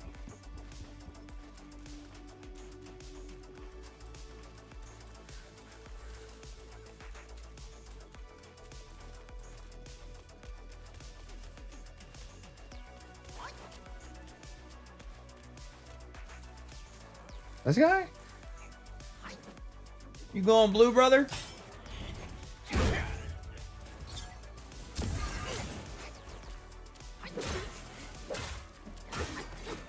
don't think he's glowing blue. I think he's a... No, I guess he is a little blue. Oh, he is blue. How did I dodge him? How have I never killed him? Don't you have to go through here to get to the end of the... to drop down? Yeah. It appears after the chapter. Well, there's your answer.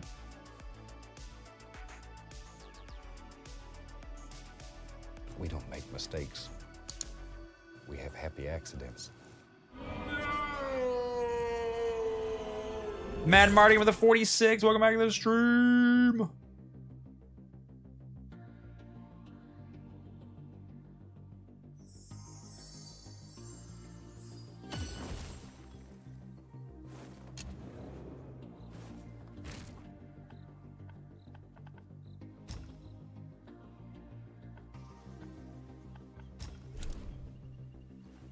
Cross the green bridge, hug left wall, curve path cave, cocoons webs, very orange, attack cocoons.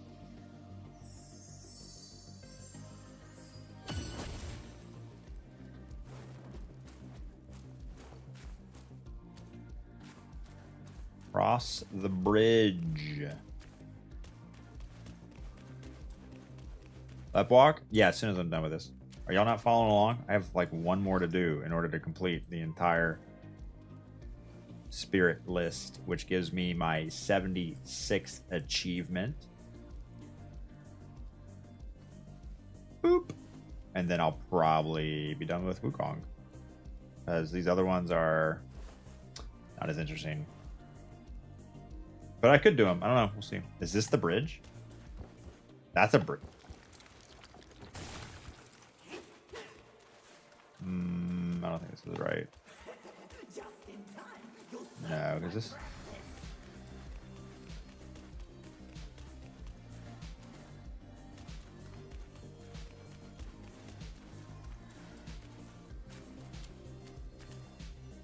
this does not feel right.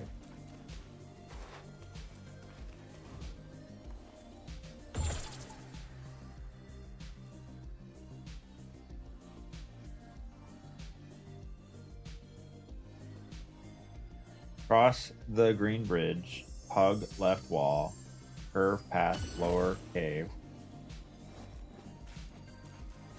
green bridge, hug left wall.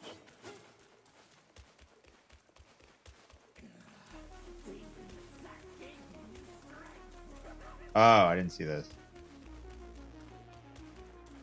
Lower cave. Hey, buddy. Please don't do that.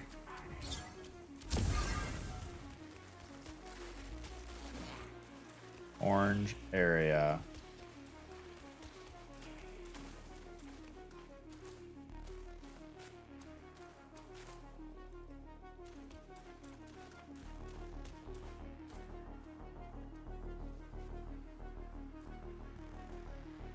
Group of hanging cocoons. Oh, it's back here.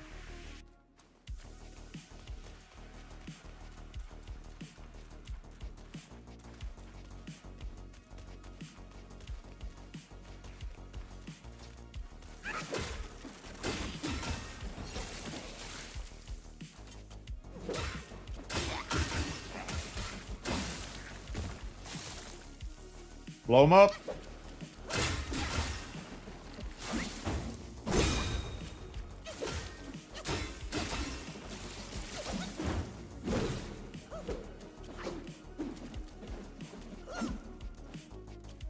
Incorrect. Oh, maybe these two.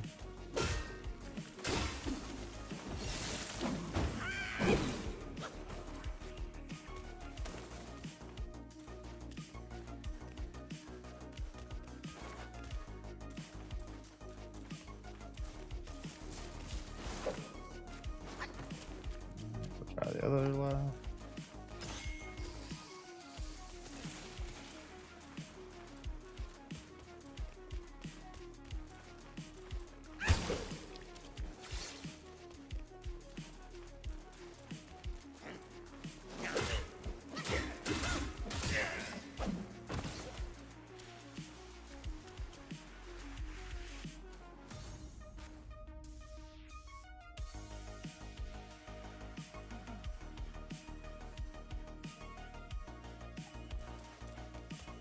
Maybe there's like a little...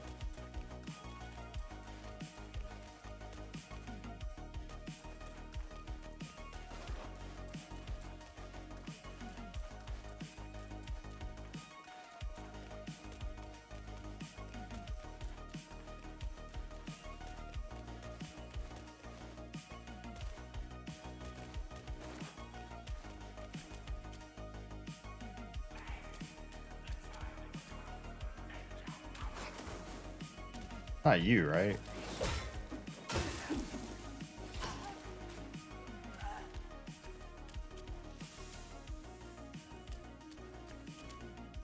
The hell?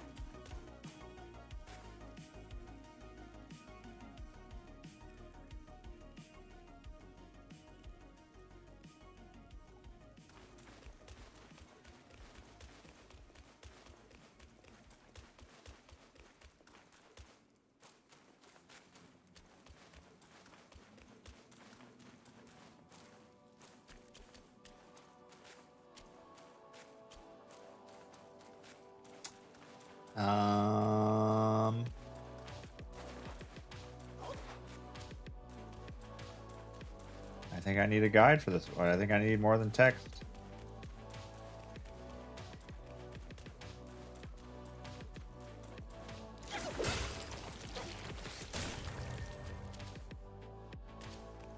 Maybe further.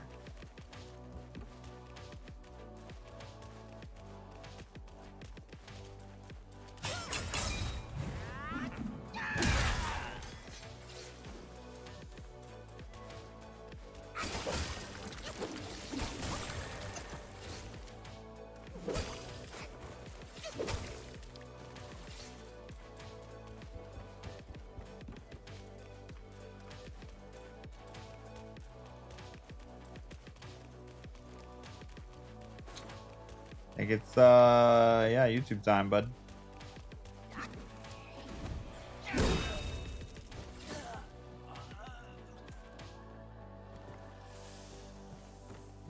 Can't figure it out.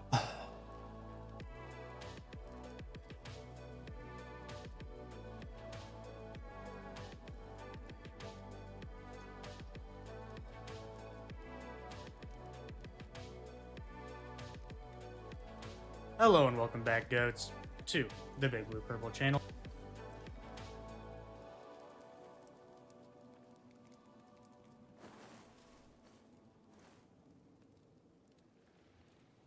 Wrong game.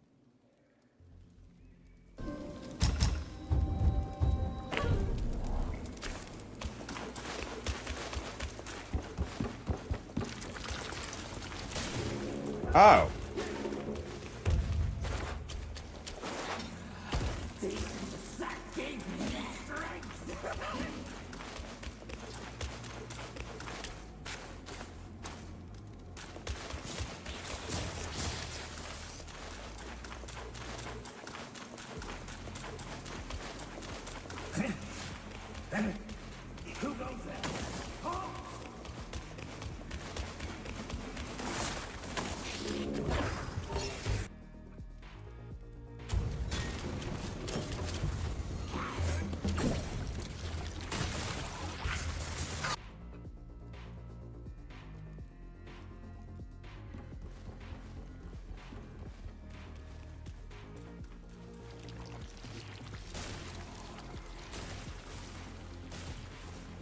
God, when I turned around.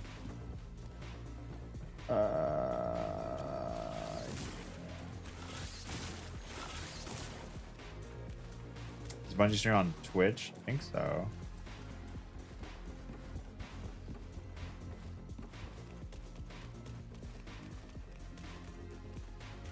I don't think it's pre-recorded.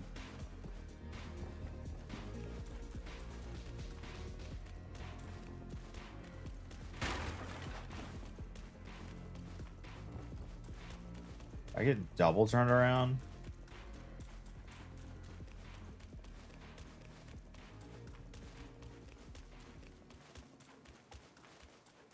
No, okay.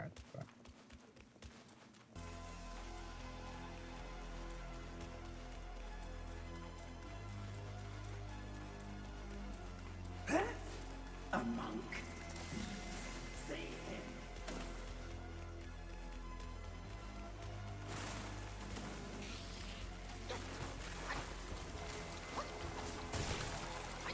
My dude, long time no see. You are my 76th achievement. Congratulations.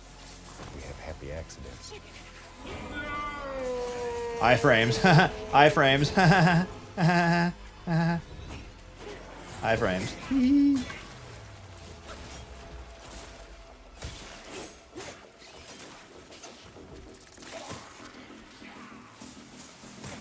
Brother, can we? I don't want to fight. Can we just leave? Brother. Where'd he go?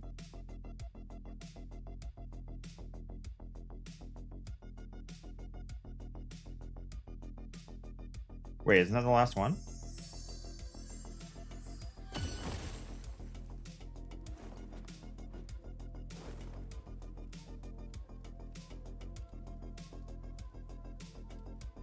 That's the last one.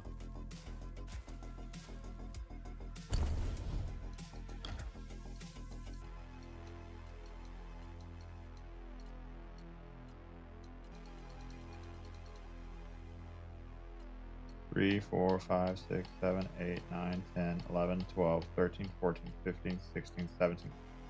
17 times 3.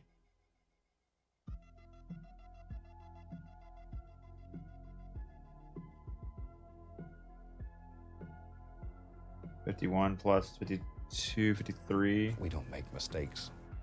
53. We have happy accidents. How many are there? 54? Uh-oh. I clicked one accidentally.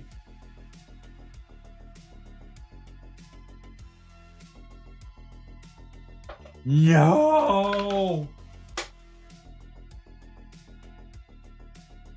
No! How do I know? Oh no, dude. What's the fastest way to cross-reference this?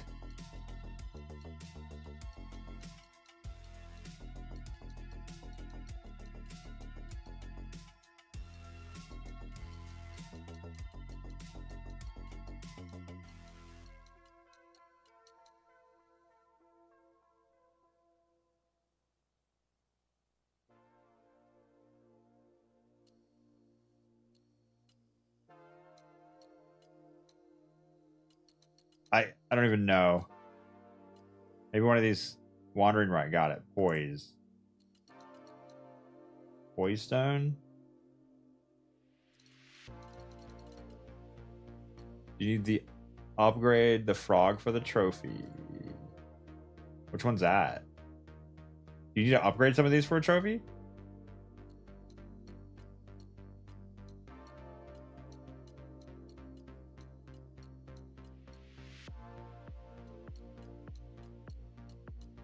Where's Poise?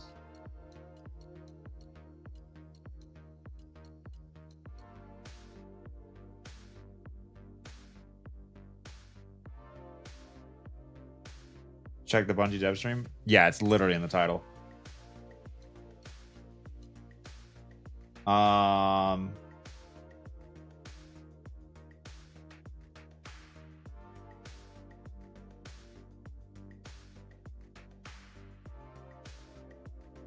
Damn. I really wanted to check this off the list, but like, that's gonna take 10 minutes, and I don't have 10 minutes.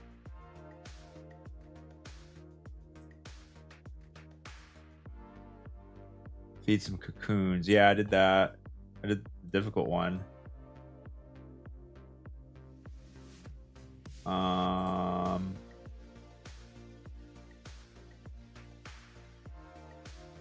these look familiar to me. I can recognize all these names.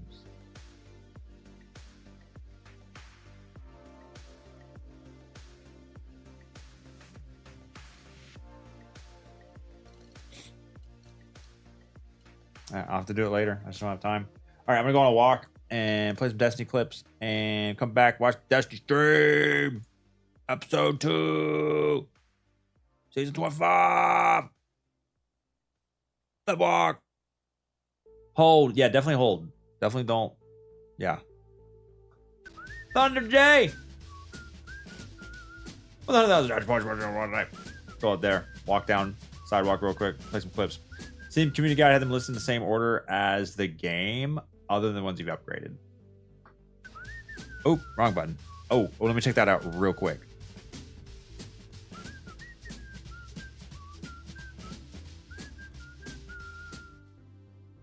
Where's... So... Nine capped. Flint. Mother.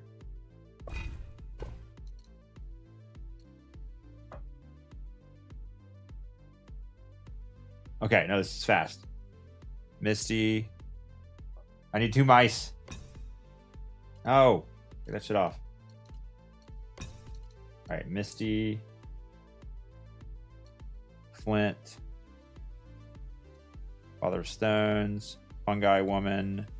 Commander Beetle. Elder. Centipede. Bat. Non-void. Non-pure. Non-white. Non-able. Old. Mad. Gore.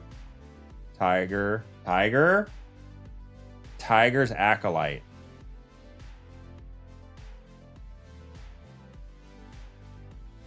Second Rat Prince. Earth Wolf. Ball.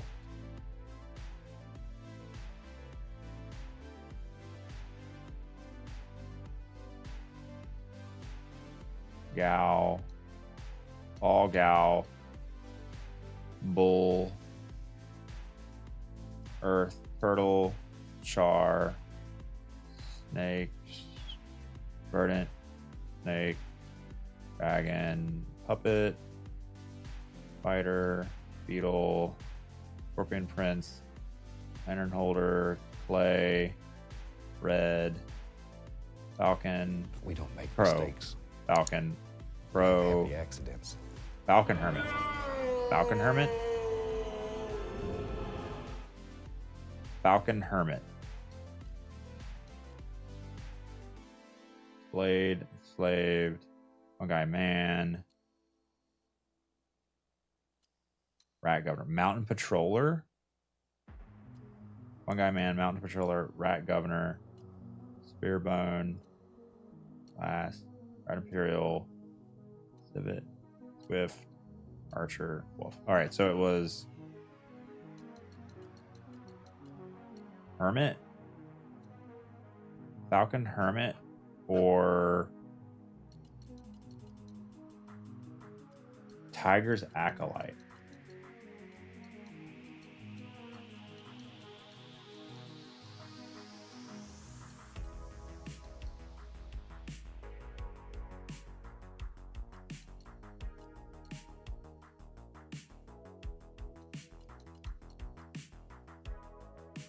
Why does it do that?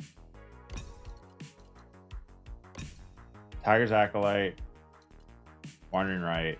Okay, so it's Falcon's Hermit.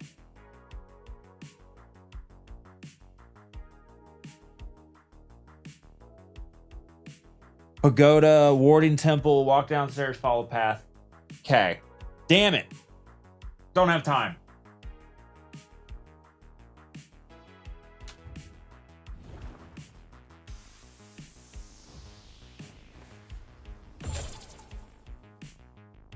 Or do we?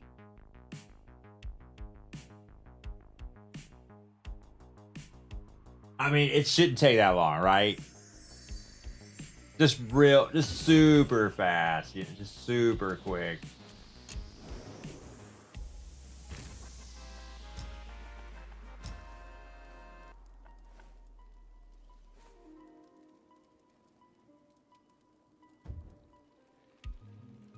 Pagoda.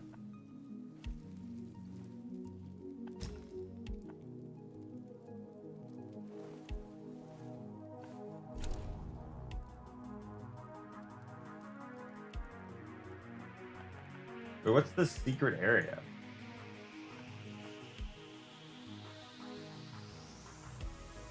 Oh no, I'm not looking at the right one. Warding Temple.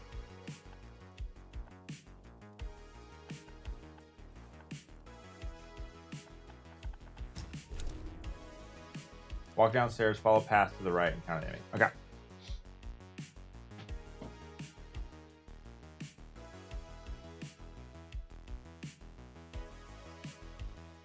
Bungie's on. Cool.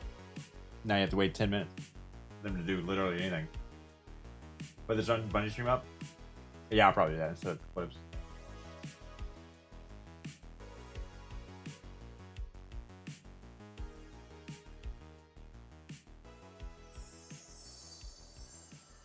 Down the stairs all the time.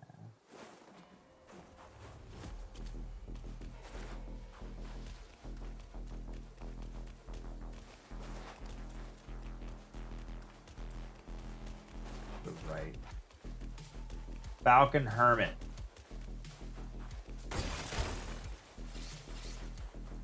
Falcon Hermit.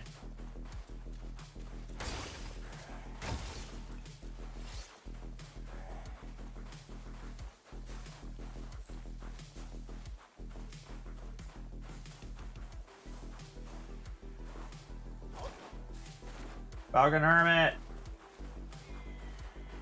I hear something. Holy shit, there he is. He's not glowing blue.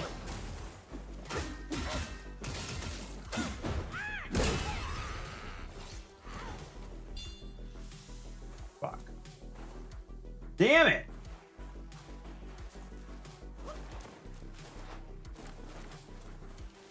Further? How far?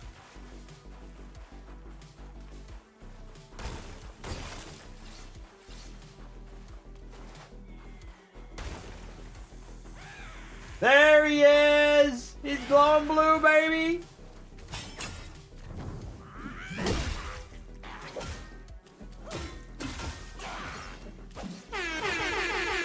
We did it! That's an achievement! Look!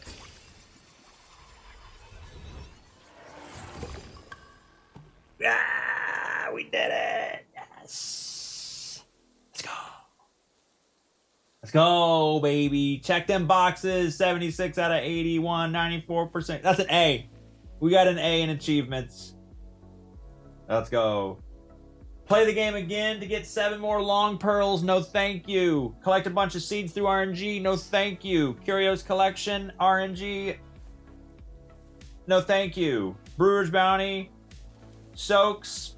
Some RNG maybe. No thank you. And then do all those I just said that I don't want to do. No thank you. We're good. Great game. 94. Rounded up. That's 100%.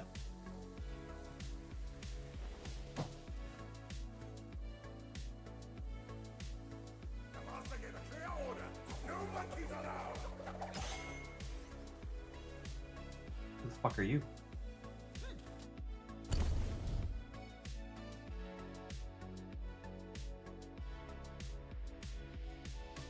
That's 90%? No, you round it up to the nearest 100, dog. Not the nearest 10. What are you talking about? Round up to the nearest 10. What do you think I am?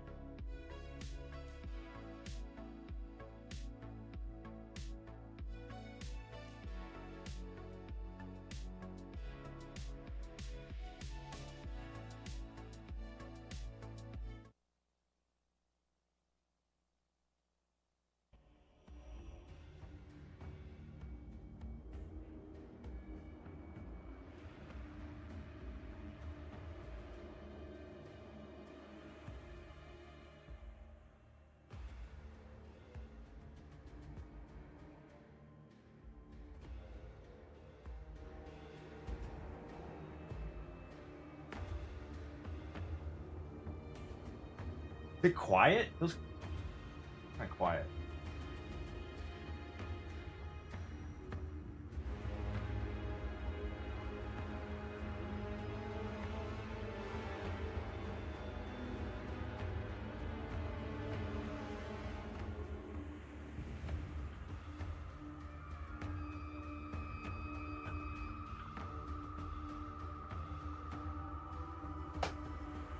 War emblems during this stream? I haven't. I don't know. I haven't paid attention. I'm gonna go on a walk. Be right back.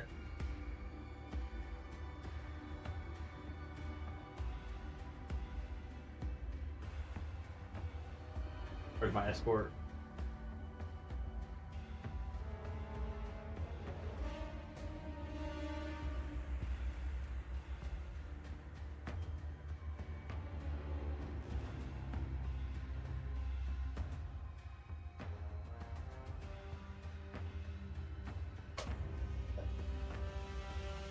Be right back. 5-0 looking for that last 6%.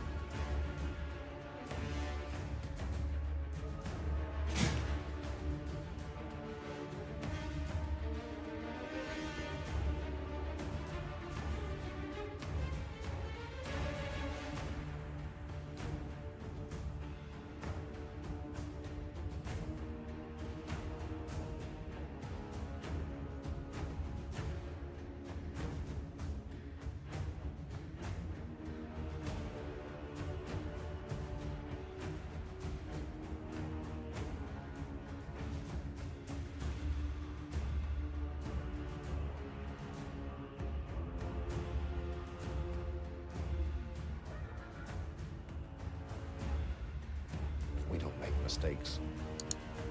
We have happy accidents.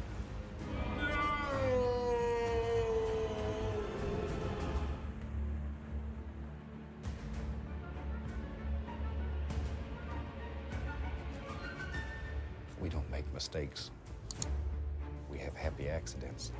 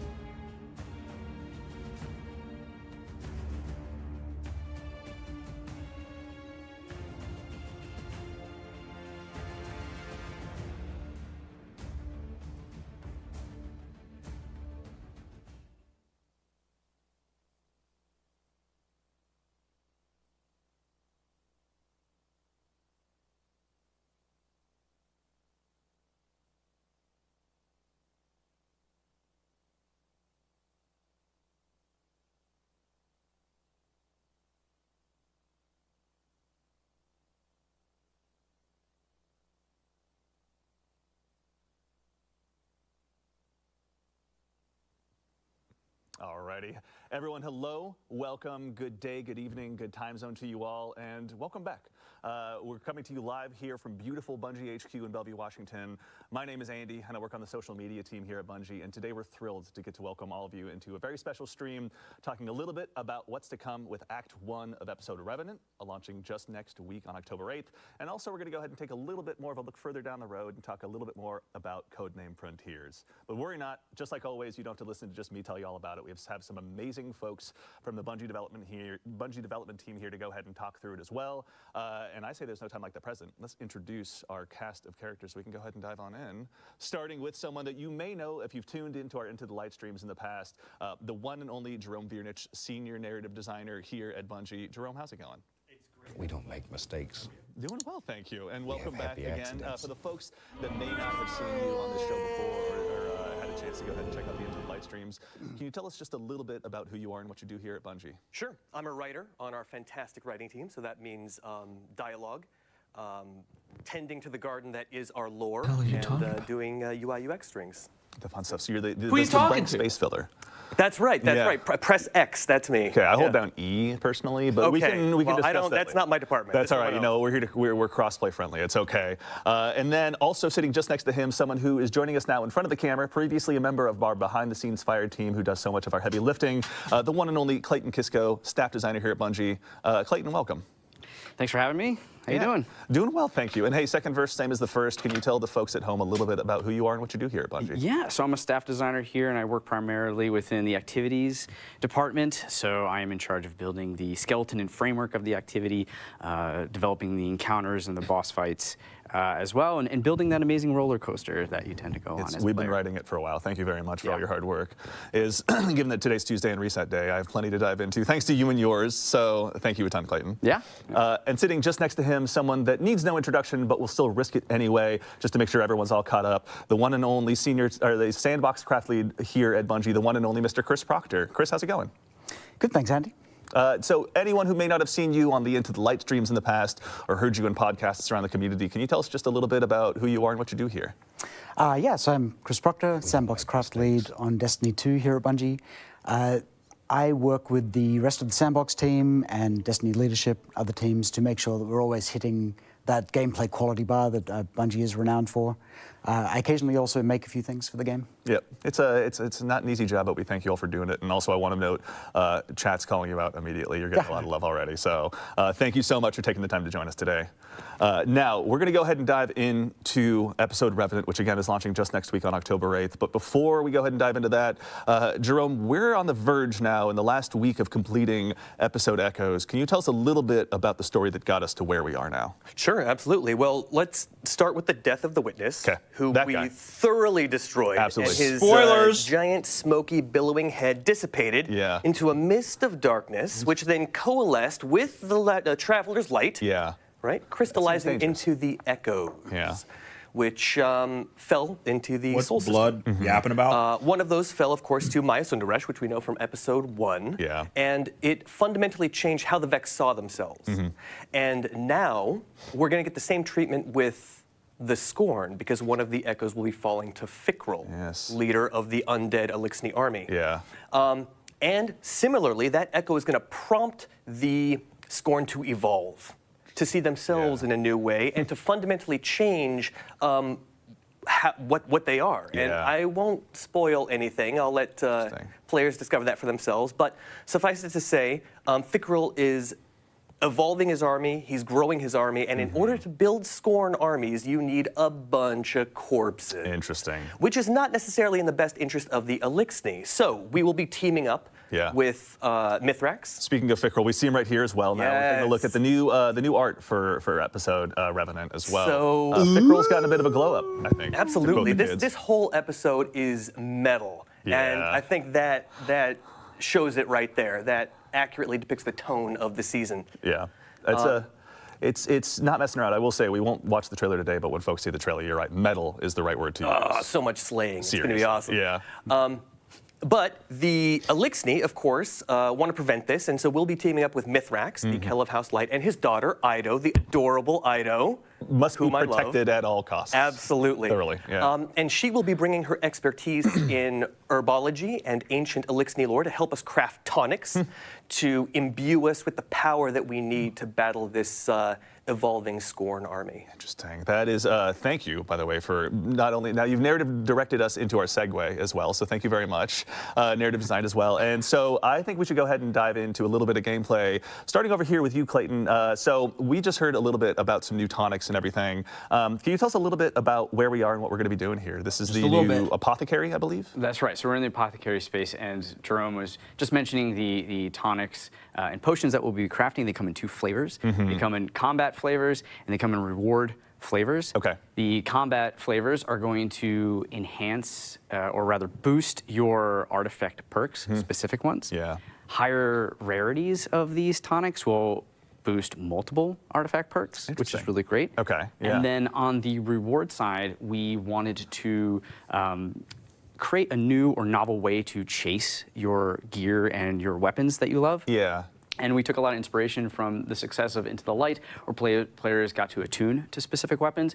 And so with your reward tonics, you'll be able to attune to specific weapons within the season. Very nice. They're not craftable in this season, which is important to note, but you will be able to target them, and they'll have enhanced perks. Got it. Okay. So you'll be able to go ahead and chase down that god roll you're looking so desperately for with the help of this. But also, you know, for the build crafters out there, they're going to have even more to dive into than maybe just the episode artifact and everything. These are going to go ahead and help just boost a lot of those traits, I guess, yeah? Yes. Yeah. Okay. So build crafters, make sure your appetites are whetted and ready. There's going to be plenty of stuff for you to go ahead and dive into. But we're going to go ahead also and dive into some of the meat and potatoes of today's stream, proverbially speaking. As we're on our way over to Onslaught, Clayton, I just want to go ahead and also start there.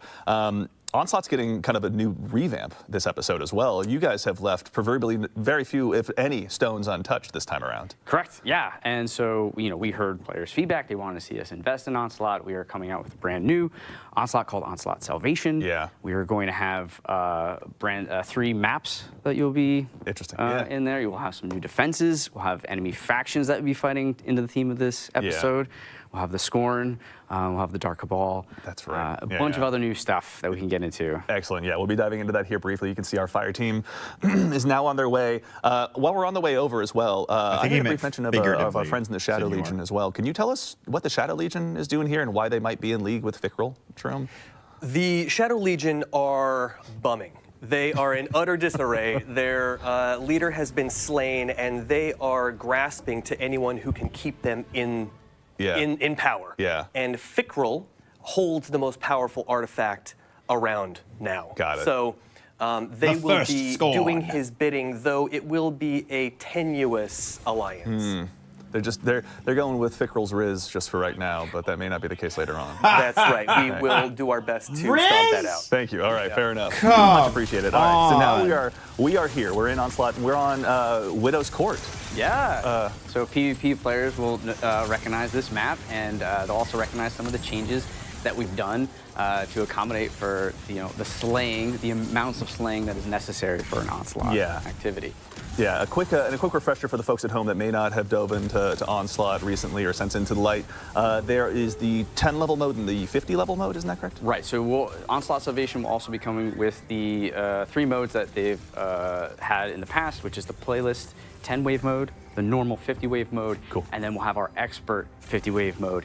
And the new thing about Onslaught Salvation, one of the new things, is that it will not be power fixed like it was prior in Into the Light. It will be power enabled, so your armor and your weapons will matter even more. It will be at the start more difficult, but you can, through getting better, more power. Is there a power increase this season? Grinding that artifact level, you'll be able to kind of outweigh that difficulty. And you'll also be able to, rely on some of the new defenses as well. I was going to say, we were just looking at a turret that maybe Guardians haven't seen since their days on the moon in D1. Can you tell us, what's going on? We got some new defenses, obviously. We have some new defenses. So Ashley Baker is one of the tech designers we have. She's on the fire team right now, and she has helped us build these defenses, as well as other things in Onslaught. And she's worked with the Sandbox Vestigial team, who have knocked it out of the park with this rideable turret.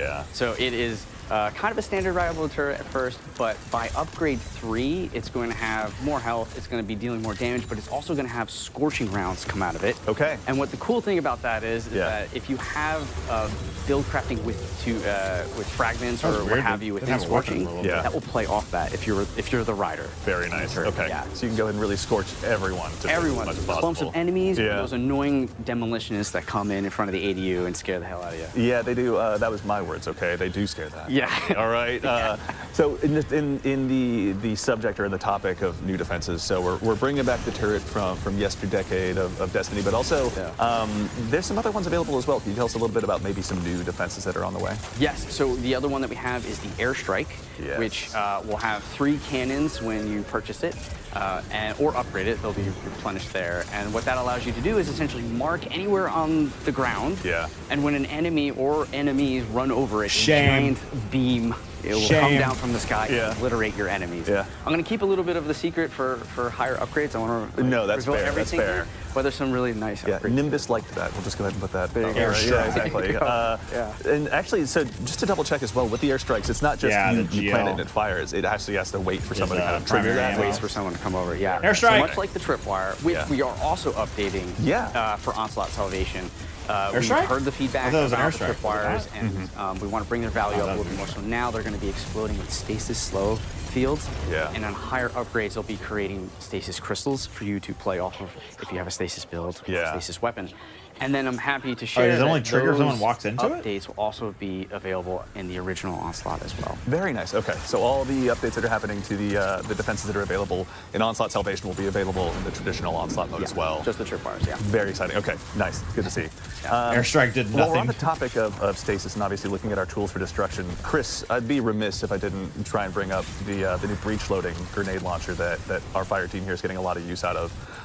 There's obviously a decent chunk of new weapons arriving with Revenant, but let's start here. This is the new episodic exotic. Yeah, this would be the season pass exotic. Yeah, it's the Alethanin stasis primary ammo grenade launcher. Yeah. So we've only had one primary ammo grenade launcher before, which is Fighting Lion. Which is getting a buff this season as well. Actually, it'll. That's right, yeah. Make enemies volatile when it hits them, so like serious build crafting there, particularly in PvE. But anyway, Vestigial alchemy bar is full. So this is a bit different in that it's also a projectiles travel in a straight line, so like mountaintop. Yeah. Hits pretty hard. But the exotic part of it is that as you defeat enemies, you will gather these remnants, which will fill up the exotic bar, which you can see in the HUD when people aren't dead. Yeah. It's the shade. Oh, they resetted their vestigial alchemy bar. Yeah, this is, we should note for the so they wouldn't this is an see what it does. Taking the hard way, obviously. But yeah, so when the bar reaches 50%, you can special reload, and your next shot will launch a special ammo brick for you and your allies to pick up. Or they just tried to when you reach 100, GL you can special jump? reload and launch heavy ammo. Screwed it up? lets you really go in on a new type of support role, which is ammo support. Extra ammo. Really seen it. Cool. Yeah, I mean, honestly, I guess they were just trying to rocket jump. jump. Failed. Like the Seeker and Finder mods on my helmet, but it seems like a nice additional way to go ahead and make sure that you're really feeding the fuel, of the heavy ammo burners like myself who have been addicted to microcosm recently. So potentially you could have one person in the fire team go all in on ammo generation. Yeah. And, the other folks build something else. Also, Warlocks, so Clayton, when it comes to the other stuff that's arriving with Onslaught Salvation, are there any new things we're looking forward to? I know that we're obviously fighting the evolved Scorn, but are there any new bosses or anything people can look forward to? Right, so the Ficral Scorn are also going to be coming out with what we're calling the Revenant Baron. Okay. And that thing is scary, and you'll see it on Wave 6 here in a second when the players are instructed to go into like a Revenant nest and go and save the Elixni from being captured. Yeah. These Revenant Barons, they stalk the area, and when you kill them, they will create a Revenant Totem, which flies in a random direction, leaving a trail so you can kind of like stalk it, find it. Yeah. You have to kill it before it would respawn the Revenant Baron. Oh, really? Yeah, so there's some hide and seek gameplay there. And we also have for the rewards side, starting on Wave 30, Set 3, players will have a small chance to get a fully masterwork double perked episodic weapon. Oh, nice. Okay. Yeah, and fully on masterwork double perked episodic the bonus weapon. chest on harder difficulties will show up. So if you're not playing an expert, you have 2 chances. Okay, all right. So really make sure you're pushing through those final levels. Try and hit that ceiling of level 50 so you can really facilitate the loot grind as much as you can. 100%. Something we mentioned recently in one of our Dev Insight vlogs as well are Banes, which are going to be making an appearance here in Onslaught. Can you tell us a little bit about that as well? Yeah, so we'll be, with the expert mode only, we'll be having Banes throughout the activity. These are like and we'll also be adding mods. So it's really nice to, like special to have them from show enemies. up because they add another layer of replayability Yeah. into expert.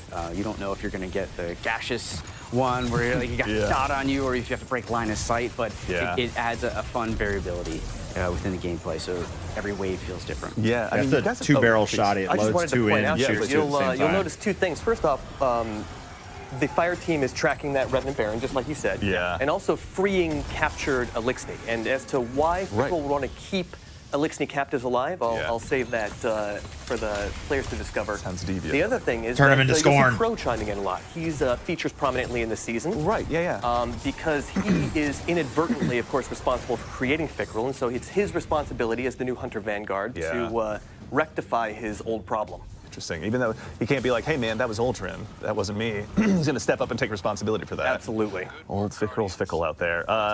Even to that same end Fickrel's too, we're going to be fickle. hanging out with Crow, with Ido, and with Mithrax, obviously, at the main kind of part of the story. They're going to be the ones that we're going to be hanging out with the most, you'd say? Or there will be some other Elixni, some venerable old school Elixni that poke their heads in that you'll see some drama with. I won't say any more than that. Fair. But it will be in everyone's interest to see Fickrel go down here. Okay, got it. A little bit of enemy, my enemy. In this case, they're all our enemy. That's right. Fair enough. Actually, really quickly, Clayton, I know we kind of touched on several different subjects here between the different defenses, different enemies, the different kind of 14,000 scrap. What are you going to do with that? Onslaught Salvation has provided you. What are you doing with that 14,000 sitting scrap, down with dog? the team and sort of looking at this new refresh on this activity? Like, did you guys take any big challenges for yourself where, like, we want to do this? Yeah, we knew we just wanted to build and evolve and just do more. Yes, right? absolutely. It's a metal episode. We want to do Onslaught. Let's metal it up. Yeah, right? So things like the turret, Metal things like the it Revenant up. Baron. We really want to play into the themes of this like kind of haunting, spooky episode. Smart Onslaughters know to save it. And you're seeing that in the roll dart. You're seeing that in the different defenses and the mechanics that we're bringing in as well. Yeah. Do you think they're going to play it One that thing long? I forgot to mention too is we are updating the moth yards from the original Onslaught. Oh, really? We've heard feedback from there. It's taking a little bit longer. We want to bring our goal is to bring that in line with the rest of the maps of the original Onslaught. So we're making some updates there to get that to go. Very exciting. So reasons, obviously, to dive into all Marketing told them to Revenant use the word Onslaught as we metal. go. Move into Revenant. Yeah. Very exciting. Actually, and while we're here, out here, slaying out as best as we can against this new undead army, Chris, we're going to have obviously a slew of new episodic weapons arriving this time. Yeah. I know we've kind of spoken about this breech loading grenade launcher. Are there any other notable ones that you're Make most ammo interested in, with or your most thing. excited, rather, I should say, in bringing back? There we there are go. A few weapons that Wait, did he I do would it? personally be chasing. Yo, also. we just shot out a I'm brick. particularly fond of the new Sick. double fire. Oh, it's a finder stasis brick, grenade though. launcher. Yes. Only the third. Was it a finder double fire brick? in the game, and the other two are energy slot. Yeah. It wasn't a natty, was it? Kinetic slot. It's got the new perk Envious Arsenal, which is like directly targeted at damage rotations. So whenever you do damage with the other two weapons, the weapon reloads. Yeah. So you can cycle between your weapons, get it back. And it also has chill clip, which on a double fire is particularly cool. That's like devious, hit honestly. Twice or 4 times. Yeah. There's also some cool synergies with the new perks on some of the other weapons. Ammo's ammo? So the hand cannon can run Well, the I new mean, perk it's Rhyme Stealer. 15% Which every the time you size. shatter a stasis crystal or a frozen enemy, 20 will or grant 15% you the size, frost whatever armor, it is. Yeah. Depends on your. which is the new verb we introduced No, recently. yeah, it's like And that can also roll with Headstone, Much smaller. which will generate stasis crystals. Yeah. So you've got this like self-contained loop there. Yeah. Submachine gun is an arc precision, and that's got the new perk. Shoot, what is the name of that? My memory's failing me. Anyway, it directly ties back into Jolt, right? Like the Right, thank you. Vault Shot is great, but it requires a reload on your weapon after a kill. Yeah. This one's triggered on sustained damage, so That's right. you'll jolt the target, and then the perk I'm going for in the other column is Loose Change, which every time you apply a debuff gives you a reload speed buff. So you'll be constantly having that loop cycle. Yeah. And also, so we're going to look at the new artifact here in a little bit once we go ahead and move through this final wave of what's in front of us right now. But there's also, it's been featured a little bit in some art about Destiny's 10th anniversary, an exotic of yesteryear, we'd say, for all the Better Guardians who Jolt, have been sticking around for a while, rather. Icebreaker is returning. Yeah, Icebreaker is coming back. It's something that we've been holding off on doing just because the ammo economy issues that are introduced in Destiny 1. And they just dropped Yeah. a primary, We've got a another version primary here GL which, with ammo gen. we think lets you get back into that fantasy of just like always having uptime on the weapon without letting you just hang back and like plink away at enemies from range, which Yeah. we never like. So the way it works is assists and final blows with other weapons will just generate ammo for Icebreaker. Got it. And it's got like a 10-round magazine, which is also the same size as reserves. Yeah. So the play is that in between boss damage phases or something, you and your team slay out, and as long as you're getting assists or kills, you'll come back in fully loaded. Got it. Yeah. And in Destiny 1, there wasn't actually any ice to break, right? So this time, we actually have a bunch of ice that you can break.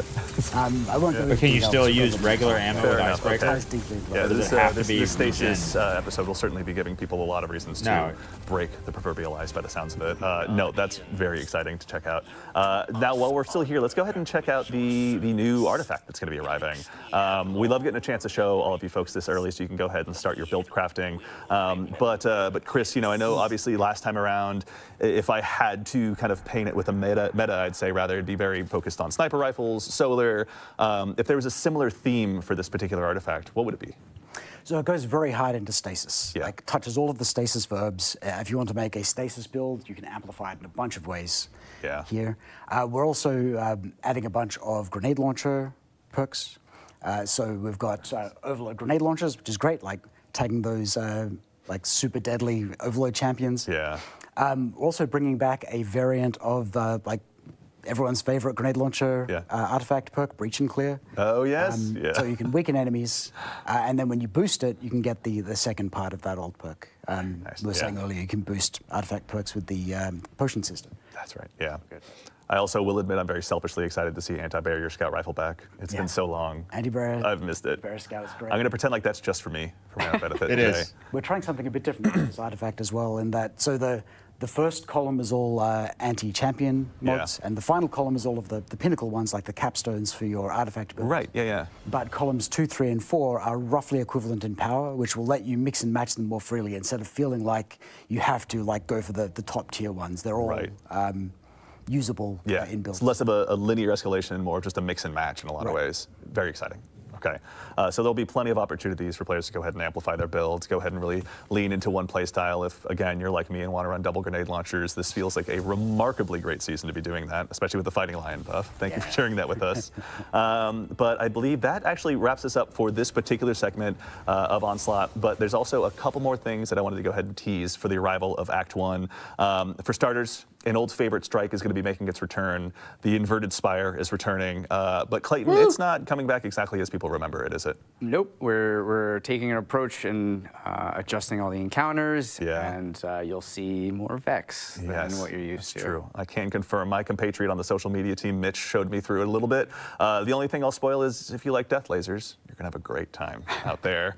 And then in addition to that, there's one more thing we wanted to add in. Arriving with Act 2, mind you, of Revenant, and I'm going to read this to make sure I get it right, inspired from a fan favorite activity from Destiny's past. We're going to go ahead and bring back an activity, but we're not going to tell you anything outside of that. So chat, speculate, let us know what you think. Go ahead and shout us out on Twitter or wherever it is you like to hang out online. SRL. But, with that, I think we're go ahead and ready to get SRL confirmed for the next segment. But in the meantime, gentlemen, thank you so much for taking the time to join us and share a little bit of what's arriving with Revenant. We appreciate your time so much today. Yeah, thanks for having us. It's been a pleasure. Thank you for having us. It takes a lot to make me look good, so thank you guys for stepping up here and helping out. I appreciate it. Now, as we transition into our next stage, we've got what we've called in my notes the cool stuff segment, and I think it lives up to that. So we'll go ahead and show you a little bit more of what's to be arriving with Revenant, including what you're seeing here on your screen right now. This is the second earnable skimmer that's going to be arriving in Destiny 2. The aptly named, we'll wait for it to highlight, the Zerfboard. I'm so glad that was the name that stuck. As you can see, it features some very unique Nine-style styling, inspired by Xur himself. Both top and bottom are very arted up. The top's obviously a little bit more visible here, but if you do a sweet front flip or back flip, if you're capable of it, you can go ahead and see all sides of it. Notably, this is going to be earnable. So if you go ahead and start saving up those strange coins now, it's going to cost you 97 of them. So if you're like me and spend your weekends spending all those extra strange coins at Xur to go ahead and get more rolls on your exotic class item, maybe save up for a week or two. Also, because I work here, I've started saving up already, spoiler alert. But the Zerfboard will be available with the arrival of Revenant. So make sure and go ahead and grab the first earnable skimmer since the Guardian Games. In addition to that, we obviously have mentioned very recently that we're going to be having a new dungeon arriving with Revenant, and as a part of this, we're going to be doing a dungeon race in cooperation with our friends over at Twitch Rivals. We've put the sign-up link out there. It's available on our social media channels or on Twid, or if you prefer your URL's phonetic, it's bung.ie/Twitch Rivals. You can go ahead and head out there, sign up with your fire team, and make sure that you're ready to go ahead and take on this new challenge, which will again also provide some additional chances for Bungie rewards. You can see here on screen, we've got a look at the hoodie that will be earnable along with the bracelet. But perhaps what's most interesting about the hoodie is that as a part of the dungeon race, if you're one of the top 3 teams to go ahead and cross that proverbial finish line, then we'll be able to ship out a special embroidered version with your gamer tag on it as well. So make sure and go ahead and dive on in and prepare to try and cross that finish line first. And now we're also going to take one quick look. Festival of the Lost is going to be arriving with Act 1 of Revenant as well, and if you all remember, you took a chance to vote on some armor sets for yourselves. So Hunters up first. You can see here we've got the Evil Wizard set. I myself am very looking forward to adding this to my collection. The Evil Gothic set is just going to only dial up more and more. Up next, our Friendly Neighborhood Warlocks. You've got this to look forward to, including what I think we affectionately refer to as probably the coolest pants we've all ever seen over here at Bungie. And breaking out from the crowd, the Good Wizards this time around. Titans, you went ahead and voted for it this way. You're going to have the chance to go ahead and add this into your arsenal as well. So make sure that you're prepared to go ahead and dive on into Festival of the Lost and grab this stuff once it's available. About to sing me a song. So maybe I'm just projecting. But either way, make sure and get ready to go ahead and update your fashion where you can. But now we get to move on to our second segment of the show, where we're going to go ahead and talk a little bit more about what's further on down the road. So we've talked about what's just around the corner. Let's look forward to Frontiers. And here to help me discuss those topics today, that topic today as well, rather, are these two fine individuals to my left, which you've met at some point or another. But again, we'll make sure and introduce them to everyone out there in the crowd. We'll start with you first, Allison. Okay. Allison, how's it going? It's going so good. I'm bright-eyed and bushy-tailed. We're up so early. I'm doing well, thank you so much. Good. Allison, obviously narrative director here on Destiny at Bungie. Can you tell anyone who may not have seen you in a Vidoc or one of our past streams a little bit more about yourself and what you do? Sure. So I'm the narrative director for D2. It is me and my team's job to tell stories. It's our job to take care of our characters, of our arcs. We make you laugh. We make you cry. We make you have feelings that you normally don't have to have in your usual day-to-day life. I was raised not to feel feelings, so it's a very upsetting experience when I do. Feelings are distressing. Oh, no. I understand. We also get to plan future things, planning ahead for the arcs to come. Yes. And the saga to come. About. I know, the whole new saga. We'll have a little bit to dive into as well today. I know, I'm so excited. And then also sitting next to her, Robbie Stevens, assistant game director here at Bungie, a man that I've not had a chance to interview since back in my Mixer days. But if you've tuned into these Bungie streams in the past, you've seen him as well.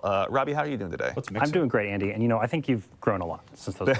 Thank you. It's been so long, right? Yeah. My badge changed and everything.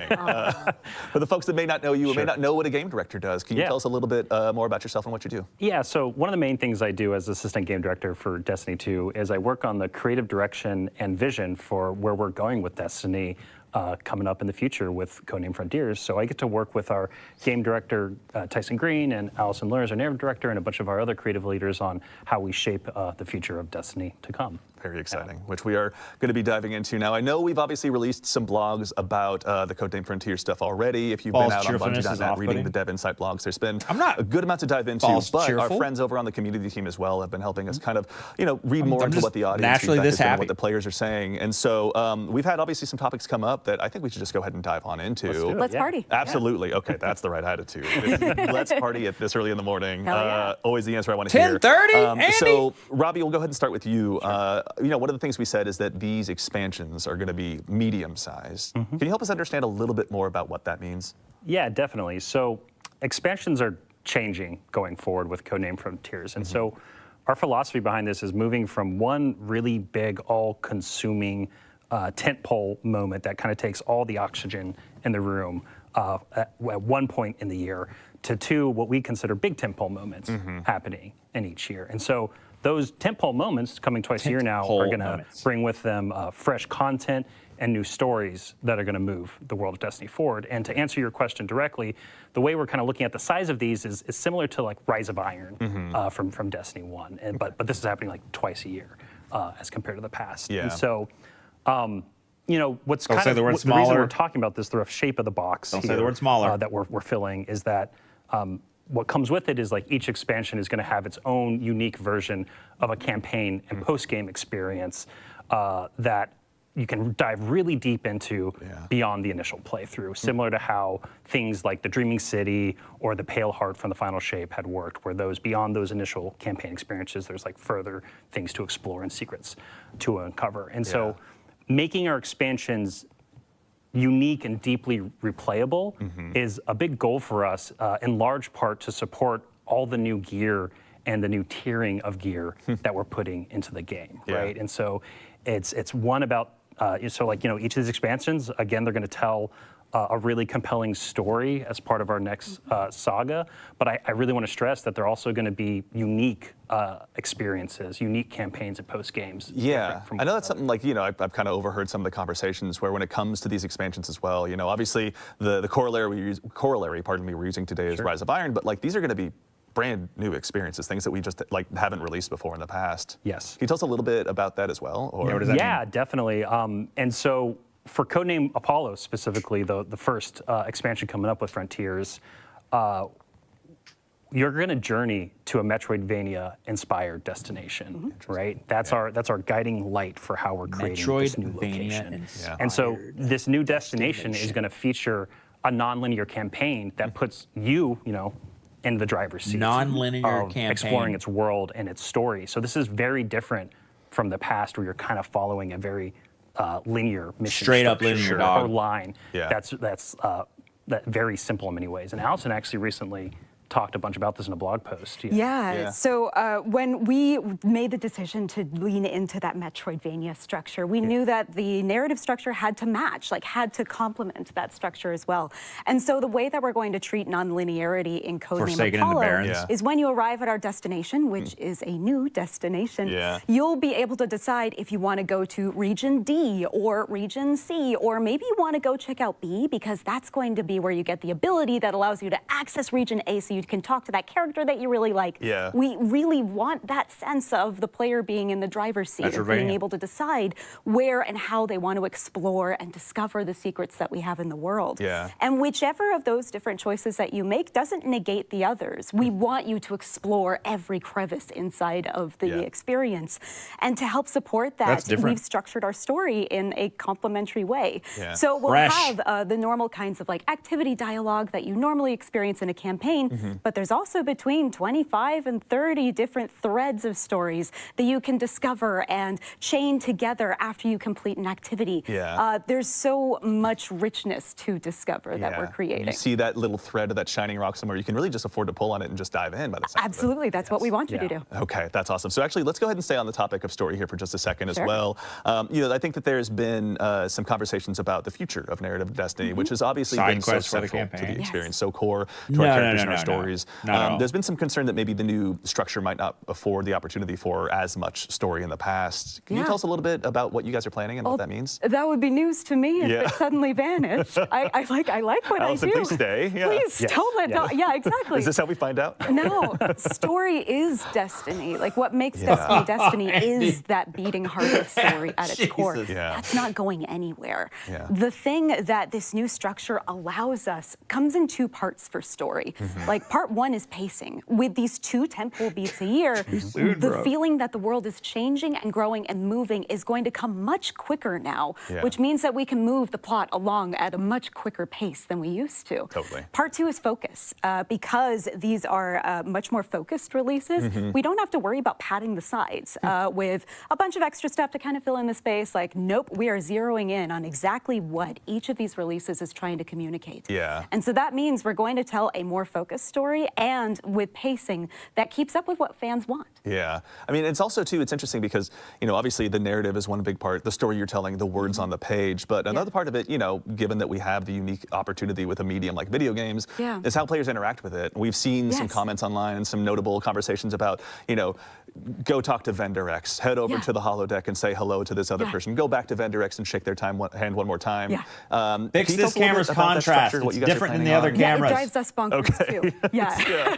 No, we believe that everything should be questioned, right? Like we should be questioning that structure, and we should be reinvestigating it. And starting with Revenant, and especially when we get to Apollo, we're going to be deliberately shaking it up. By the time we get to Apollo, that loop, that pattern is more or less gone.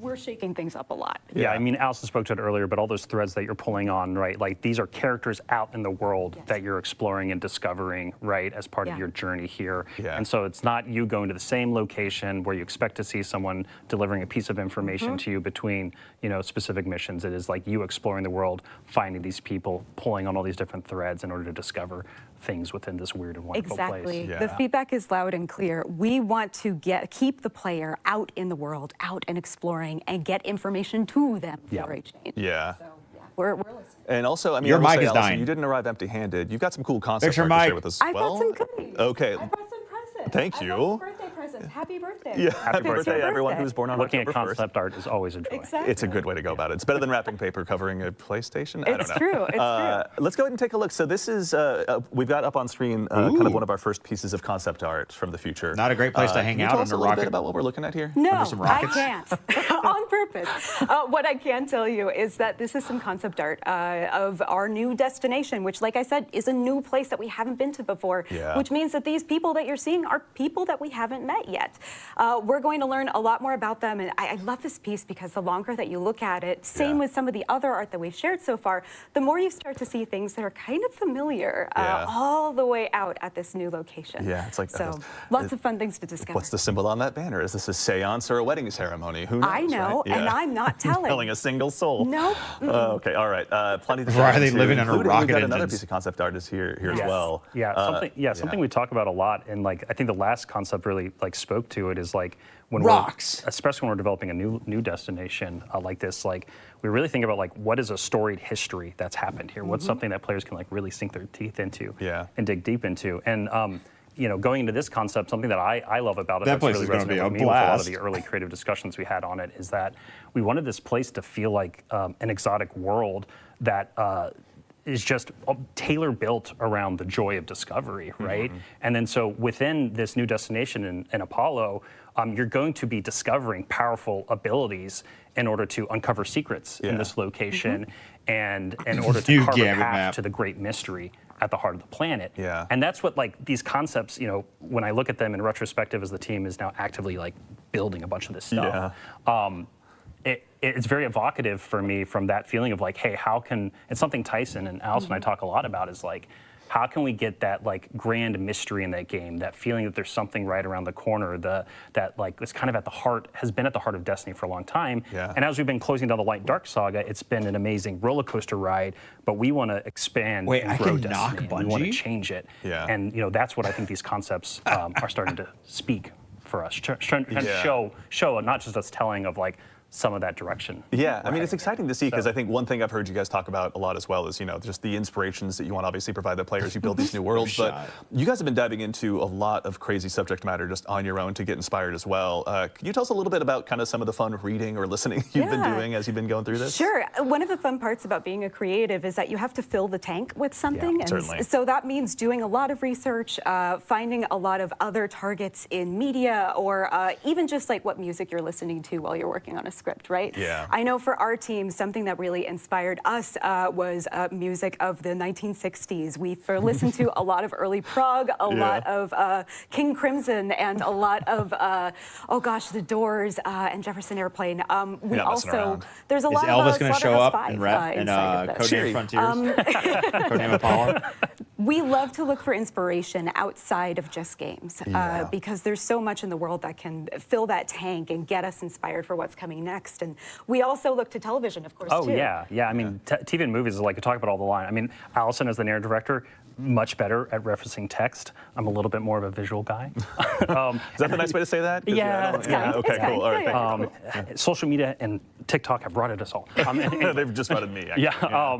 But yeah, like when we talk about like all this inspirational media, like one of the things, Destiny also being a sci-fi game that we talked a bunch about was for Apollo was Scavenger's Reign. That's something that Allison, remember in early concepting we were talking about, and we're like, oh wow, that media, that TV show is so great because like it's familiar in some ways, but as you get closer and you really look at their world, it's really strange and different and weird and mysterious. And it really kind of just builds this halo of allure around it that is something that really spoke the to first us half was. when we're This thinking is about like, about how can we introduce something new to the game at the top insight. of How do devs All right, think? so How there's do they obviously a work? lot How of do they process? inspirations. How do We they had a chance to create? look at some concept art, but Allison, I got to Not put you here on the to spot just spoil one last everything. time. Are there any other teasers Especially when things for us or aren't anything you can give us before we locked move on down to the yet. next I got subject? a weird one. Okay, even better. Okay.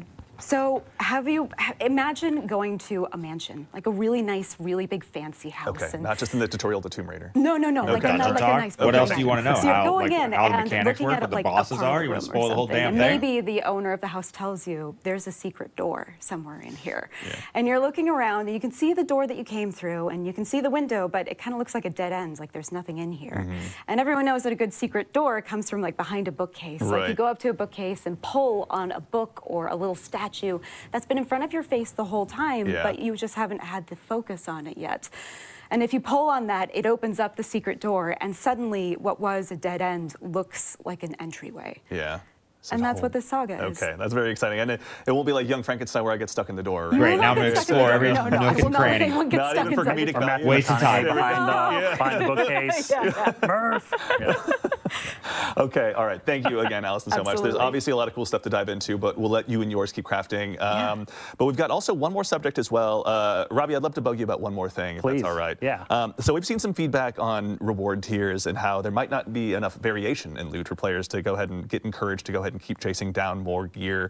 Can you tell us a little bit more about what you're all building right now and kind of what that means to you? Yes. Yeah, so this is like very valid feedback, just acknowledging that in the first place, because, you know, the first thing we announced was just like, hey, there's some new tiers, right? And then obviously, yeah, you're going to look at that and go like, well, I have a bunch of amazing armor and weapons now, so like, why does this matter in the future? And so totally, yeah, that feedback makes a lot of sense to us. And so what's really top of mind and has been for us for a little while now is how we can make not only chasing gear within individual tiers interesting and the whole system interesting, but also how we can make those higher tiers of gear compelling to chase, right? To have that mountain to climb.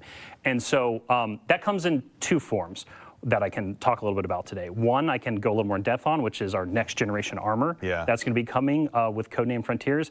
And then we have some really early thinking for weapons. Okay. And so for armor, yeah, let's start there. Yeah. Is that okay, Andy? That's perfect. Yeah, If you wouldn't mind, Robbie. Yeah, I would be happy to. So yeah, let me lean in here to focus a little bit. So for next generation armor, getting we rid of really want all to make armor armor. valuable again. We want to make it easier to understand, and we really want it to have create new build crafting identities. That's something that's like really close to home for us right now, because we've had a similar system for quite a while now. And so part of making it valuable, easy to understand, new identities is going to, one of the big pieces is going to be a large stat rework to the armor pieces themselves. And so there's going to be fewer stats on each individual piece of armor. So it makes it way easier to quickly compare Like pieces D1. of gear and be like, oh, this one's better than that one. I'm building into a specific, discipline, strength, whatever, and you can better understand that. That also means that there's going to be fewer like things we call dump stats. Like you looking at a piece of gear and going like, oh man, it only gives me +5 resilience. I don't really want that. Trash it. Yeah, exactly. And like there's still going to be cases where it's like, oh, it has a lot of resilience, but that's not what I'm building into. But it's just going to be way easier to just glance at stuff. Very cool. And figure it out. But beyond that, right, like how can we answer that question of how can next-gen armor have this new build crafting identity? It also, we want to bring new things to the table, right? And so part of the stat rework, we're going to go beyond 100, Andy. We go beyond Beyond sometimes. 100? Yeah. We've gone beyond light. That's right. No. Yep. Do you want me to Beyond talk dark. over them the whole time so you With can't hear prismatic. what That I'm just saying? makes sense. I can do that. Now if we're you going to go want. beyond You just talk 100. the whole time so Who you can't knew? hear Like, fucking who knew? anything. That's where we go. You just It was just talk a hidden bunch in of the lore noise. book I can- somewhere, I'm I can sure, talk right, the whole time. Allison? That's Yeah, what we do. sure. Right? Okay. Thank you. No, we'll let No one double check that. Yeah, but beyond one. don't check our homework. Yeah. So when we go, so what I mean by going beyond 100. So let's talk about strength, for instance. And so this is some early thinking from the team. So in the 1 to 100 range, it would still reduce your melee cooldown like it does today. It would still have that, so that would still be really easy to understand. But then he's got something from on his that mustache that 100 came out and of his 1 to nose. 200 range, beyond 100, every point into strength When at he that laughed. point would then give you a chance in order to activate a second Somebody tell melee when power melee becomes charged. So basically, you get double melee. You get to double throw your shields or double throw your It's knives. happened to or me before. Throw whatever It warlock, sucks. space magic stuff they throw Yeah, is. no. I don't play warlocks. I'm a hunter. I get it. Yeah. I can't jump. Sorry. Withering blades. Yeah. That's it. Yeah. But really, like the key thing to there, right, is like that starts to create an identity for what you want to build craft into. That's very different than just like, oh, hey, yeah, I'm building in melee, lower cooldown. That's cool. But now you can start build crafting into like, okay, I'm going to regularly, especially at the higher end, start to get double melee charges, right? And so the other thing we're considering right now is also renaming that stat from strength to melee, so that it's just very specific when you look at the gear and kind of like know what it's cut right to that chase, right? Yeah. Another big thing that's coming with next generation armor to the game is set bonuses. And so this is something, I know, right? Yes. Yeah, like, Diablo 2. So, we've done like some small versions of it in the past. Yeah, They've been like individual lean releases, into but it. we're looking at this as like a holistic new system that's coming with pretty much every piece of new legendary armor set that Every we piece of new create, legendary armor starting set. with Frontiers. Okay. And so these set bonuses are going to come in the form of wearing 2 or 4 pieces of a 5-piece set. So that gives you flexibility in order to wear an exotic at any point. And then also allows you to mix and match different sets. So you can actually start looking at like gear and go like, oh, I have tier 1, tier 2 of one set, tier 3 of other, and I actually want to like mix match them together for different combinatorics, for different build crafting identities.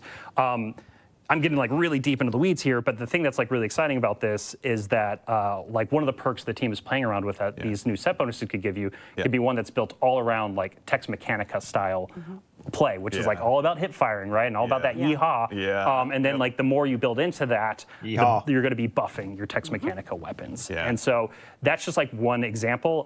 But yeah, it's the whole space is just going to like really expand and just become a lot easier to manage in your head and also build complexity into. And so I'm super stoked for it. No, you guys obviously have been doing a lot of great stuff. So we've touched on armor here briefly. All that sounds awesome, but can you tell us a little bit more about weapons and kind of, how they're going to evolve as well? Yeah, so we're a little earlier on weapons right now. We wanted to talk about next gen armor because we have a lot of juicy, good plans coming together right now. But for weapons, the thing I can say is that like in the game today, we have higher tiers of weapons to chase, like adepts and raid weapons, right? And so those things with them come with exclusive perks that basically, cut above the noise of other weapons you might be earning in any individual release. And so we know from the tiering perspective of weapons themselves that like, hey, we already have this kind of touchstone for us that we see that works pretty well. And it's like, so it's really like, how can we meet or clear that bar, right? Like how can we create those exclusive chases at the top of that aspirational mountain for players to climb? So, so actually, additionally too, we've heard some concerns that, obviously we're going to maybe be over-indexing on just bringing back reprised weapons. And Guardians will just be out there chasing down something and re-earning something that's just sitting in the vault anyway. Can you tell us a little bit more about like kind of the weapon chase and what you guys are planning on doing with each subsequent release? Is it trash now? So just to like make sure to clear the air here a little bit, right? Like every expansion, every season, every raid, every dungeon, there's going to be new weapons, right? We're not slowing down there in terms of like making a lot of compelling new weapon content. Cool. Okay. But the thing about reprisals and revisions that I think is true for a lot of Destiny players is like you have that favorite gun, right? You have that gun that you loved at one point in time, and over time it's just not as useful in the contemporary tuning, activity, sandbox, whatever, right? Like just something about it isn't as good over the years. And so like we did with the Brave Arsenal and Into the Light, like that's our touchstone for like, hey, how can we go in and update, fan favorite weapons, bring them back, breathe some new life into them, and make them interesting to use again. And I also think what's great about that is that people who never got to use their Recluse or Better Devils or something that we haven't reprised just yet, right? Is like, oh, that's their first time experience with it, and they've heard how cool it is. To all the Guardians who are going to dive into Revenant and get to try Chroma Rush for the first time. Oh, yeah. Trying that gun for the first time. It's so good. I'm glad it's coming back. It's great. Okay, that all sounds awesome. So everything that Robbie just spoke to, there's going to be a next-gen article, a next-gen armor article going up on Bungie.net after the stream wraps up. But Robbie, is there anything else you want to say? Yeah, so something that I should probably touch on is like we're talking a lot about like all this cool gear and like, but like there's a question here, right? That immediately becomes posed of like why does it matter, right? Like why do I care about it? And so we've talked a little bit, right, about the fact that there's going to be customizable difficulty coming in Destiny. More difficult content, Frontiers, and then also changes to modifiers and things like that with like the more difficult content announced in the recent blog post. Yeah. And so to making expansions deeply replayable, kind of like I was talking about earlier in our section, and then the customizable difficulty, and then the new modifier systems. Like these are all things that are being built into a structure so that you're going to need to chase that high tier gear. You're going to need to craft that complex set bonus, perfect combination of Tex Mechanica gear in order to take on some of the hardest challenges More inside difficult of the content. game. And so this isn't just about changing gear. This is also figuring out how we can bring new and interesting challenge to Destiny and how we can really like breathe life into the challenge of the game. So exciting. Awesome. Yeah. Should be fun. Yeah. All right. Well, plenty more information on that to arrive on the blog that's going to be arriving on Bungie.net shortly after Super this. Grandmaster PoE. I don't think I'm going to be able to top what Robbie just said. So we'll go ahead and get ready to go ahead and close out the stream here today by first thanking all of you fine folks at home for joining us today. Aw, thanks, we love Andy. getting a chance to put these streams on and hang out with all of you in the community, and it doesn't mean anything unless you show up. So thank you for taking the time to join us today. As a reminder as well, there's a Twitch shop going on right now. That's a heads up. You can probably see it pinned in chat, but just to remind everyone at home that if you've earned the Twitch drop, I should say, rather, it will be arriving on your Guardian when Revenant launches on October 8th. So if you don't get it today, worry not. That's by design. It'll be arriving on October 8th, and you'll get to put your shiny new emblem on. And of course, a huge thanks to our guests here, Robbie and Allison. Thank you so much for joining us today. Thank you, Andy. Absolutely. And then the folks from our first segment as well, Chris, Clayton, and Jerome as well, Incredible. Thank you so much for taking them to join us. And of course, we'd be remiss if we didn't mention the amazing folks doing the actual heavy lifting behind the scenes, Peyton, Ashley, and Justin. Thank you so much. Of course, Ashley, one of the folks that helped design a lot of the stuff we looked at today. So thank you all for taking the time to joining us from the throne world, as we call it here, back here in the studio. But yeah, a quick recap. We talked today a little bit about what's to arrive with Act 1 of Revenant, arriving just next week. Don't spoil it. Next reset. It'll be arriving on October 8th. Make sure to go ahead and sign up for the Twitch Rivals Dungeon Race. It'll be shipping out on October 11th. And remember, if you're one of those top 3 teams to go ahead and make your way through, then you'll be able to get the cool. What if you're a top 3 team but you don't as stream? well, but there's going to be more information about that arriving on our socials. And then I think that's about it. I think I've concluded my notes here on my laptop. So again, thank you all for taking the time to join us. Make sure and follow us at Codename Destiny's Apollo, the Game across the board on whatever social channel you like. Make sure to check out our Discord as well. We're making some updates out there in terms of the announcement channels. And keep an eye out for the TWID for all this great information. And lastly, but very not least, make sure and head out to Bungie.net after this stream concludes. Read that Next Gen Armor article. We're giving you guys lots of information. Is it fair? No, but we like you, so we're going to keep doing it anyway. So in the meantime, take care of yourselves. Take care of each other, and we'll see you all Starside. Trailer? No trailer. Also, 0 mentions of the word Gambit. Congratulations, non-believers. Who would have thought?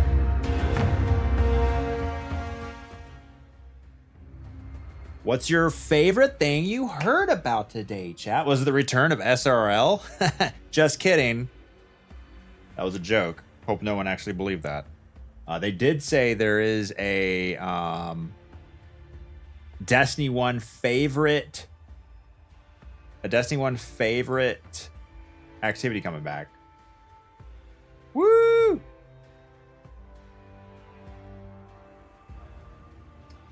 Prison of Elders. Surely.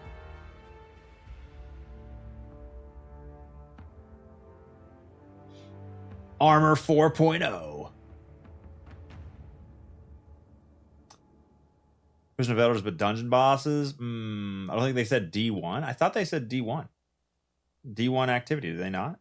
I thought that's what Andy said. Maybe not.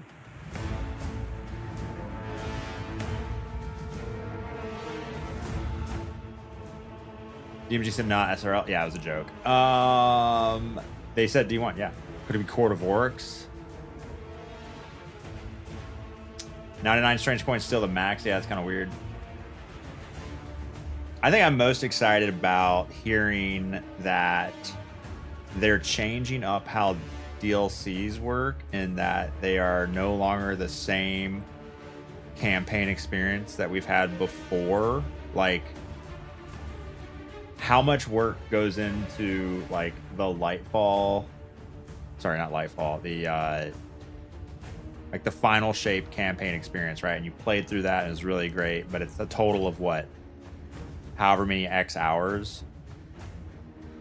And how did Robbie say it? It like they're looking to focus on making it more replayable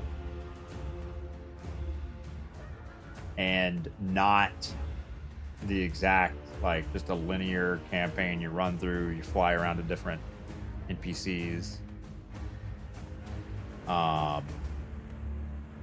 Metroidvania, so you're exploring this new world.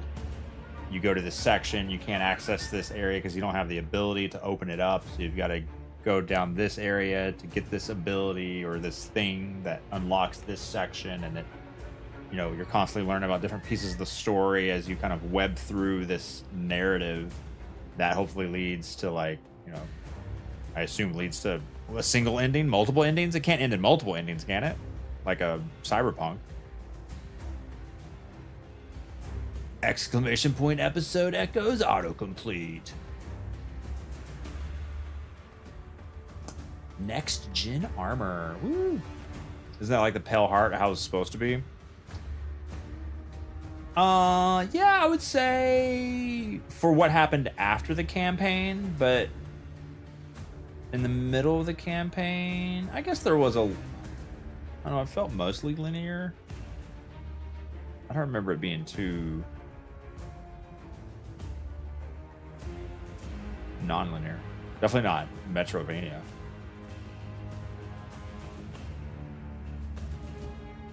Ryan, thanks for 41 months primers. Sorry, I have alerts off right now. Next gen armor, TLDR. Armor will be more active. Interesting part of build crafting. Stats will be reworked, more impactful, less confusing, less constraining. Set bonuses will be introduced to give armor sets more unique identities and build crafting elements. Set bonuses! Problem. Years since Shadow keeps armor 2.0. It's really relatively static. Part of the reward story. Yeah, I don't really care about armor anymore. Just trying to make the bar go up. It's never been very interesting. Let's see. First major change. Stats effects will no longer be tiered.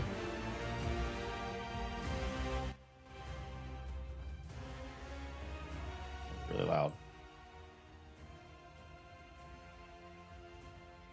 Every 10 points. Every point in a stat will provide a benefit. Woo! This change is intended to reduce the lock-in effect that happens when a fine-tuned combination of stats makes it impossible to switch out. True. Stat effects will be capped at 200 with the range from 101 to 200, providing an additional powerful effect building on the base effect. This change is intended to support deeper investment in a smaller number of stats and spikier stat distributions. Cool. Your dump stats. That's cool. In addition to changes above, distribution of stats on armor will also be changing. Legendary armor will have a stat archetype in terms of primary and secondary stat types, with third stat being a free roll. Values of these stats should be overall spikier, leading to fewer points in dump stats. Class slot, hunter cloaks. Cloaks, bonds, marks will have full stat distributions on par with other slots. Feels a little bit like D1. But a little different. Maybe just improved overall. Reiterated upon.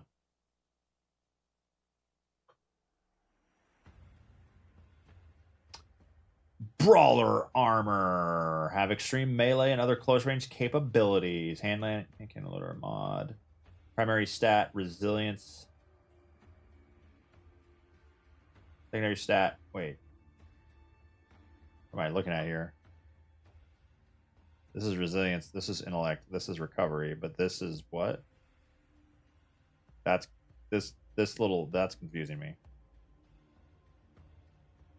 Smaller number of unique stats in any piece of armor. Larger contributions to these stats. Your stat point providing a benefit. These changes ultimately make every piece of armor more interesting and easier to evaluate.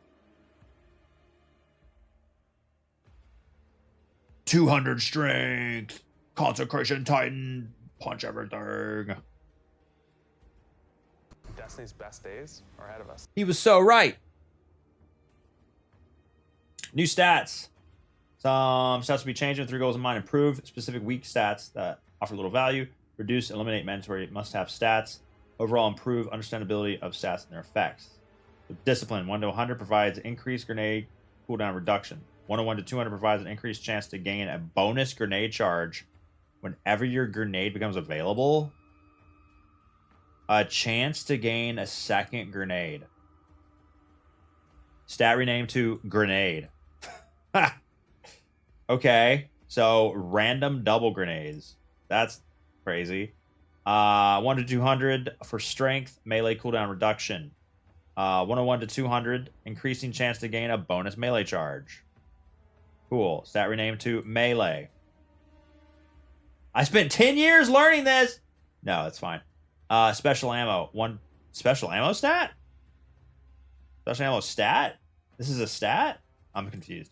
1 to 100 increases the rate at which special ammo bricks drop from final blows.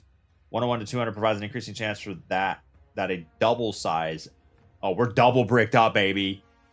I'm running 200 special ammo. I'm double bricked up on a Tuesday. Set bonus. Okay, so that's a wait. Is that even up here? I do not. Okay, first of all, this says discipline. This says strength. It does not say melee, and it does not say grenade. The tertiary. I don't see the word special ammo as a stat. But okay, we know, work in progress, whatever. Set bonuses. Second major change. Set bonuses. Origin trait for armor. Yeah. Origin. Has there been origin traits that get more powerful with more of the items in that? I know there's been artifact mods that get buffed. Yeah, I guess there are some origin traits that buff more from having more of the same type of gear, like the Dreamin' City ones, the Dreamin' City weapons, the whatever they did. More damage to something or something. I can't remember. Did armor just get power creep? Well, yeah. I mean, in order to, provide something new to chase, they got to give us something better than turn the game up for it to be harder. And then all of our old shit's too weak. We delete it. Now we chase this new stuff. It's, power creep. It's how you make the game continue to be interesting. Otherwise, we get bored like we are now because we have everything we need. Set bonuses or perks granted when you equip 2 or 4 pieces of armor. Oh, they stole this from Wukong. This allows you to either commit to 2 bonuses from each of the same set or find combinations that fit your unique needs. We're keeping both approaches in mind. Note that there's no bonus at 5 pieces because most builds include exotic. True. As you'll see, perks will consist of stream over, but it's a level 6 hype train. Consist of existing mods or newly designed. We've included a few examples below. Theme. Text Mechanica. While shooting from the hip, you have increased movement speed and weapon handling. Effect increases when you score hits. 4 pieces. Text Mechanic weapons have increased range and accuracy. Those are definitely better. Non-stop aggression. Final blows with 2 pieces. Freshly reloaded weapons heal you. 4 pieces. Damage to target with shotgun fusion increases the damage it takes from those weapons for a short time. Debuff from using... Oh, you debuff a target by using 4 pieces of that legendary gear. Nice. Demolitions Expert. 2 pieces. Direct hits with explosives increase their reload speed. 4 pieces. Repeated direct hits with explosive weapons increase grenade ability damage. Nice. Vanguard Operative. Activating your grenade gives you and nearby allies damage resistance against combatants. Cool. 4 pieces. Defeating champs with finisher generates special for you and your team. Okay. Could be interesting. Okay. As long as there are activities in the game where I feel like I need to build into this, because otherwise I suck. I lack the skill to complete it, so my builds have to be better. Our teamwork or synergy or whatever buzzword has to be better. We have to use this to get it done.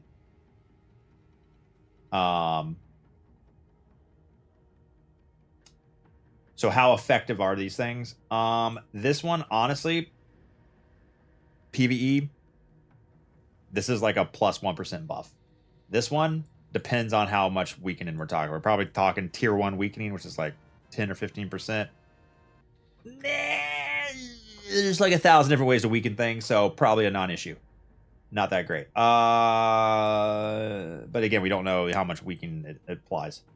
Increase grenade ability damage. How much does it increase it by? Depends for how strong it is. Hopefully it's juicy to make me want to chase it, to want to, build into this. Otherwise, I'll ignore it and use my old shit. Defeating chance to finish your grenade, special ammo for your fire team. Special ammo. Right. So, tons of way to generate special already. Are you ever really running out of special? Kind of. Did you miss the Bungie stream? You did. What happens to my old armor? It'll be changed as little as possible, but it's going to suck because the new shit's better. Which is fine with me.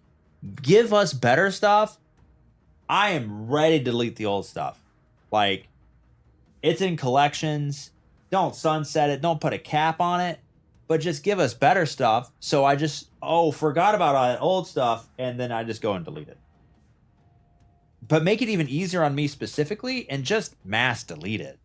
So I don't have to look at it. Because the change stat mechanics and types are global changes, old armor pieces will have their stat types changed around. Oh, this is a soft sunset. So you're going to get like 3 melee and 3 grenade. So that when you get these new armor drops, they're going to have like triple the stat values. And you're like, oh, that's a juicer. This thing's trash.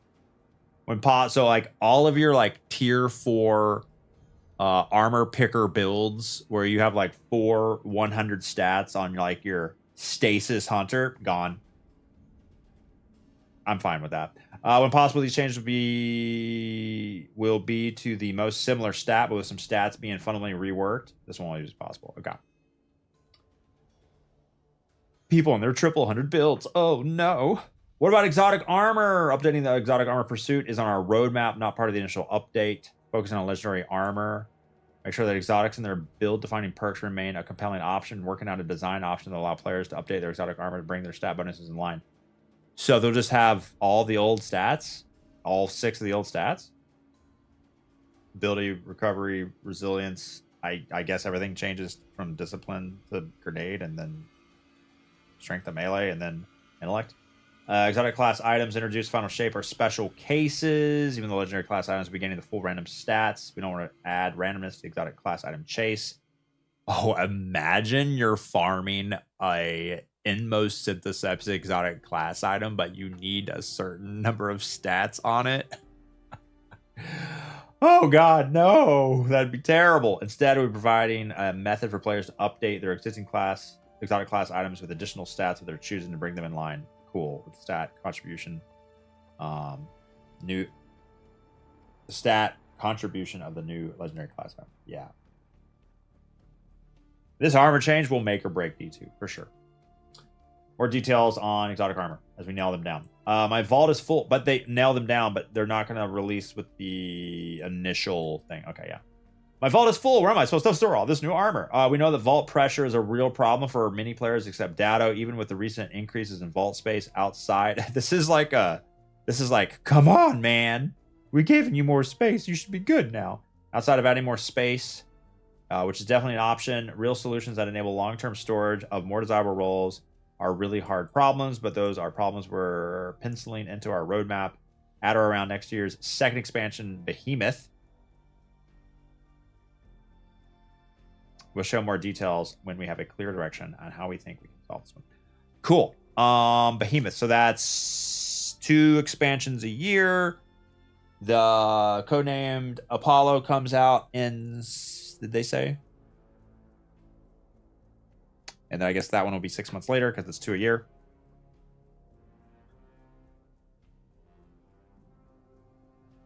Check my previous mentions for direct quote, no mention of D1. Oh, man. And inspired from a fan favorite activity from Destiny's past. You say Destiny's past, people are going to think D1. D2, that's Destiny's present. That's Destiny's future. D1, that's the past. We're currently playing D2. When does Datto's video drop so you can choose my opinion? $200 a year on Destiny expansions. Ooh, yeah. What are the price point be for these 2 DLCs a year? I guess we'll have to see. But that is the Developer Insight Next Gen Armor.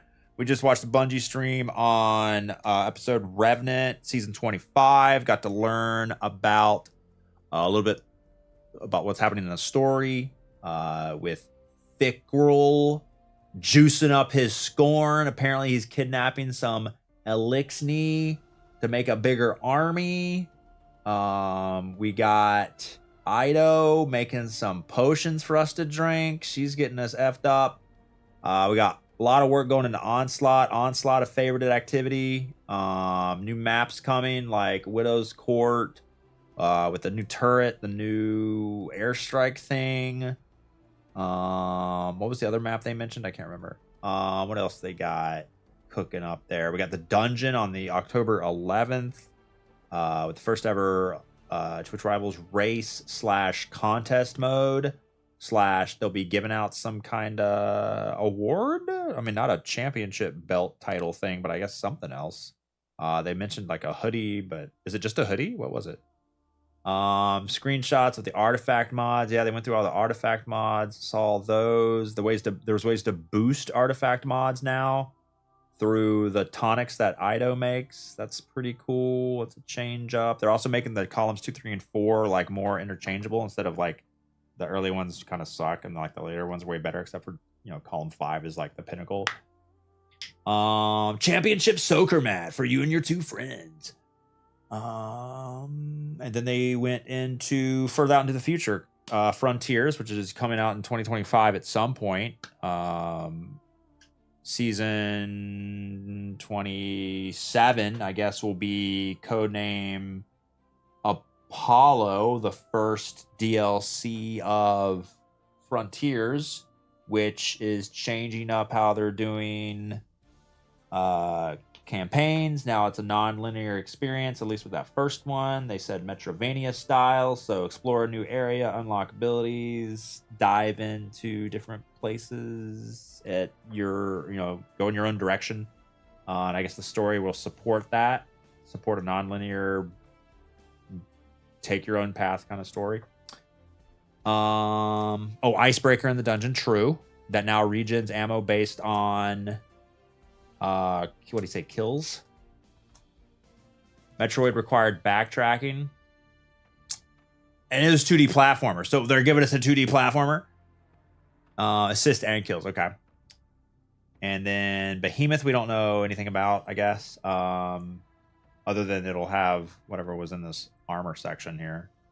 How to deal with all of our old armor.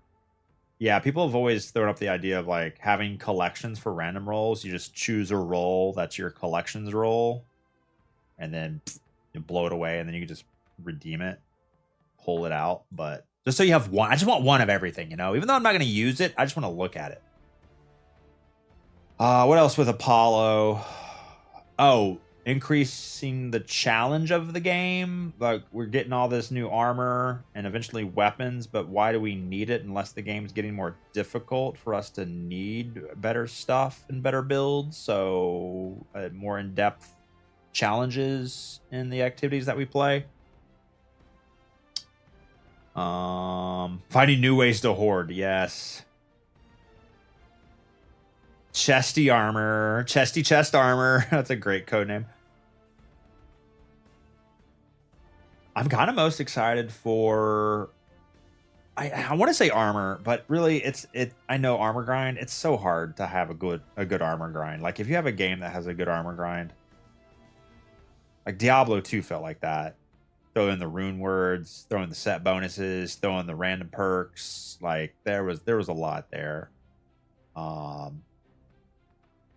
But in that, it was about efficiency. How good could you make your build so you can run things faster, so you can get more stuff faster. And in Destiny, it doesn't really lean into that as much because it's more skill based. Like it's based on how just like your build matters, but how good you are matters more. Probably most excited for how they're changing up the campaign experience, because I really feel like they spend so much time on developing a campaign that we as like in-game players barely spend any time on, and so all these resources and all this time goes into this one-time playthrough of a story that I have like 1% of my playtime in. If more of that time could be spent, if more of those resources could be spent on something that is in the end game, so a replayable campaign that ties into increasing challenges and more in-game loot and, you know, leveling up, probably not the power grind, but you know, something equatable to just feeling more powerful from using the very resource expensive campaign experience, then that'd be sick. Because right now you blow through Final Shape and you haven't touched it.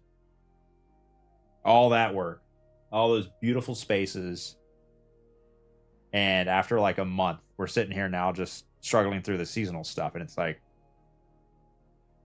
you don't even touch it anymore. D1 is back. Get that int dis strength. Int dis strength. D1's back. But how many total stats were there in D1?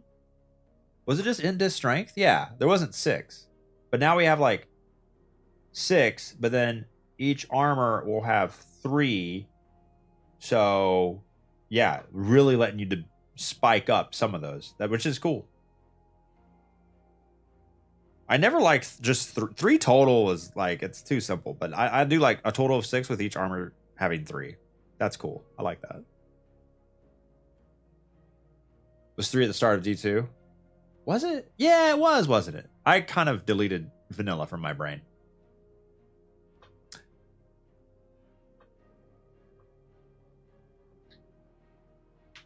Mobility now makes no sense. Mobility right now changes your walk and strafe speed and your base jump. So when you press jump the first time, if you hold the button down, which is dumb, you'll jump higher. If you tap the button, you don't jump as high. But if you have max mobility and you hold the button down when you jump, your base jump is higher. So for like warlocks, jumping, useless. Sprinting, useless. But strafing and walking are greatly affected by mobility. But it's kind of a dumb stat. Vanilla was 7 years ago. Yeah.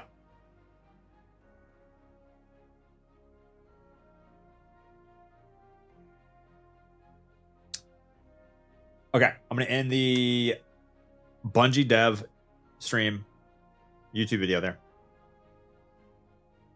And now I'm going to upload it. Woo! And then I probably need to end the stream because I have some work to do. They want to reduce the number of stats. They added special as a stat and make armor set bonuses. That's not reducing anything.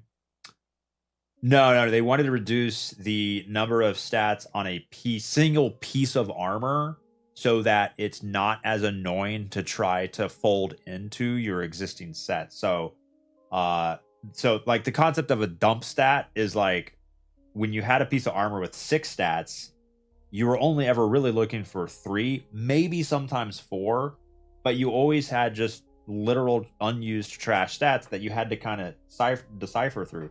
Now you'll have primary, secondary, tertiary, and you'll be able to know right away, does this work or does it not? Oh, it's much more streamlined for like just it's popping up, you're checking it, you're getting rid of it. But yeah, on the other side, on the, what's your total build looking like? Same number of stats over here, renamed a little bit, whatever.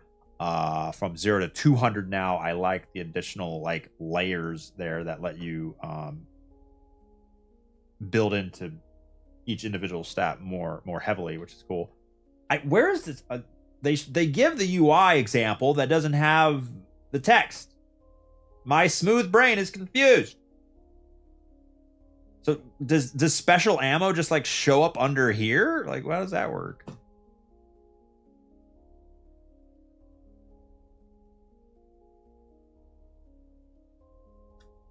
Starting late and ending extra early? Yeah, but I streamed last night and I'm working on YouTube stuff. So I'm really just working 14-hour days. Just all of them aren't live, unfortunately.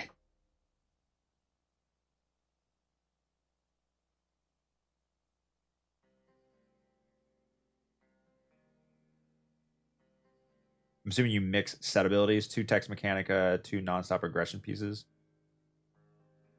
Yeah, this part. But this, I mean, how this is structured makes it look like special ammo is a brand new one of the 6 stats. Mobility, resilience, recovery, intellect, melee grenade. It's like an extra, like a 7. At least that's how it looks like.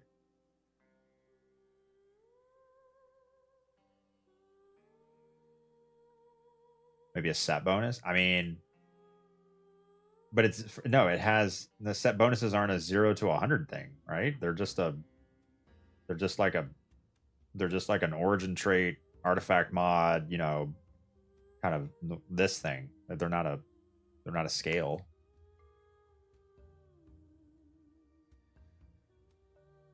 We don't have to sell out into one set bonus. We can mix and match. Yeah, there'll be a 2-piece perk and a 4-piece perk.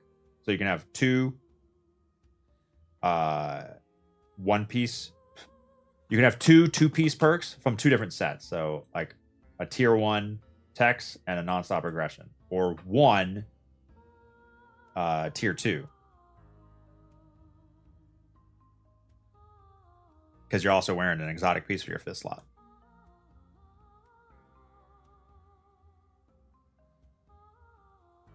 Like what we heard. I mean, I love set bonuses. I'm sad it took 10 years for Bungie to really lean into it. But I mean, we've had set bonuses before in Destiny, but they were very like non. They didn't really matter. There were things like I can't remember the specifics, but they just sucked. Like they were just like dipping your toes in the water for set bonuses. Hopefully these are juicy. We had set bonuses in this one mode. Yeah. That was the one place where set bonuses weren't a what's the word I'm looking for? Non-factor? Non-something.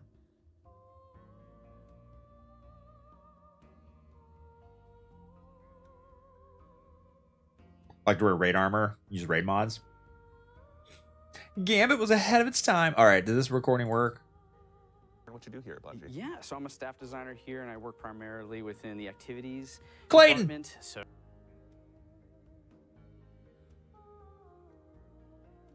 I want to see rune words. That's what I want.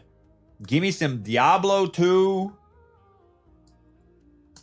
rune words up in my God. Oh my God, that just itched my brain so nice. Holy Jaith Burr, baby.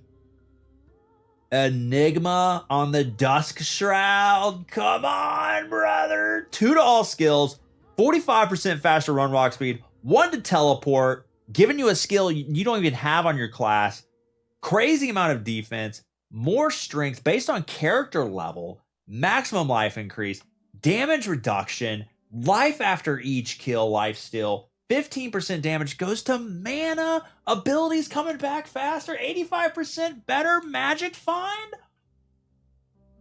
Yeah, damn. But how do you get Jaith Burr? How do you find these runes? Oh, to get the Jaw rune, you have to farm 3,000 cow levels, 47 billion ball runs. Holy God. And then you got to socket them. You got to socket a piece of armor to slide them in. I don't know if any of that's true. I'm just trying to remember, 20 years ago playing Diablo 2. I need to get Awana Pops on here. He could rattle off so much shit about all of this to make, like, imagine you just randomly found a rune, an orb of light or whatever out in, playing patrol, but it was like glowing. You pick up the orb and jaw. And then you go to your piece of armor and you just slot the jaw in there. It doesn't do nothing. And then you put the ith in there. It doesn't do nothing. But then you put the burr in there, the other rune, and your shit gets jacked like this. Yeah, give me that. Make me want to farm that. Because right now,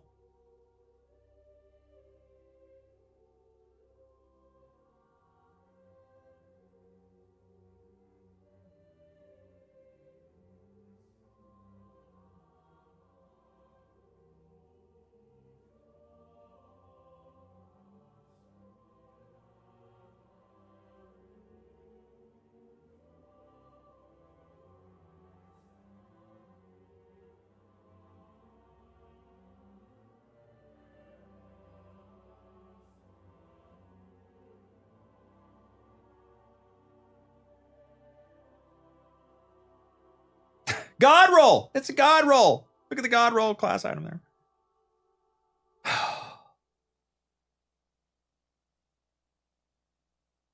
Playing D4 next week. Nah, I can really get into D4.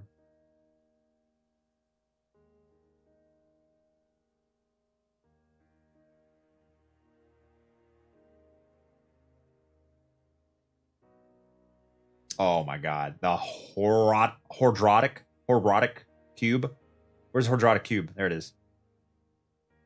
What did that do? That was like your...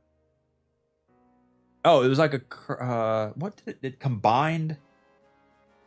You took... Oh, it like took ingredients and turned them into something like more usable, right? I forgot what you... Would you throw runes in there? Would certain runes change into other runes inside there? God, I really need an expert. I can't remember all this stuff. El Sol Dolo. Damn, that is some defense, faster cast. See, bro, dude. Man. This is what I want in Destiny. I've always wanted Diablo 2 stuff in Destiny like this. It's mostly extra inventory slots. Oh, yeah, because it takes up 4 spaces, but it had like 12 or 16 in it. Undetectable extension charm. Diablo 2 Remastered exists? Yeah. So this is cool. Making this made builds really cool and interesting, and it was fun farm. The problem is I just don't like the isometric click stuff gameplay. So it gets really old for me pretty fast. I did see shoot, can I pull it up for you? I will show you this. I think I have it. I sent it to my buddy. I think I can show you.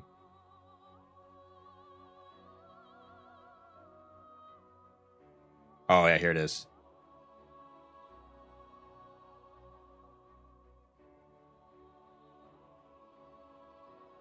Oh shit, I can't show you that. New window? How do you open it up so it... How do I go to this place without doxing my friend? Open a new tab. Like, open literally anything.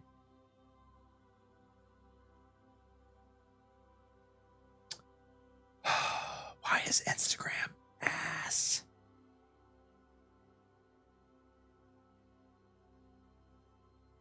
I just want to go to the original post. Why is this a chore?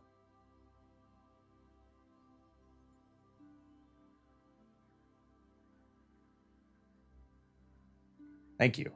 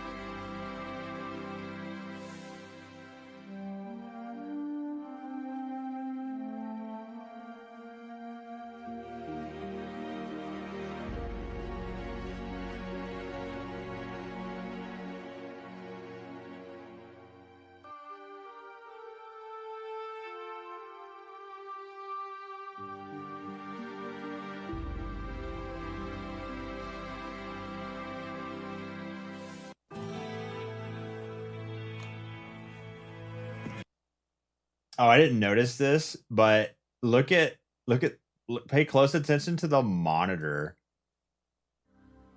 Pay close attention to the monitor as it turns on. You remember that? Dude, I had not thought about that in 15 years. when like the computer monitors used to like shake, or like you'd hit the button. What was the button called that like it would like reset the color or something? Like it would like, if you get like a magnet too close to it, like the colors were a little off and you hit the button. Degauss. Yeah, you could degauss it. Demagnetize it or something.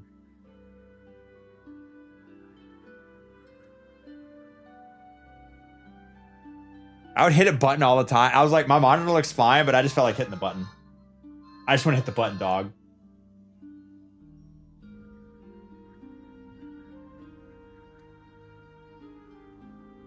Missed the entire Bungie thing. Is Destiny 2 saved?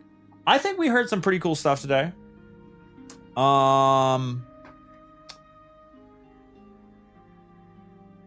think Revenant will be pretty much like Echoes and not really be anything too exciting for, like, you know, just the weekly seasonal stuff. This episode though, they're changing. There's no time gates on seasonal missions per act, right? So we can just blow through Act 1, blow through Act 2, blow through Act 3. Well, you gotta wait for 2, gotta wait for 3. Is that correct? Onslaught stuff, not really care about. I mean, it's a cool grind, but I don't have a reason to grind that stuff because all my shit's already really good. We have to change up the systems, you know, next gen armor, next gen weapons, whatever that looks like. Armor 4.0, weapons 4.0 before I get really, you know, tuned back into that. The dungeon will be really dope. After the dungeon though, that's so. I mean, for me, it's gonna be dungeon, GMs. I guess they said inverted spire. But yeah, I would say it's a mid, not mid as in, you know, medium quality, but actual middle of the year seasonal update. So usually you know, no DLC to play, not much to do. Still, those things will be super fun. Just, you know, you won't be able to play it nonstop. Vault Space is dead without armor rework and new weapons. No, the old armor weapons will be trash. You'll delete them right away. Breach and Clear back on the artifact. Yeah, I don't think. I mean, that's a fan favorite, but I don't think it's like. It's not gonna make people like lose their minds. Should be another dungeon episode 3. 2 dungeons and 2 raids a year. Was that promised for this year? I can't recall. Potions, yeah, potions for increasing your giving you bonuses to your artifacts, which is a new thing. That's pretty cool. And then I think ways to it. I think some of the potions attuned gear, or was it just, yeah, it's something like a gear attuning. It made your loot drop a specific way, I think. Chroma Rush. You use a primary still? 2 dungeons was, but not 2 raids? Okay. Yeah, I thought the cadence was dungeon raid dungeon. Did that change? Frontier sounds interesting. Yeah, looking out beyond season 25 and season 26. Looking forward to season 27. Codename Frontier / and the first of that being codenamed Apollo. I'm ready for that. I'm ready for changing up how a DLC works, for sure, and making these incredible campaign experiences actually usable in the end game. Because right now they're how do we use Final Shape currently in game? Like Pale Heart's separate from that, kind of. It's kind of in a gray area, but like, you know, we don't. Pinnacle stuff. Oh yeah, like getting a pinnacle drop from a story mission. Like, I don't even care. AFK farm class items. Well, I wouldn't say so. The things that came, I guess it's kind of. I mean, it's fair to bring up. I think there's a difference between like Final Shape post campaign activities. Those are really cool. And Robbie assistant game director did say that more of Codenamed Apollo campaign would have stuff like that, but it also seemed to I think what he said was, or intended to say was, like that entire campaign experience is more replayable, which is what he said, along with, you know, what comes after, you know, you beat the campaign. All that stuff that you did play is still more replayable, still plays into the end game. Final Shape Dungeon Key. New Pinnacle challenges await annual pass owners. Unlock 2 dungeons releasing during the year of Final Shape. Yeah, so I guess episode, what's the third one called?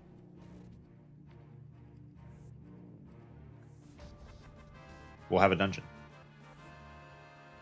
Shadow, thanks to follow. Welcome.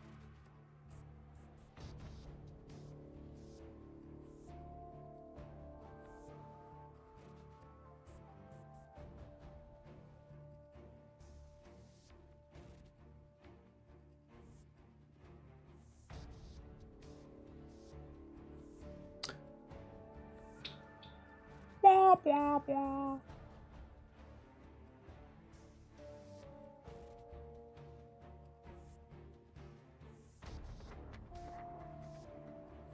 Heresy? Is that it? Maybe. Every TikTok follow gets a flex. Oh, I uploaded the TikTok today. I haven't even checked it. I think I did. Didn't I?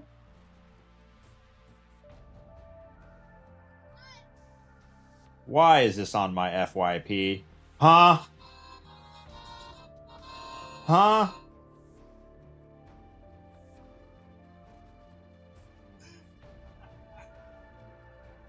All right, everyone, please tell me if you thought this was funny.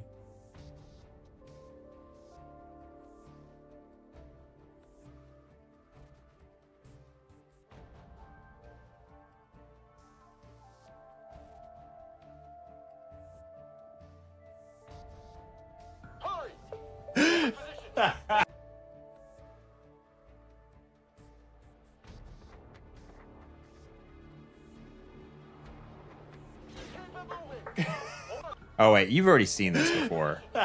That's right. I showed this a while back, but I made a short of it finally.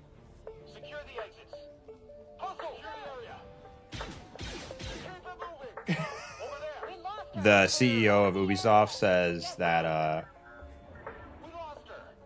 solid quality games aren't enough anymore. So I just thought I'd make a funny little TikTok. Lore accurate stormtroopers. True.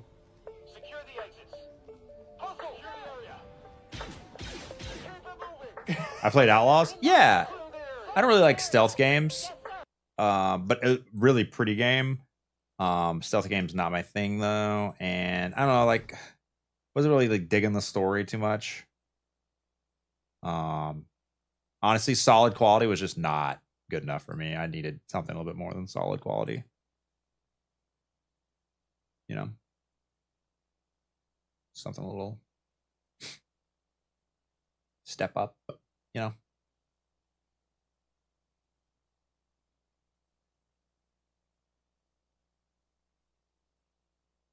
Little whoop. Oh baby, we gotta raid. We gotta raid my boy. Puns!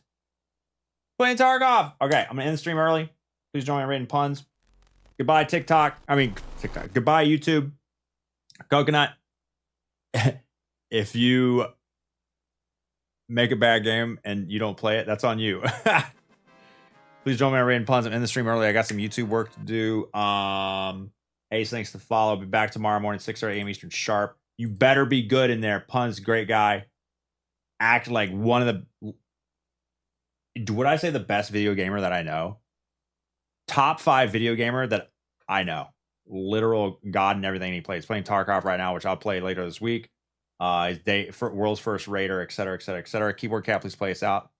Goodbye, SDs in the YouTube. Keyboard Cat, where you at?